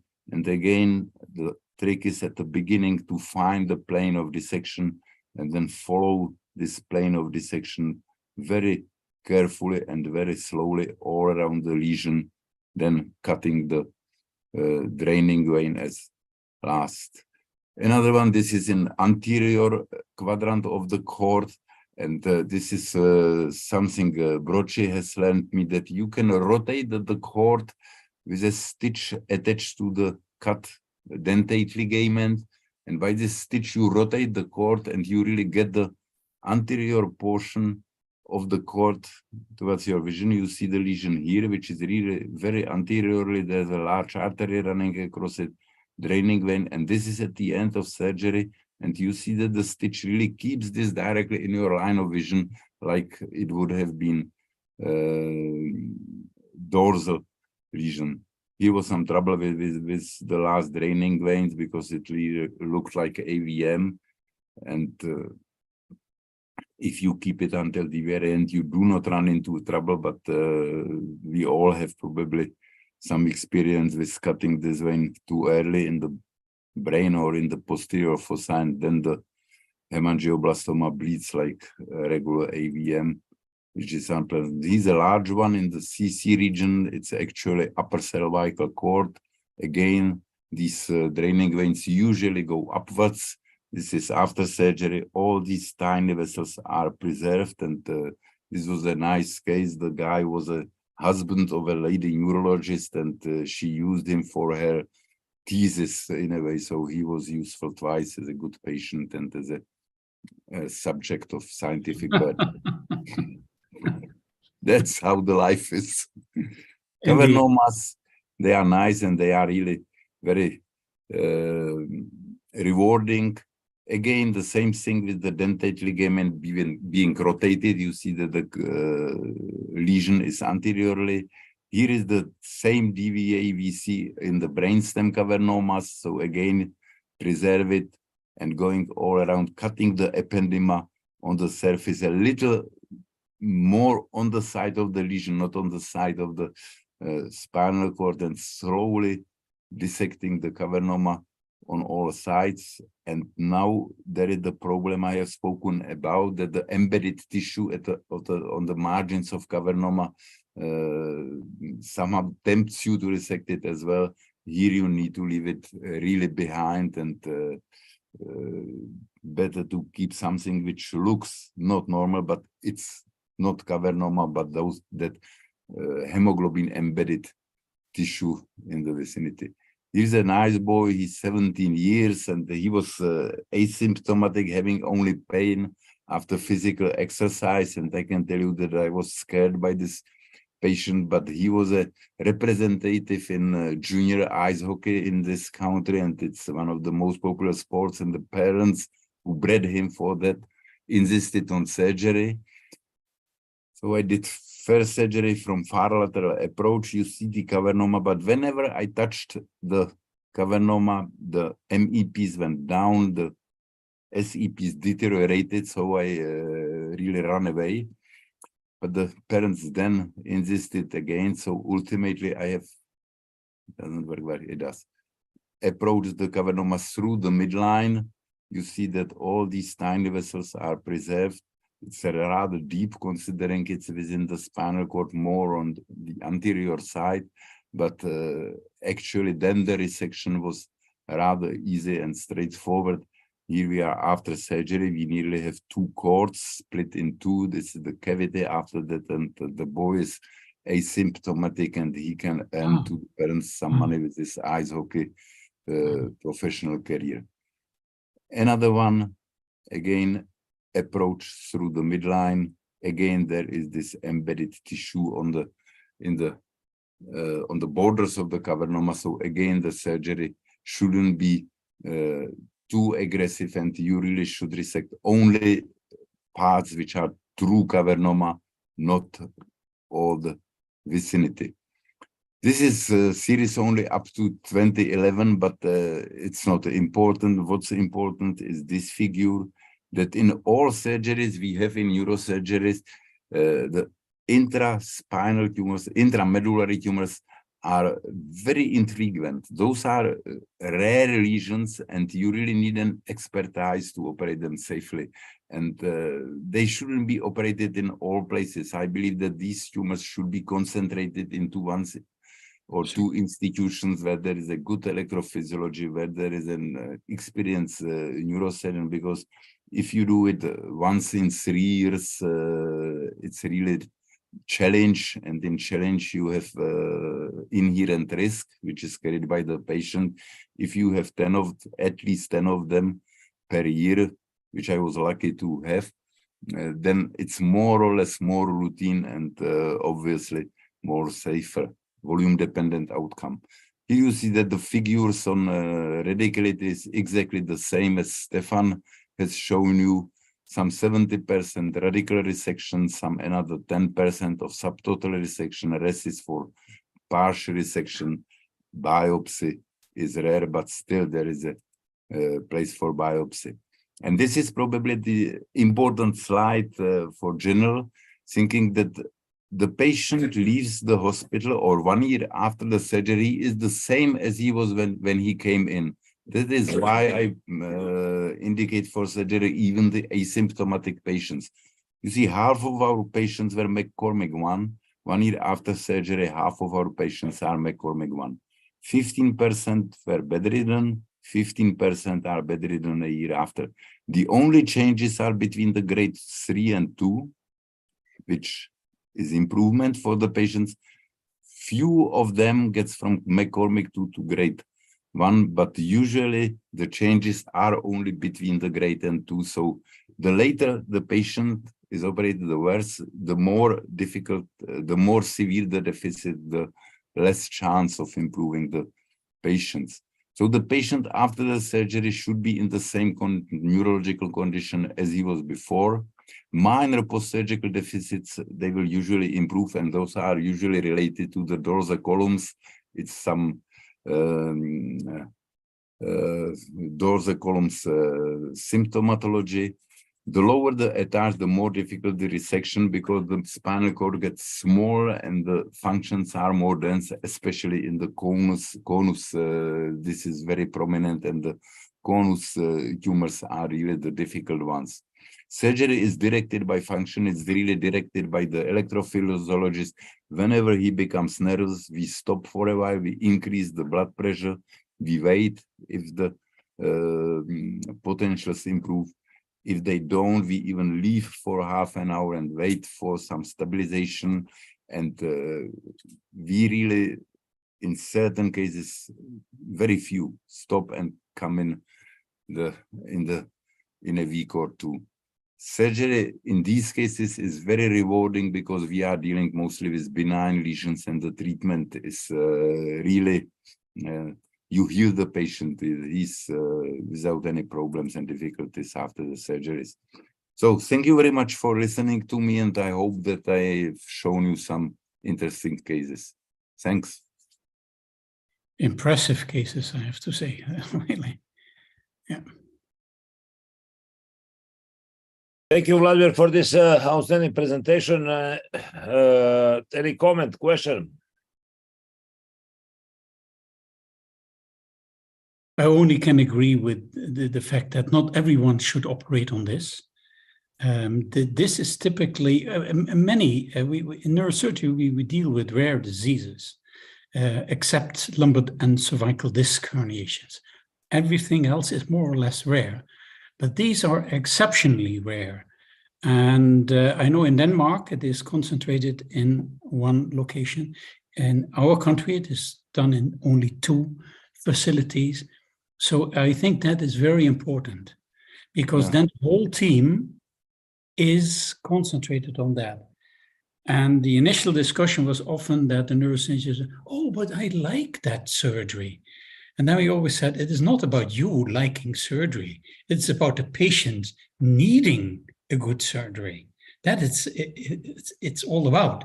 And as you say, in a country as ours, with 70 million people, we just have about 15 cases a year. So these should be concentrated in a team that is dedicated to do that. Yeah. It is so important for the patient, because it is about the outcome. You want to have the patient walk out of the hospital again. If they came in walking, they should walk out again. Yeah, that's Andres saying that's exactly what I strongly believe in, but you know that the referrals between neurosurgeons are almost non-existent. It's a fight of egos, and everyone's doing it also, you know. It's like with AVMs and all these rare diagnoses, but they really should be concentrated in but I see that in one place, but in 2 places in a country like is more willing to concentrate. Yeah. So the younger ones do, and that is actually, at least what we see in Europe, but that is also due to the IANS courses. They know each other, they see that, and they are more willing to send the patient somewhere. It's brachial plexus. It's only done in one place in our country. Perfectly right. They say, if I see a patient with that, I send him to Leiden. I said, if we see this with the colloid cyst, they always send it to our department, because they know, and that led to us having 10, 12 cases a year, and then we got experience. If everyone does one, as you said, every 1 or 2 or 3 years, the results are simply not. You are perfectly right, and I envy you the Netherlands system, because you are really much better organized than many other European countries. But the same as in Denmark. I see the Denmark is probably also, the best. Also with their vestibular schwannomas only done in 2 centers. And so they are very close to that, to see that it is all about the patient, and the result of the patient, the outcome for the patient. Yeah, and that's perfectly true. Yeah, perfectly true. I have one comment, if you allow me. I imagine, Vladimir, you mentioned that in one of your presentations. I missed that one today. Perhaps I was out a little back. The non-linear continuous linear incision. If there are vessels bridging from one side to the others, leave that bridge and cut above and below and work from underneath, rather than he told that to cut them. That I think you mentioned that in your Yeah. presentation. Yeah. And for doing one case a year, we say one is none. So there is no experience by one cases. Exactly. This is what used to be, well, first for Technica. As you are opening the cord, some of the vessels go from the side to side, you know, and I always try to preserve them. Not always is this possible. And then one is none, perfectly true, but how to organize it with surgical egos? That's pretty difficult. And we all know that. I mean, our generation was worse than the younger ones. We can say this among ourselves, you know, but if you would say it in a board of neurosurgeons in Czech Republic, you know, they would kill me or eat me or whatever. Yeah, for sure. Yeah, but we do it also. We know it. That's ridiculous. You know, but you have right, but you, Vladimir, also you have the first one. You know, in order to have the 10, you have the first one. So we yes. Now for us it's easy. Once we have 100, 200 in our back, but the first, it's very important. Yeah. The first has to be with somebody who is very experienced and he's sure but exactly to do it. It should be the first. And allow me, Vladimir, I would like to thank in the name of all participants. You also offer us a great lesson for intramedullary tumor. Thank you. Thank you. I also learned from your presentation. Thank you. I must admit that the learning curve for intramedullary tumors is probably the longest. Yes. That those were probably last tumors when I got my confidence. You know, it took me the longest. Even the AVMs, even the schwannomas, spectroclival meningiomas don't have this learning curve. Intramedullary tumors is really something which is it's very challenging. The most difficult part. And it's not spinal surgery. No. You know, spine surgeons shouldn't That's be why working we inside too dura. presenting this topic. Yeah, it's nothing compared to pedicle screws or anything else. Sure. You cannot remove spinal cord tumor with a screw, do you? No. This is microsurgery to the extreme. Lucas. Thank you. Lucas? Yes, I'm here. I'm just enjoying you in your discussion, and I second all what you said in terms of education of young generation, in terms of treatment of the intramedullary tumors. Now it seems to me that we are finished with the anatomy and surgery of the spine. We should now continue with the anatomy and surgery of the peripheral nerves. And it's my great pleasure to invite Professor Andres Grotenius to give his lecture about nerve compression syndromes, anatomy and surgery, which I believe that will be outstanding. Thank you, Lucas. Let me see if I can share screen. Let me see. Yes, I think it will. Do you see it already? And then I can. Oh, no, I have to. Presentation mode. Yeah. That is somewhere below the. Let's here. Because all the signs below cover that part that Go down on the lower. I know, but that is right-hand covered side. by muting, stop video, participants, etc. So I usually have the lower part of it. Presentation mode directly.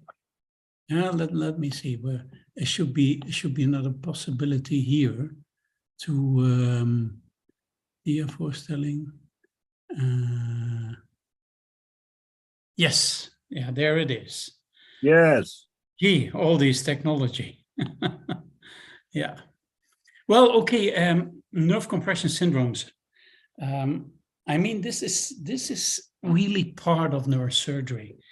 Unfortunately, I see at least in my country, that many neurosurgical departments stop doing this and hand it over to general surgeons, orthopedic surgeons, plastic surgeons, etc.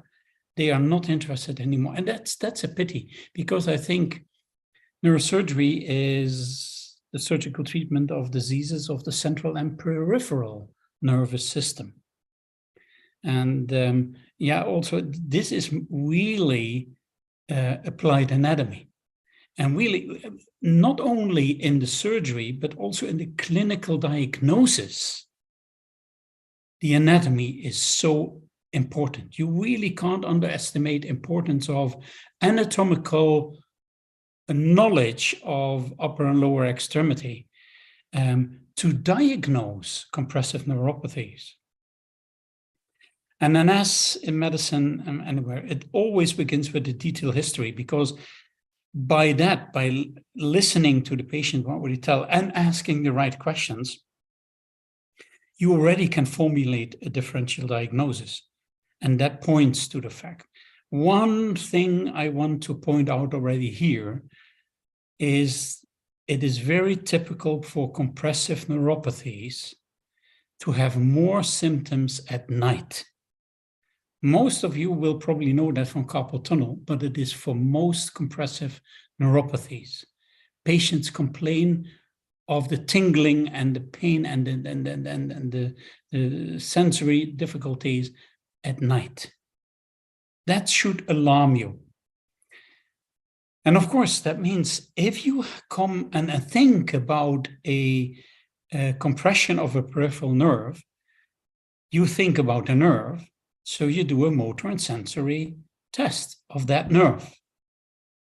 But also, you perform provocative maneuvers. And yes, there is a lot of discussion about that, because in essence, physical examination is subjective.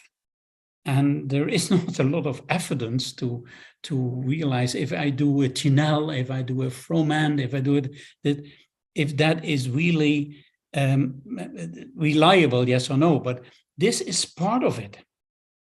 And you should know that, where you test the nerves.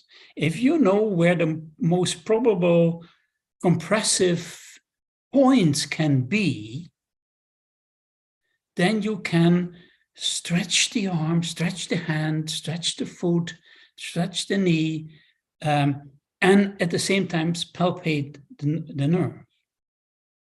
This is really clinical diagnosis. And we only have EMG and maybe also ultrasound nowadays to have some objective data, but don't rely too much on it. I've seen quite some number of patients with an absolute clearly carpal tunnel syndrome where the electrodiagnostic testing was not equivocal. And they were still, when they were operated on, completely free of symptoms. So it is this, first the clinical diagnosis, and then you have the electrodiagnostic testing. Let's see, in the upper extremity, we have the three nerves, median, ulnar, and radial nerve. They have typical compression points. A little bit high above the elbow is the median nerve, can be compressed at stratus ligament, especially if there is a bony spur. Then you have a little lower, so in the upper forearm, the pronator teres syndrome. Then lower in the forearm, the anterior interosseous nerve syndrome. And then I think most of you all have seen it and heard of it, carpal tunnel syndrome. Ulnar nerve has two typical places for compression. That's in the elbow and that's at the Guillaume's canal. The radial nerve spirals about the around the humerus. So it is a Saturday night pulse, as you all know, that it's people laying on the arm and then wake up with a dropping hand. Spiral groove syndrome, when they are a little bit low in the humerus, can be compressed. One supinator syndrome, that's the posterior interosseous nerve, and the anterior interosseous is median nerve. And then you have very peripheral, only at the thumb, the so-called Wartenberg syndrome, the chiralgia paresthetica, as it is also called. In the lower limb, we see the neuralgia paresthetica, it's the lateral femoral cutaneous nerve. When somebody has a compression at the fibula and has laid there for a whole night, you have the foot drop syndrome, then the tarsal tunnel syndrome, then the saphenous nerve. Not many of you will know that, but it is it's known as the Hunter's Canal syndrome. At least you should know from anatomy where the Hunter's Canal is, isn't it? It's also called the gonalgia paresthetica, which point out the fact that it's the medial pain at the knee. It's very typical. They always think about meniscus lesions, etc. Medial pain at the knee can be a gonalgia paresthetica or Hunter's Canal syndrome. Then there can be neuropathy of the sural nerve. It gives symptoms in the foot very comparable to the tennis elbow gives the problems in the elbow. Very, very comparable. Pudendal nerve entrapment is more rare. So I go quickly through this because I think peripheral nerves are well known, and carpal tunnel is something that I at least assume all of the participants here in this webinar have seen and have, or most of them will have tweeted this. This is all about. It's the carpal tunnel. It's a short area with where you can see it's very important something, the palmocutaneous branch, that's a sensory. It can sometimes spring off the median nerve rather close to the entrance of the median nerve in the carpal tunnel, and therefore can be surgically damaged if you place the incision too much laterally. The same is also for these motor branches to the thenar, so the thumb. So you have to realize this, otherwise it is a straightforward surgery. 3 techniques are now common. I mean, the open carpal tunnel release, not as big as it is here, I will show you, but the single portal endoscopic release and the double portal endoscopic release, I have tried both, but, and I will show you later on, I was not really very happy with the result. And actually, maybe the return to work and the postoperative pain in the hand is less, but the risk of nerve damage is 2%, and with the open release, it is 0.1%. So this is something you should keep in mind. So this is typical incision. You stretch the thumb, really stretch the thumb, and draw a line to the pisiform bone. And then in between the 3rd and 4th index, the fingers, you draw that line. That's the point where the carpal tunnel ends. And that's all you need for an open approach. It's easy to do that in the lead hand, so that the hand is a little bit stretched. It's straight down onto the ligament. You see here the ligament, the retinaculum flexorum, as it is called. And you cut that sharply. Actually, it gives you this crunchy sound when you cut through it. What I want to point out is that you cut it a little bit more to the ulnar side, so not exactly in the midline. There is the median nerve. This is a deep tendon, a flexor tendon. Why is that? Because otherwise, after the surgery, when a patient does this, the median nerve would be trapped between the leaves of that retinaculum that you cut. So keep it a little bit more lateral. So B is the nerve, C is the tendon, and this is the retinaculum. This is only the beginning, then it is not part. And that is the problem for recurrence, that some people leave it with this, but you don't have opened it completely. You take a scissor, stretch the incision, and you open the whole ligament, and it snaps open. It's typically, then you see this little fat patch coming. Then you know distally you have opened the retinaculum. But of course, you also have to do that all the way proximally with the scissor. And then at the end, you can easily see it. This is the median nerve. In this case, indeed, very nicely flattened, as it is typical in it. And that's all you do. In the palm of the hand, don't use intracutaneous sutures. This gives more reaction. So in the palm of the hand, I use the interrupted sutures that needs to be removed. If you see with the endoscope, this is this has the propensity to go into different directions and sometimes in the wrong direction. And this is the image why I didn't like it. You have a carpal tunnel syndrome patient. So the carpal tunnel is narrow. You have to dorsiflex the hand, which even more narrows it, because that is one of the physical maneuvers you do to test for carpal tunnel syndrome.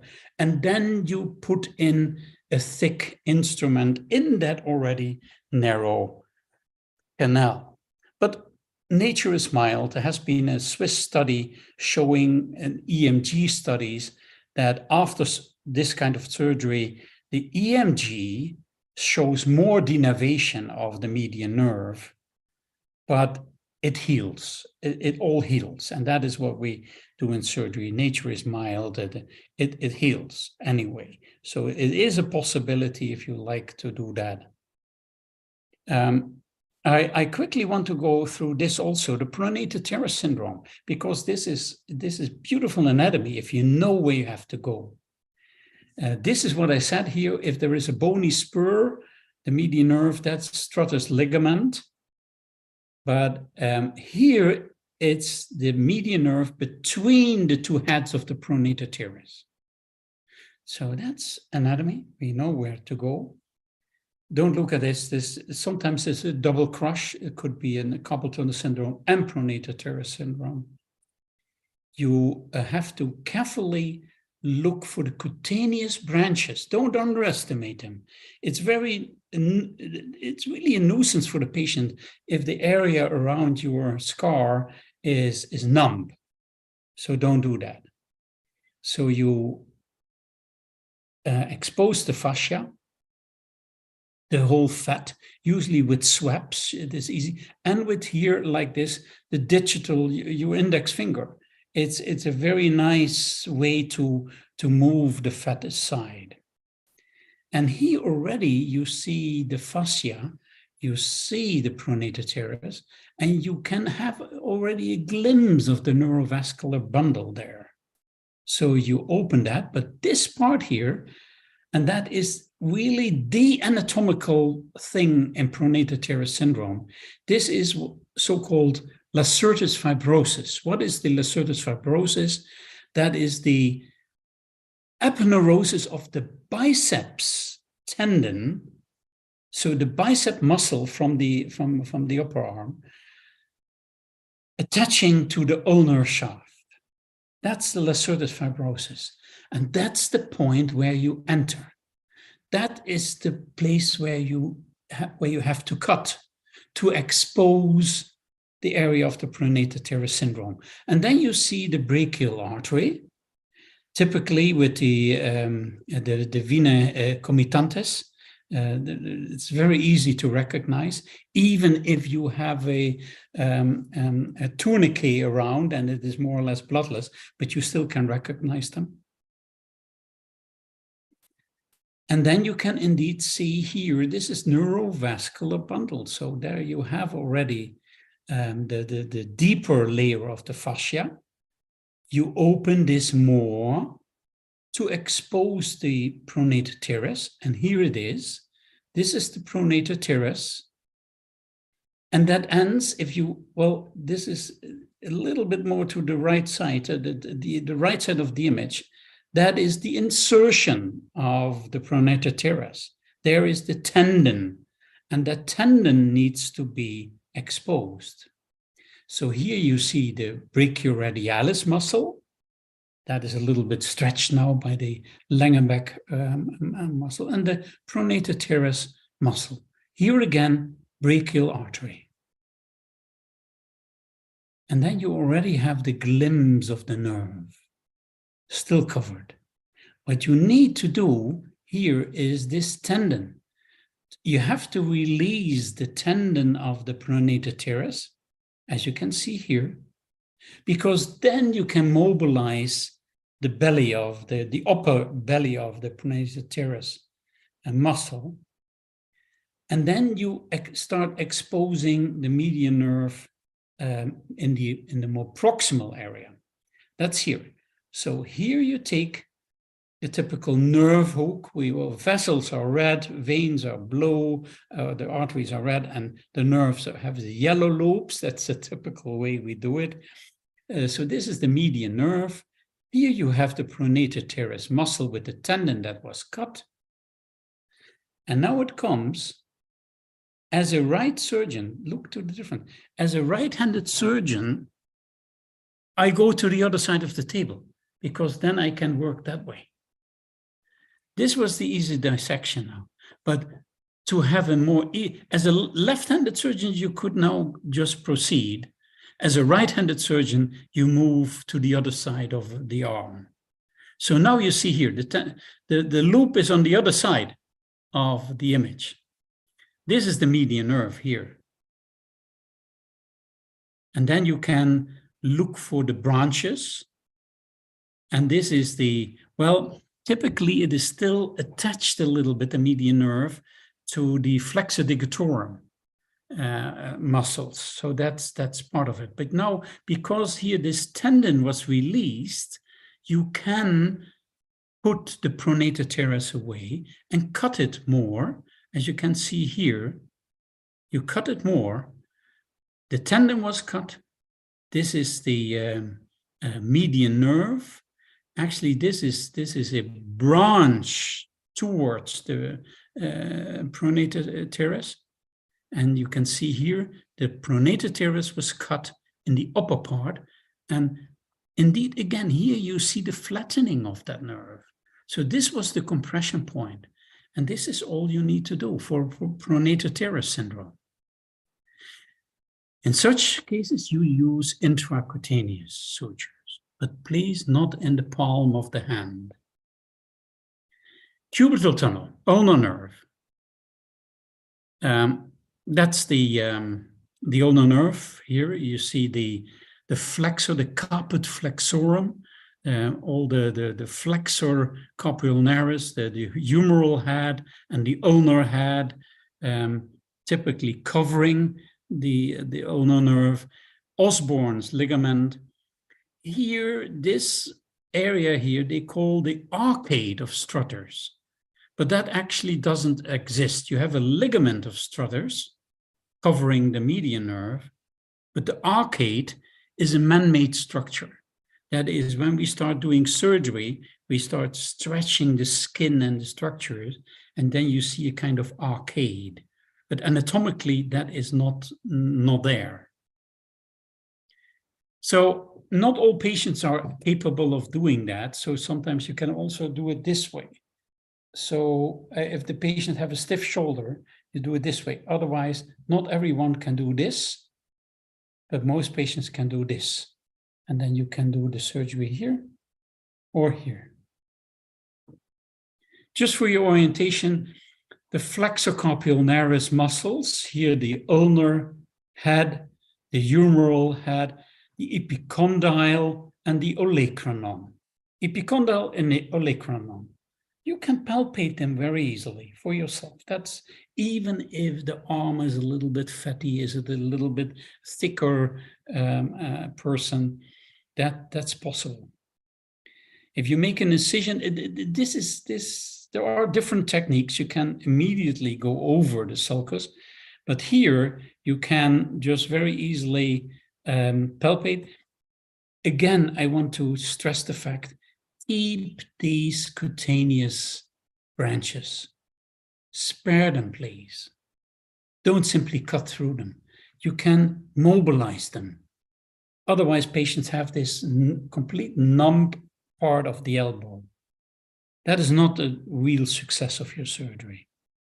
So here you see the head of the humeral flexocarpionaris and below the ulnar. So in between you can cut, and then very easily you expose the ulnar nerve. You know it is between those two. So here you see the ulnar nerve. And now you have to work more proximally. Still here you see your olecranon and the epicondyle. Well, you test with the dissector that really into the distal part it is free. And now you go to the sulcus. So you have a little hook, a Langerbeck hook, and here starts the ligament of the sulcus itself, the Osborne ligament. You see it here. You cut this all the way through. All the way through. And there it is. Here you see the nerve. It has been cut all the way down, proximally into the area where it is in. Sometimes there is an intermuscular septum that you have to divide, but you can feel that. Again, your index finger is important to palpate and know that it is free. Here it is not the index finger, but it is a dissector to show that it is free. Here again is the nerve. And again, when we release, so this was Osborne's ligament, as you can see here, those two leaves here. The ulnar nerve is freed, and those cutaneous branches are preserved. And that's the end of the surgery. The ulnar nerve compression in Guillaume's canal is not as frequent as in the cubital tunnel, but you have to know the anatomy. We know that this is the ulnar nerve, it's a motor and sensory nerve. So here, this is the motor branch to the different fingers, interossei. Therefore, you have the atrophy of all the interosseous muscles when there is compression. And this is the sensory nerve, having the ulnar part of the ring finger and the whole in the small finger. That's the part of it. There can be in the Guillaume's canal 3 zones. So only, well, really the motor and sensory both. So it is very early in the canal. And distally, it's only the deep motor branch, or even more distally an ulnar side, it is the sensory part. So these are the 3 symptoms. What are these 2 structures here? The pisiform bone, you can very easily palpate that yourself. That's an easy one. But the hook of the hamate, it's more deep. You have to palpate more deep. But you can palpate it. You can feel that it is a bony structure. And that's the way to go between those structures, the hook of the hamate and the pisiform bone. Very easy. You will find ulnar nerve and ulnar artery. So the ulnar side is, of course, the ulnar nerve is more ulnar side from the artery. Very quickly, very superficial. It's easy to find. So, but it is always surrounded by quite some fat. So it's sometimes it's not so easy. But here you enter the fascia that you have to free, to follow the division. You need to see the division between the sensory and the deep part of the ulnar nerve. So you open that, you go more distally, and then, well, this is covered by fat, and here's the artery, but here you see a small vessel still crossing over the ulnar nerve. This is the only vein you have to take. So you have to coagulate this vein here to free the ulnar nerve. And then you see here more the deep ulnar nerve into it. Again, you have to know a little bit about the variations. Probably you have heard of the Berrettini nerves or the Berrettini anastomosis. These are anastomosis between the ulnar nerve and the median nerve in the palm of the hand, close to the fingers. It's very similar to the anastomosis of Martin and Gruber here in the forearm. You have some oblique connections between the median nerve and the ulnar nerve, variations of it, of course, some oblique, some vertical, the Martin and Gruber, and in the hand palm it is called Berrettini.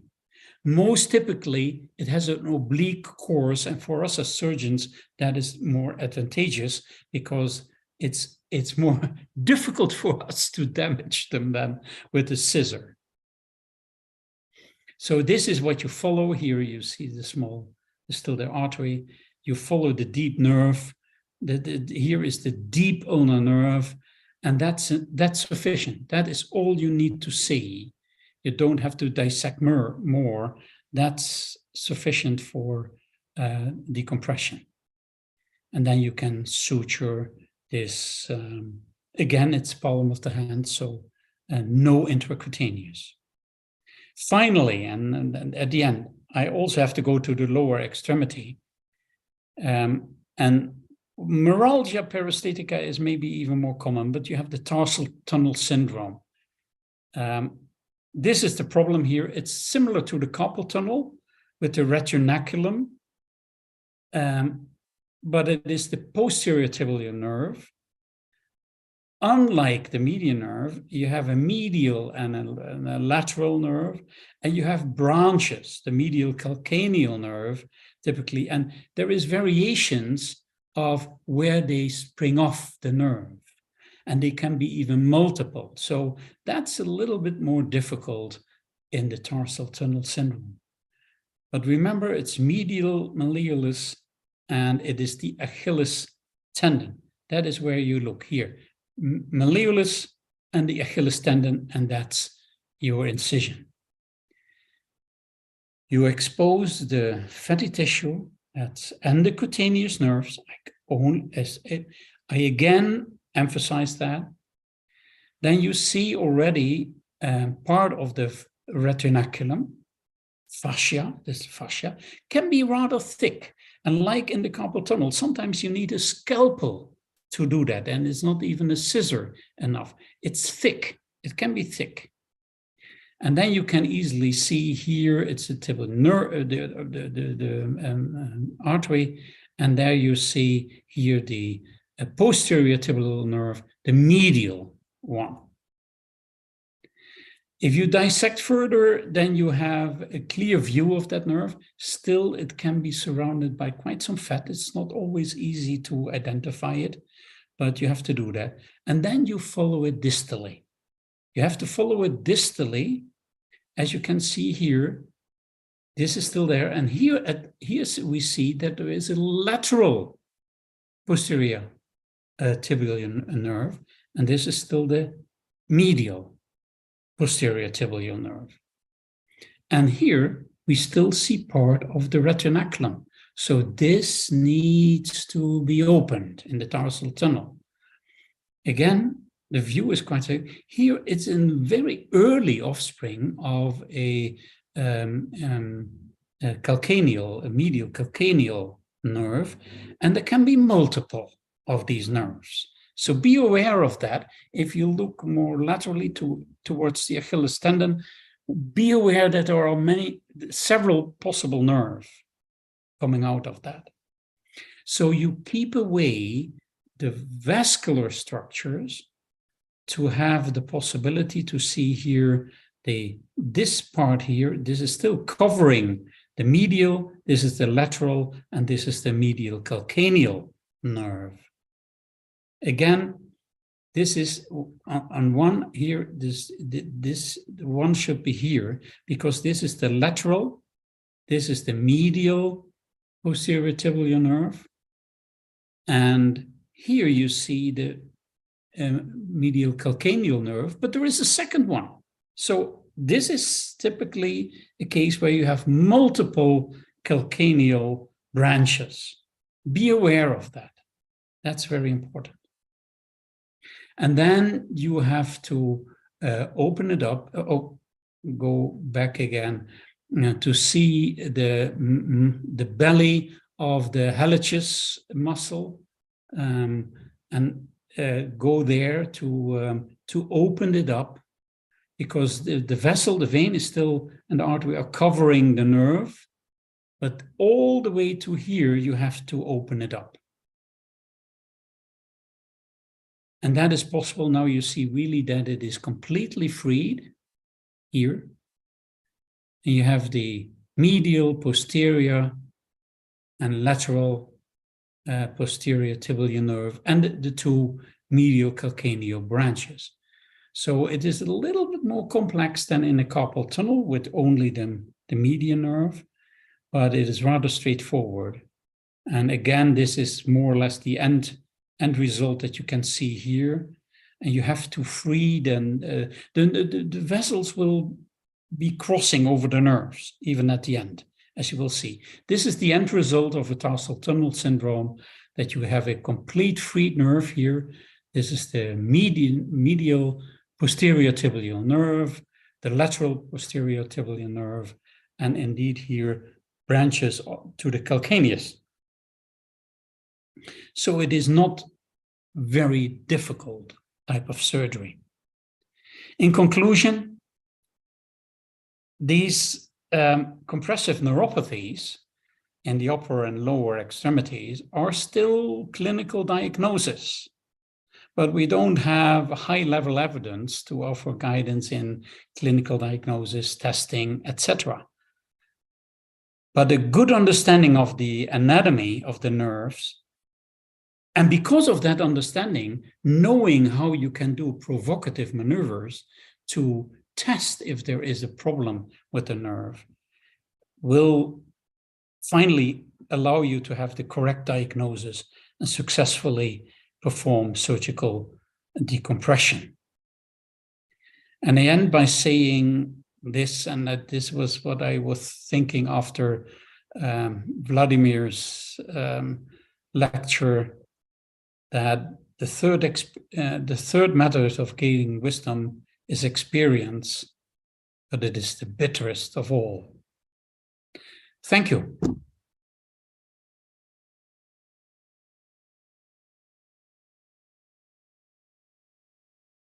Andrea, as I told you in the beginning, in an announcement of this presentation, I announced that this is this would be a wonderful presentation, not only wonderful like by saying like this, but this is a true anatomical presentation in relation for the peripheral nerves.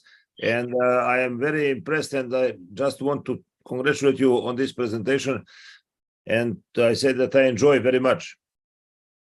Thank you, Lucas. Andre, do you remember Jens Hase? Of course. Yeah, I mean, he was a great guy, and his wife was a neurologist.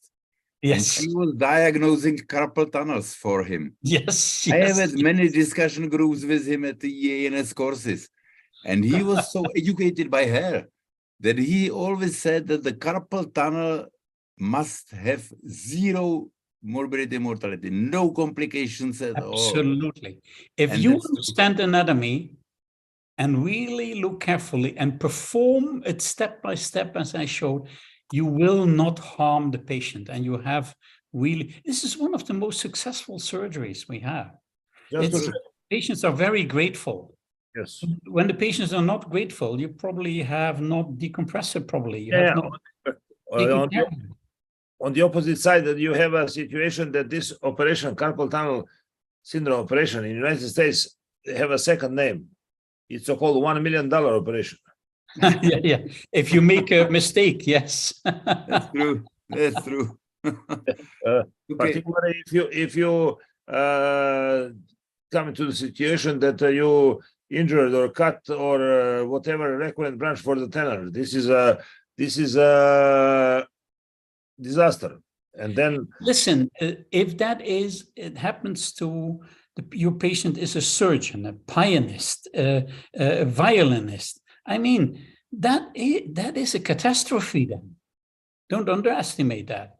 I remember once that I had a lady. Well, it was a different thing. I had a lady with who was a professional singer, and she had a cervical disc herniation, and I decided to go first of all from the left side, which I didn't do very often, because of her. She would have been out of her job if I would have hurt that laryngeal nerve. And don't underestimate that. If you have a professional piano player and you cut his thinner branch, wow, that's indeed $1 million mistake. Exactly. That's true. Exactly. There's a nice thing about carpal tunnel that the patient, the day of surgery is his first good night in many years. Yes. Sorry. I think, gentlemen, that we should go on because the time is running late and we are really running late. So let me call Andre Ansher, please. Yes. Yes. And let me call Lukas Rasulic with the last lecture of today's seminar and its decision-making process in the surgical treatment of brachial nerve injuries, upper part. So Lukas, please. Yes, Vladimir, thank you, Imad, and Vladimir, congratulations for the outstanding organization of this continuation in education of neuroanatomy. This is a real purpose of this institution, and I'm very pleased to be a part of this. Since Andre present everything about anatomy, I would now speak about the decision-making process in the surgical treatment of upper brachial plexus traumatic lesion. This is a very special issue and not so controversial, but also demanding issue in terms of experience of the attending surgeon. So I don't have anything to disclose, and this is something which is from our department personal experience, which I would like to share with you. From 1980 to 2003, these are the numbers that we operated here in the Department for Peripheral Neurosurgery, which is an essential part of clinical neurosurgery. According to what Andre said, that this is an essential part of neurosurgery. So we performed this number of the operations in a minimal follow-up period of 2 years. But this is a number of operation which is especially interesting because we operated 1,000 brachial plexus surgeries in this period. And this you can see all types of lesion, all kind of procedures which we're performing in our department, and the rate of the use of functional recovery, which is, let's say, presented in a mean DASH score in mean peripheral neurosurgery quality of life score. So this is something which is we are very proud. We are presenting a paper, preparing the paper, in which we'll be presenting all of our experience. So etiology and mechanism in a brachial plexus lesion is very well known. Trauma, entrapment, iatrogenic, neoplastic tumors, and rare idiopathic. Now we are talking about traumatic lesion of the brachial plexus, and especially traumatic brachial plexus lesion, which leads us to the upper brachial plexus palsy. So usually closed traction injury with a root avulsion can be supraganglionic, infraganglionic, or combined. And these are all the levels of the brachial plexus that can be included and affected in this kind of type of different type of injuries. But the essence of all this is that you can have a patient with a combined, very frequently combined level of injury that requires a thorough evaluation preoperatively and decision-making process intraoperatively. In order to gain, to achieve functional reinnervation of the functional priorities such as elbow flexion and shoulder adduction. And in all these cases, this is let's say, a special issue, upper brachial plexus palsy. So we have an upper brachial plexus lesion C5, C6, and this is when you have a lesion on the level of the C5, C6. So as I said, this lesion can be combined from C5, C6 intraspinally, and then intraforaminally, and then extraforaminally, supraclavicularly and infraclavicularly. This means supraganglionic and infraganglionic. And then here you see the patient, which has a classical upper brachial plexus palsy, lesion of the C5, C6 due to the lymph node, iatrogenic lesion due to the lymph node extirpation, and then a lesion of the superior trunk.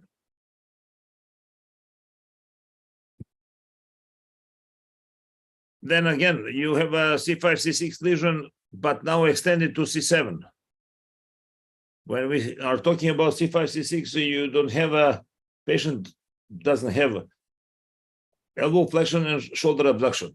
But in C5, C6, C7 lesion, which is extended upper brachial plexus palsy, also patients are limited with elbow extension, wrist extension, and finger extension. And this is another challenge for the surgical reconstruction. So this is the algorithm of the management of traction injuries of the brachial plexus lesion in C5, C7 lesion.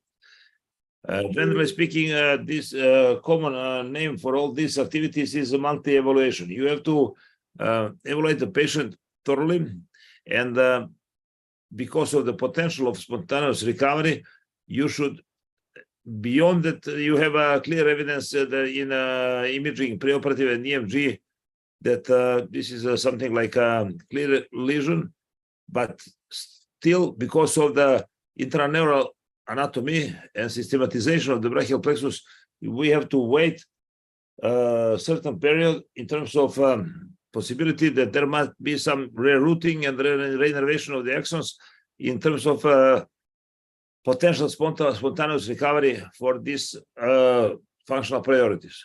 So monthly evaluation, which means EMG and the MRI and the ultrasound on the first 4 weeks, after the first 4 weeks of the lesion. And then if you, without signs of clinical recovery, we go to surgery. After 3 months, we go to surgery. And then in situation when you have evident clinical recovery, then we follow up. And then if there is a sign of clear reinnervation and clear, let's say, spontaneous functional recovery, this patient is for follow-up. And if there is uneven recovery, which means non-anatomical or dissociation recovery, this can be a situation that these patients are Sunderland 3B lesion and Sunderland grade 6. So they are also candidates for surgery. And again, we have an algorithm for intraoperative decision making in upper brachial plexus lesion with preserved nerve continuity. So you can have a patient that when there is a preserved nerve continuity and there is no functioning and there is no something which is so-called let's say regular transmission of the signals, despite that there is a lesion in continuity, that because of that you have to be very careful in terms of evaluation of the patient, and then preoperatively you understand that this is something like a lesion in continuity, but intraoperatively you have to prove this, and this is why intraoperative neurophysiological monitoring is very useful. And this we usually use either direct stimulation, either 2-hook, 3-hook monitoring, and transcranial monitoring in this situation. And then we, at the end, we have either end of the surgery in the terms of, let's say, exploration and external analysis and decompression. And we have a situation that we have a resection or grafting this lesion because this is not functional.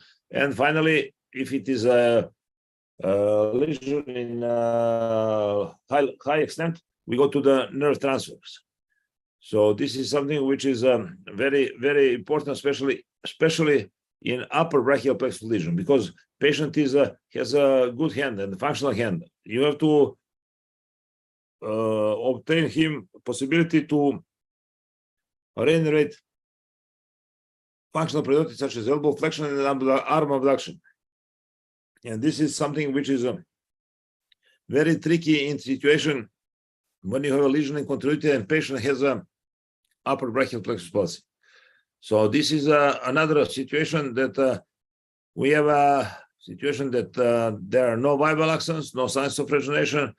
There is a presence of endoneural fibrosis, and generally speaking, after that, before the evaluation, with the clinical evaluation, and after the neurological evaluation, then the electrophysiological evaluation, in correlation of all these results, we find out that this is a lesion with disrupted functional nerve continuity.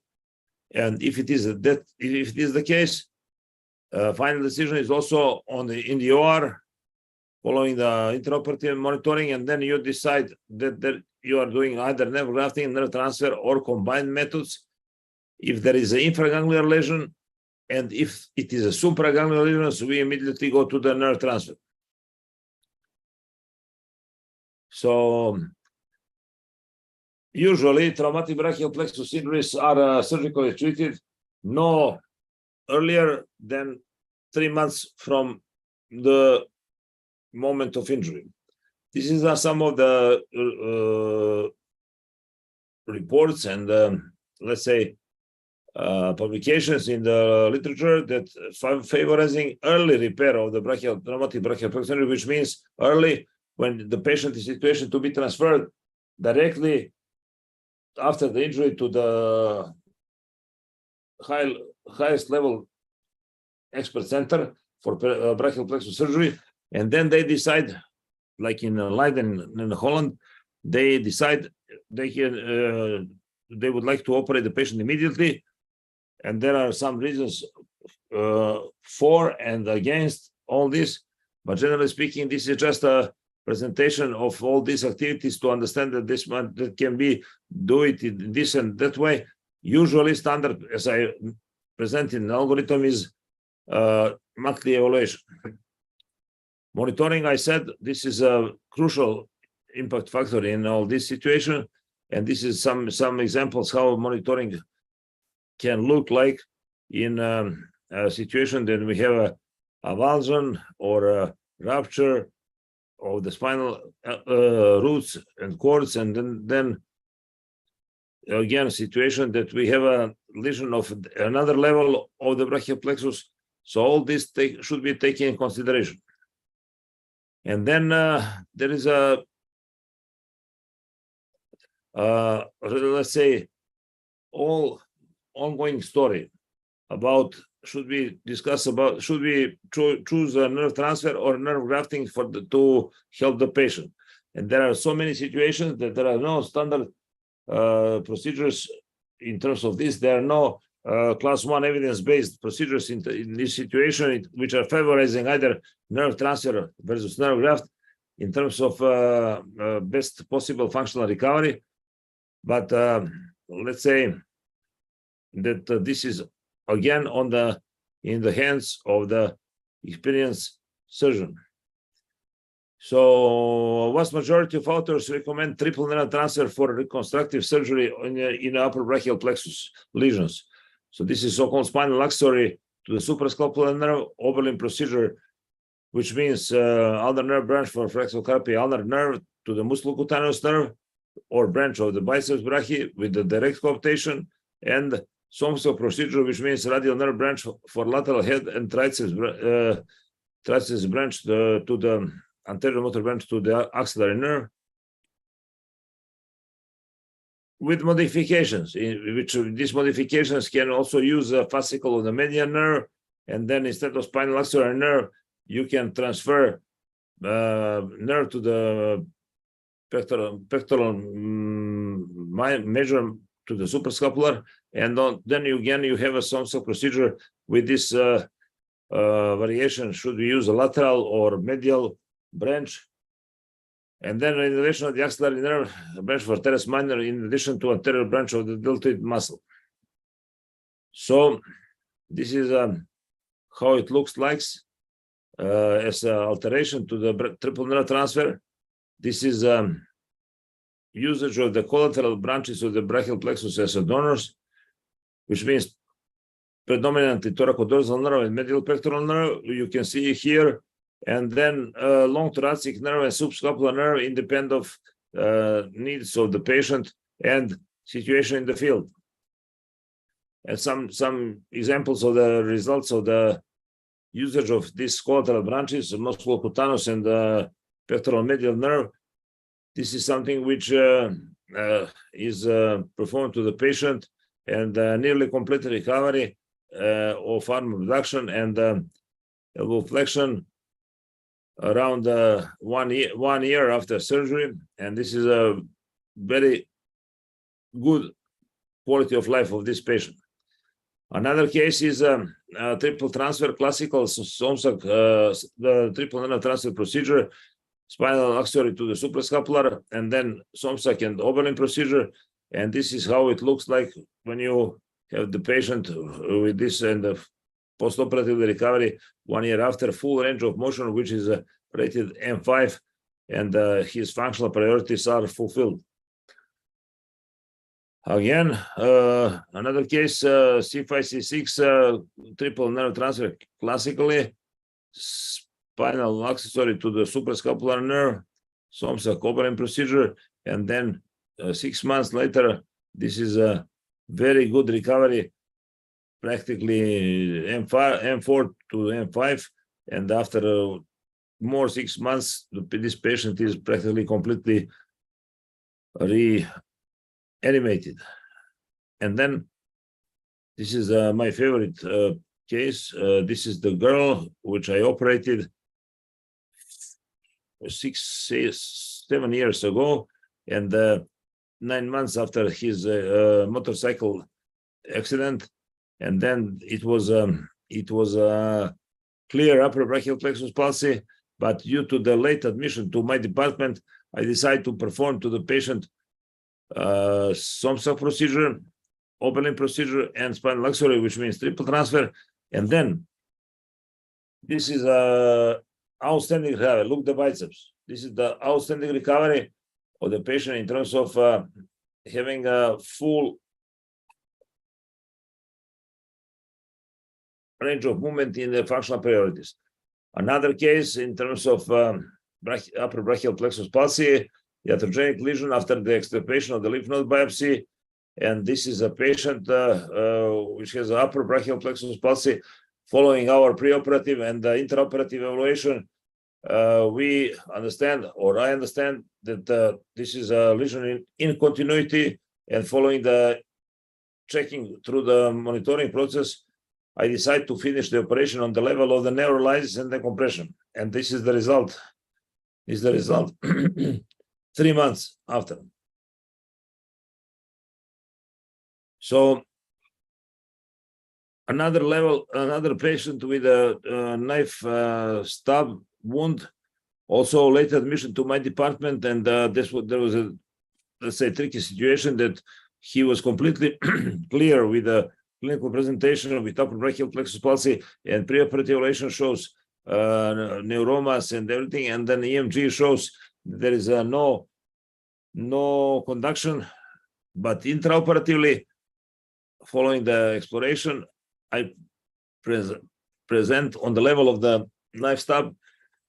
I present superior trunk with additional continuity, and then I put direct stimulation after that transcranial and 2-hook, 3-hook stimulation. And I realized that this lesion has conduction. And after external and internal neurolysis and decompression, I finished the surgery on this level, and this is the result. How it looks is 12 months after surgery, that patient has practically complete recovery.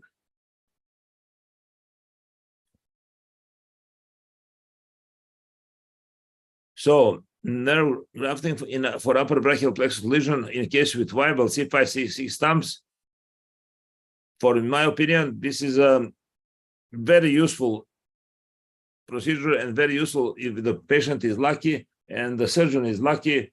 We can perform this kind of reconstructive procedures, which means direct nerve repair in terms of nerve grafting, and from C5, C6 or superior trunk to the functional priorities, and this usually results in an excellent functional recovery. And this is the example. This is the example of the grafting of the C5 to the axillary and musculocutaneous nerve with medial cutaneous nerve of antebrachial in length of 10 centimeters. This is a case following the industrial injuries, upper brachial, total brachial plexus palsy, which recovered to the upper brachial plexus palsy. And then, so what should we do it in terms of nerve transfer in this case immediately, or we should try to explore the plexus and to find viable C5 and C6 roots, and then from these roots to make a grafting procedure.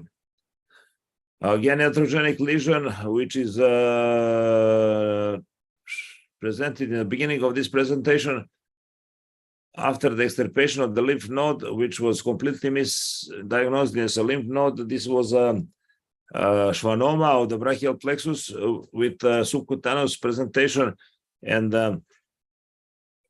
ENT surgeon removed this, but following his procedure, there was upper brachial plexus palsy, clear evidence immediately. And then after 3 months of this incident, I operate this patient and make a grafting procedure. And now you can see this is 4 months after surgery, quite a good recovery in terms of elbow flexion. We are still waiting for the shoulder abduction. In upper extended brachial plexus lesions, there are C5, C6, C7. Our approach is only anterior approach, and then recipients are suprascapulaar nerve, posterior division of the upper trunk, axillary nerve, or radial nerve branch for triceps, and potential donors are C5, C6 roots if are viable, spinal axillary nerve, medial pectoral nerve, and thoracodorsal nerve. This depending on the functionality. Again, C5, C6, 7 lesion, and in this case, I perform medial pectoral nerve to the axillary nerve, and in this case, I perform reconstructive surgery for the musculocutaneous nerve. So patient reported M3 recovery, but still did not come for the patient follow-up because patient is from Romania. Another patient with C5, C6, 7. This is also a patient from Romania. And then I perform medial nerve branches to the branches of biceps and lateral nerve branches to the branches for triceps. And then this is also very useful functional recovery, as was reported by the patient mother. They still didn't come on the control. The patient is also from Romania. So anterior posterior approach for suprascapularis axillary nerve innervation, despite all controversies, my opinion is that it should be according to the preoperative and evaluation and experience of the surgeon. So finally, we are still in the, let's say, gray zone, which means, are there class 1 evidence based for on preoperative evaluation in the terms of to be performed to every patient, or this is a still coin flip based decision making as a matter of intraoperative finding and surgery experience? In my opinion, this is the case. And preoperative and intraoperative decision making process in upper brachial plexus lesion management should be carried out following the given treatment protocols. And triple nerve transit is recommended by the most of authors. It is provide satisfactory outcomes. Alternatively to the triple nerve transfers should be performed the treatment of the upper brachial plexus lesion.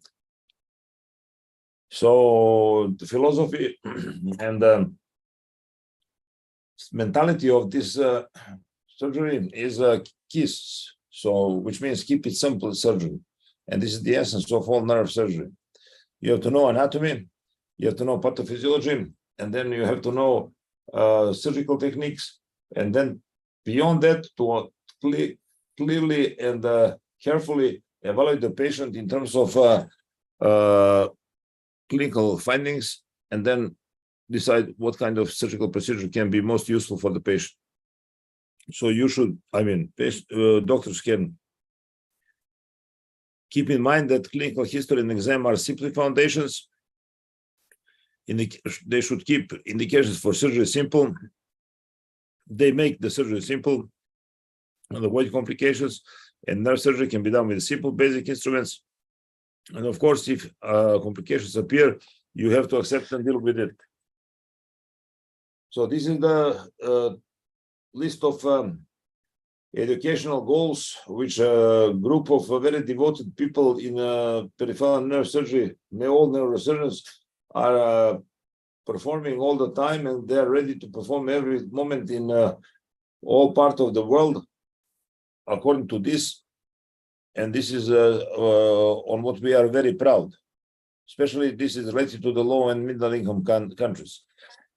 On the other hand, this is something that can be achieved easily anyhow. So we are ready to accept fellows from the low and middle income countries, or anybody else who are interested in fellowship in peripheral nerve surgery, to understand all this in a better way.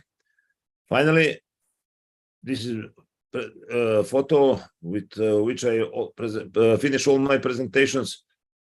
This is a famous photo which I named as "What Surgery Done to a Man." This is my mentor, Professor Milton Summeridge, and myself.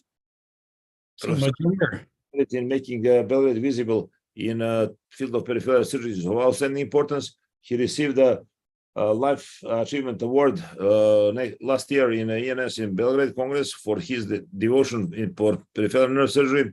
And then this was sometimes in 1996. This is sometimes in 2000. And this is in 2013 when my mentor retired. He is still very active, and we are very close, and we are closely working in our academic activities.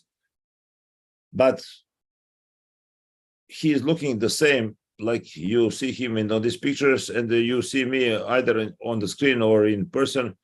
And this is always what I say, why I say this what surgery done to a man.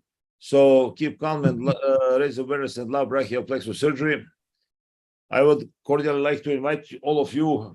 Already you are invited, and you are confirmed your participation, and you give you the program, and everything is fine regarding International Academy of Neuroanatomy presentation in 100 years of neurosurgery in Serbia centennial anniversary meeting. And I'm very happy because of that. I thank you for all your contribution and readiness to come in Belgrade. But this is not saying my addressing is now is not for the you as a faculty. My addressing is to the participants who are looking at this, to invite them also to participate in Belgrade, because they will If they are not coming, they will miss the very special event in both ways, scientifically and socially. And they will be quite more experienced and rich after this meeting.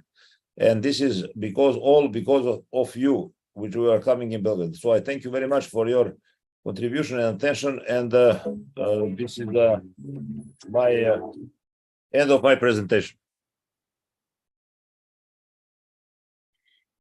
Thank you. Yeah. So Vladimir or somebody Yeah, else. Lucas, thank you very much. We may have time for some question or remark on this exciting. You really make peripherals exciting topic, Lucas. Always, it's always enjoyable to listen to your lectures, and it's always waiting for the end of the lectures where you will invite us next time. No. You have an open invitation. You know that. Sure, I do. Yeah. Sure, I do. So we ran a little late, but I believe that this seminar was really very exciting, and I'm happy that we have chosen another topic than the usual one, that we have covered spine, peripheral nerves, and all these problematics which we've been not really avoiding, but which we've been omitting in the past few years. So I'm happy that we have had this program today, and I hope it's been successful, and I believe that it will have success on YouTube as well. I just would like to say again what I've told to Imad and to others. I checked how many times the IANA seminars were opened on YouTube. Now listen to the number. There was 60,000 hits. What? Which is something we can never reach by any other means. 60,000 hits on IANA webinars on YouTube. Wow. Great success when all this was made possible and made happen by Imad Kanan, who definitely will now conclude today's seminar. Imad, please. Yeah, I just want to say this is a teamwork. Without you all around, and specifically you, Vladimir, we could not achieve it. One word for Lucas: his simple kiss will make it difficult for us with the wives. You have to be careful with this abbreviation. This is the same. This is the same in everything. It's simple, and there will be no problems. Yeah, nice thought of you. Okay, kiss strategy. That's a good one for the peripheral nerves. Exactly. I concurred with Vladimir what he said. We intentionally selected something different than the regular skull base and vascular we have been attached and married to, because we want to give a wide spectrum of the practice in the field. And today proved that you gave us all, the speakers, a nice session on spine surgery. Thank you, all of you. And I just concurred what Vladimir said. Thanks for everybody. And I think it's too late now. Everyone wants to go back home. Thank you. Take care. Thank you very much. Bye-bye. Congratulations. See Bye, everyone. See you soon. I hope to see you all in Barcelona. Bye. Yeah. Thank you. Yeah. Stefan, I will get to you by mail just now, okay? Okay. Good. Thank you. Bye-bye. Bye, everybody. Bye. Bye. See you. See you, Andre. See you. Victor. Bye.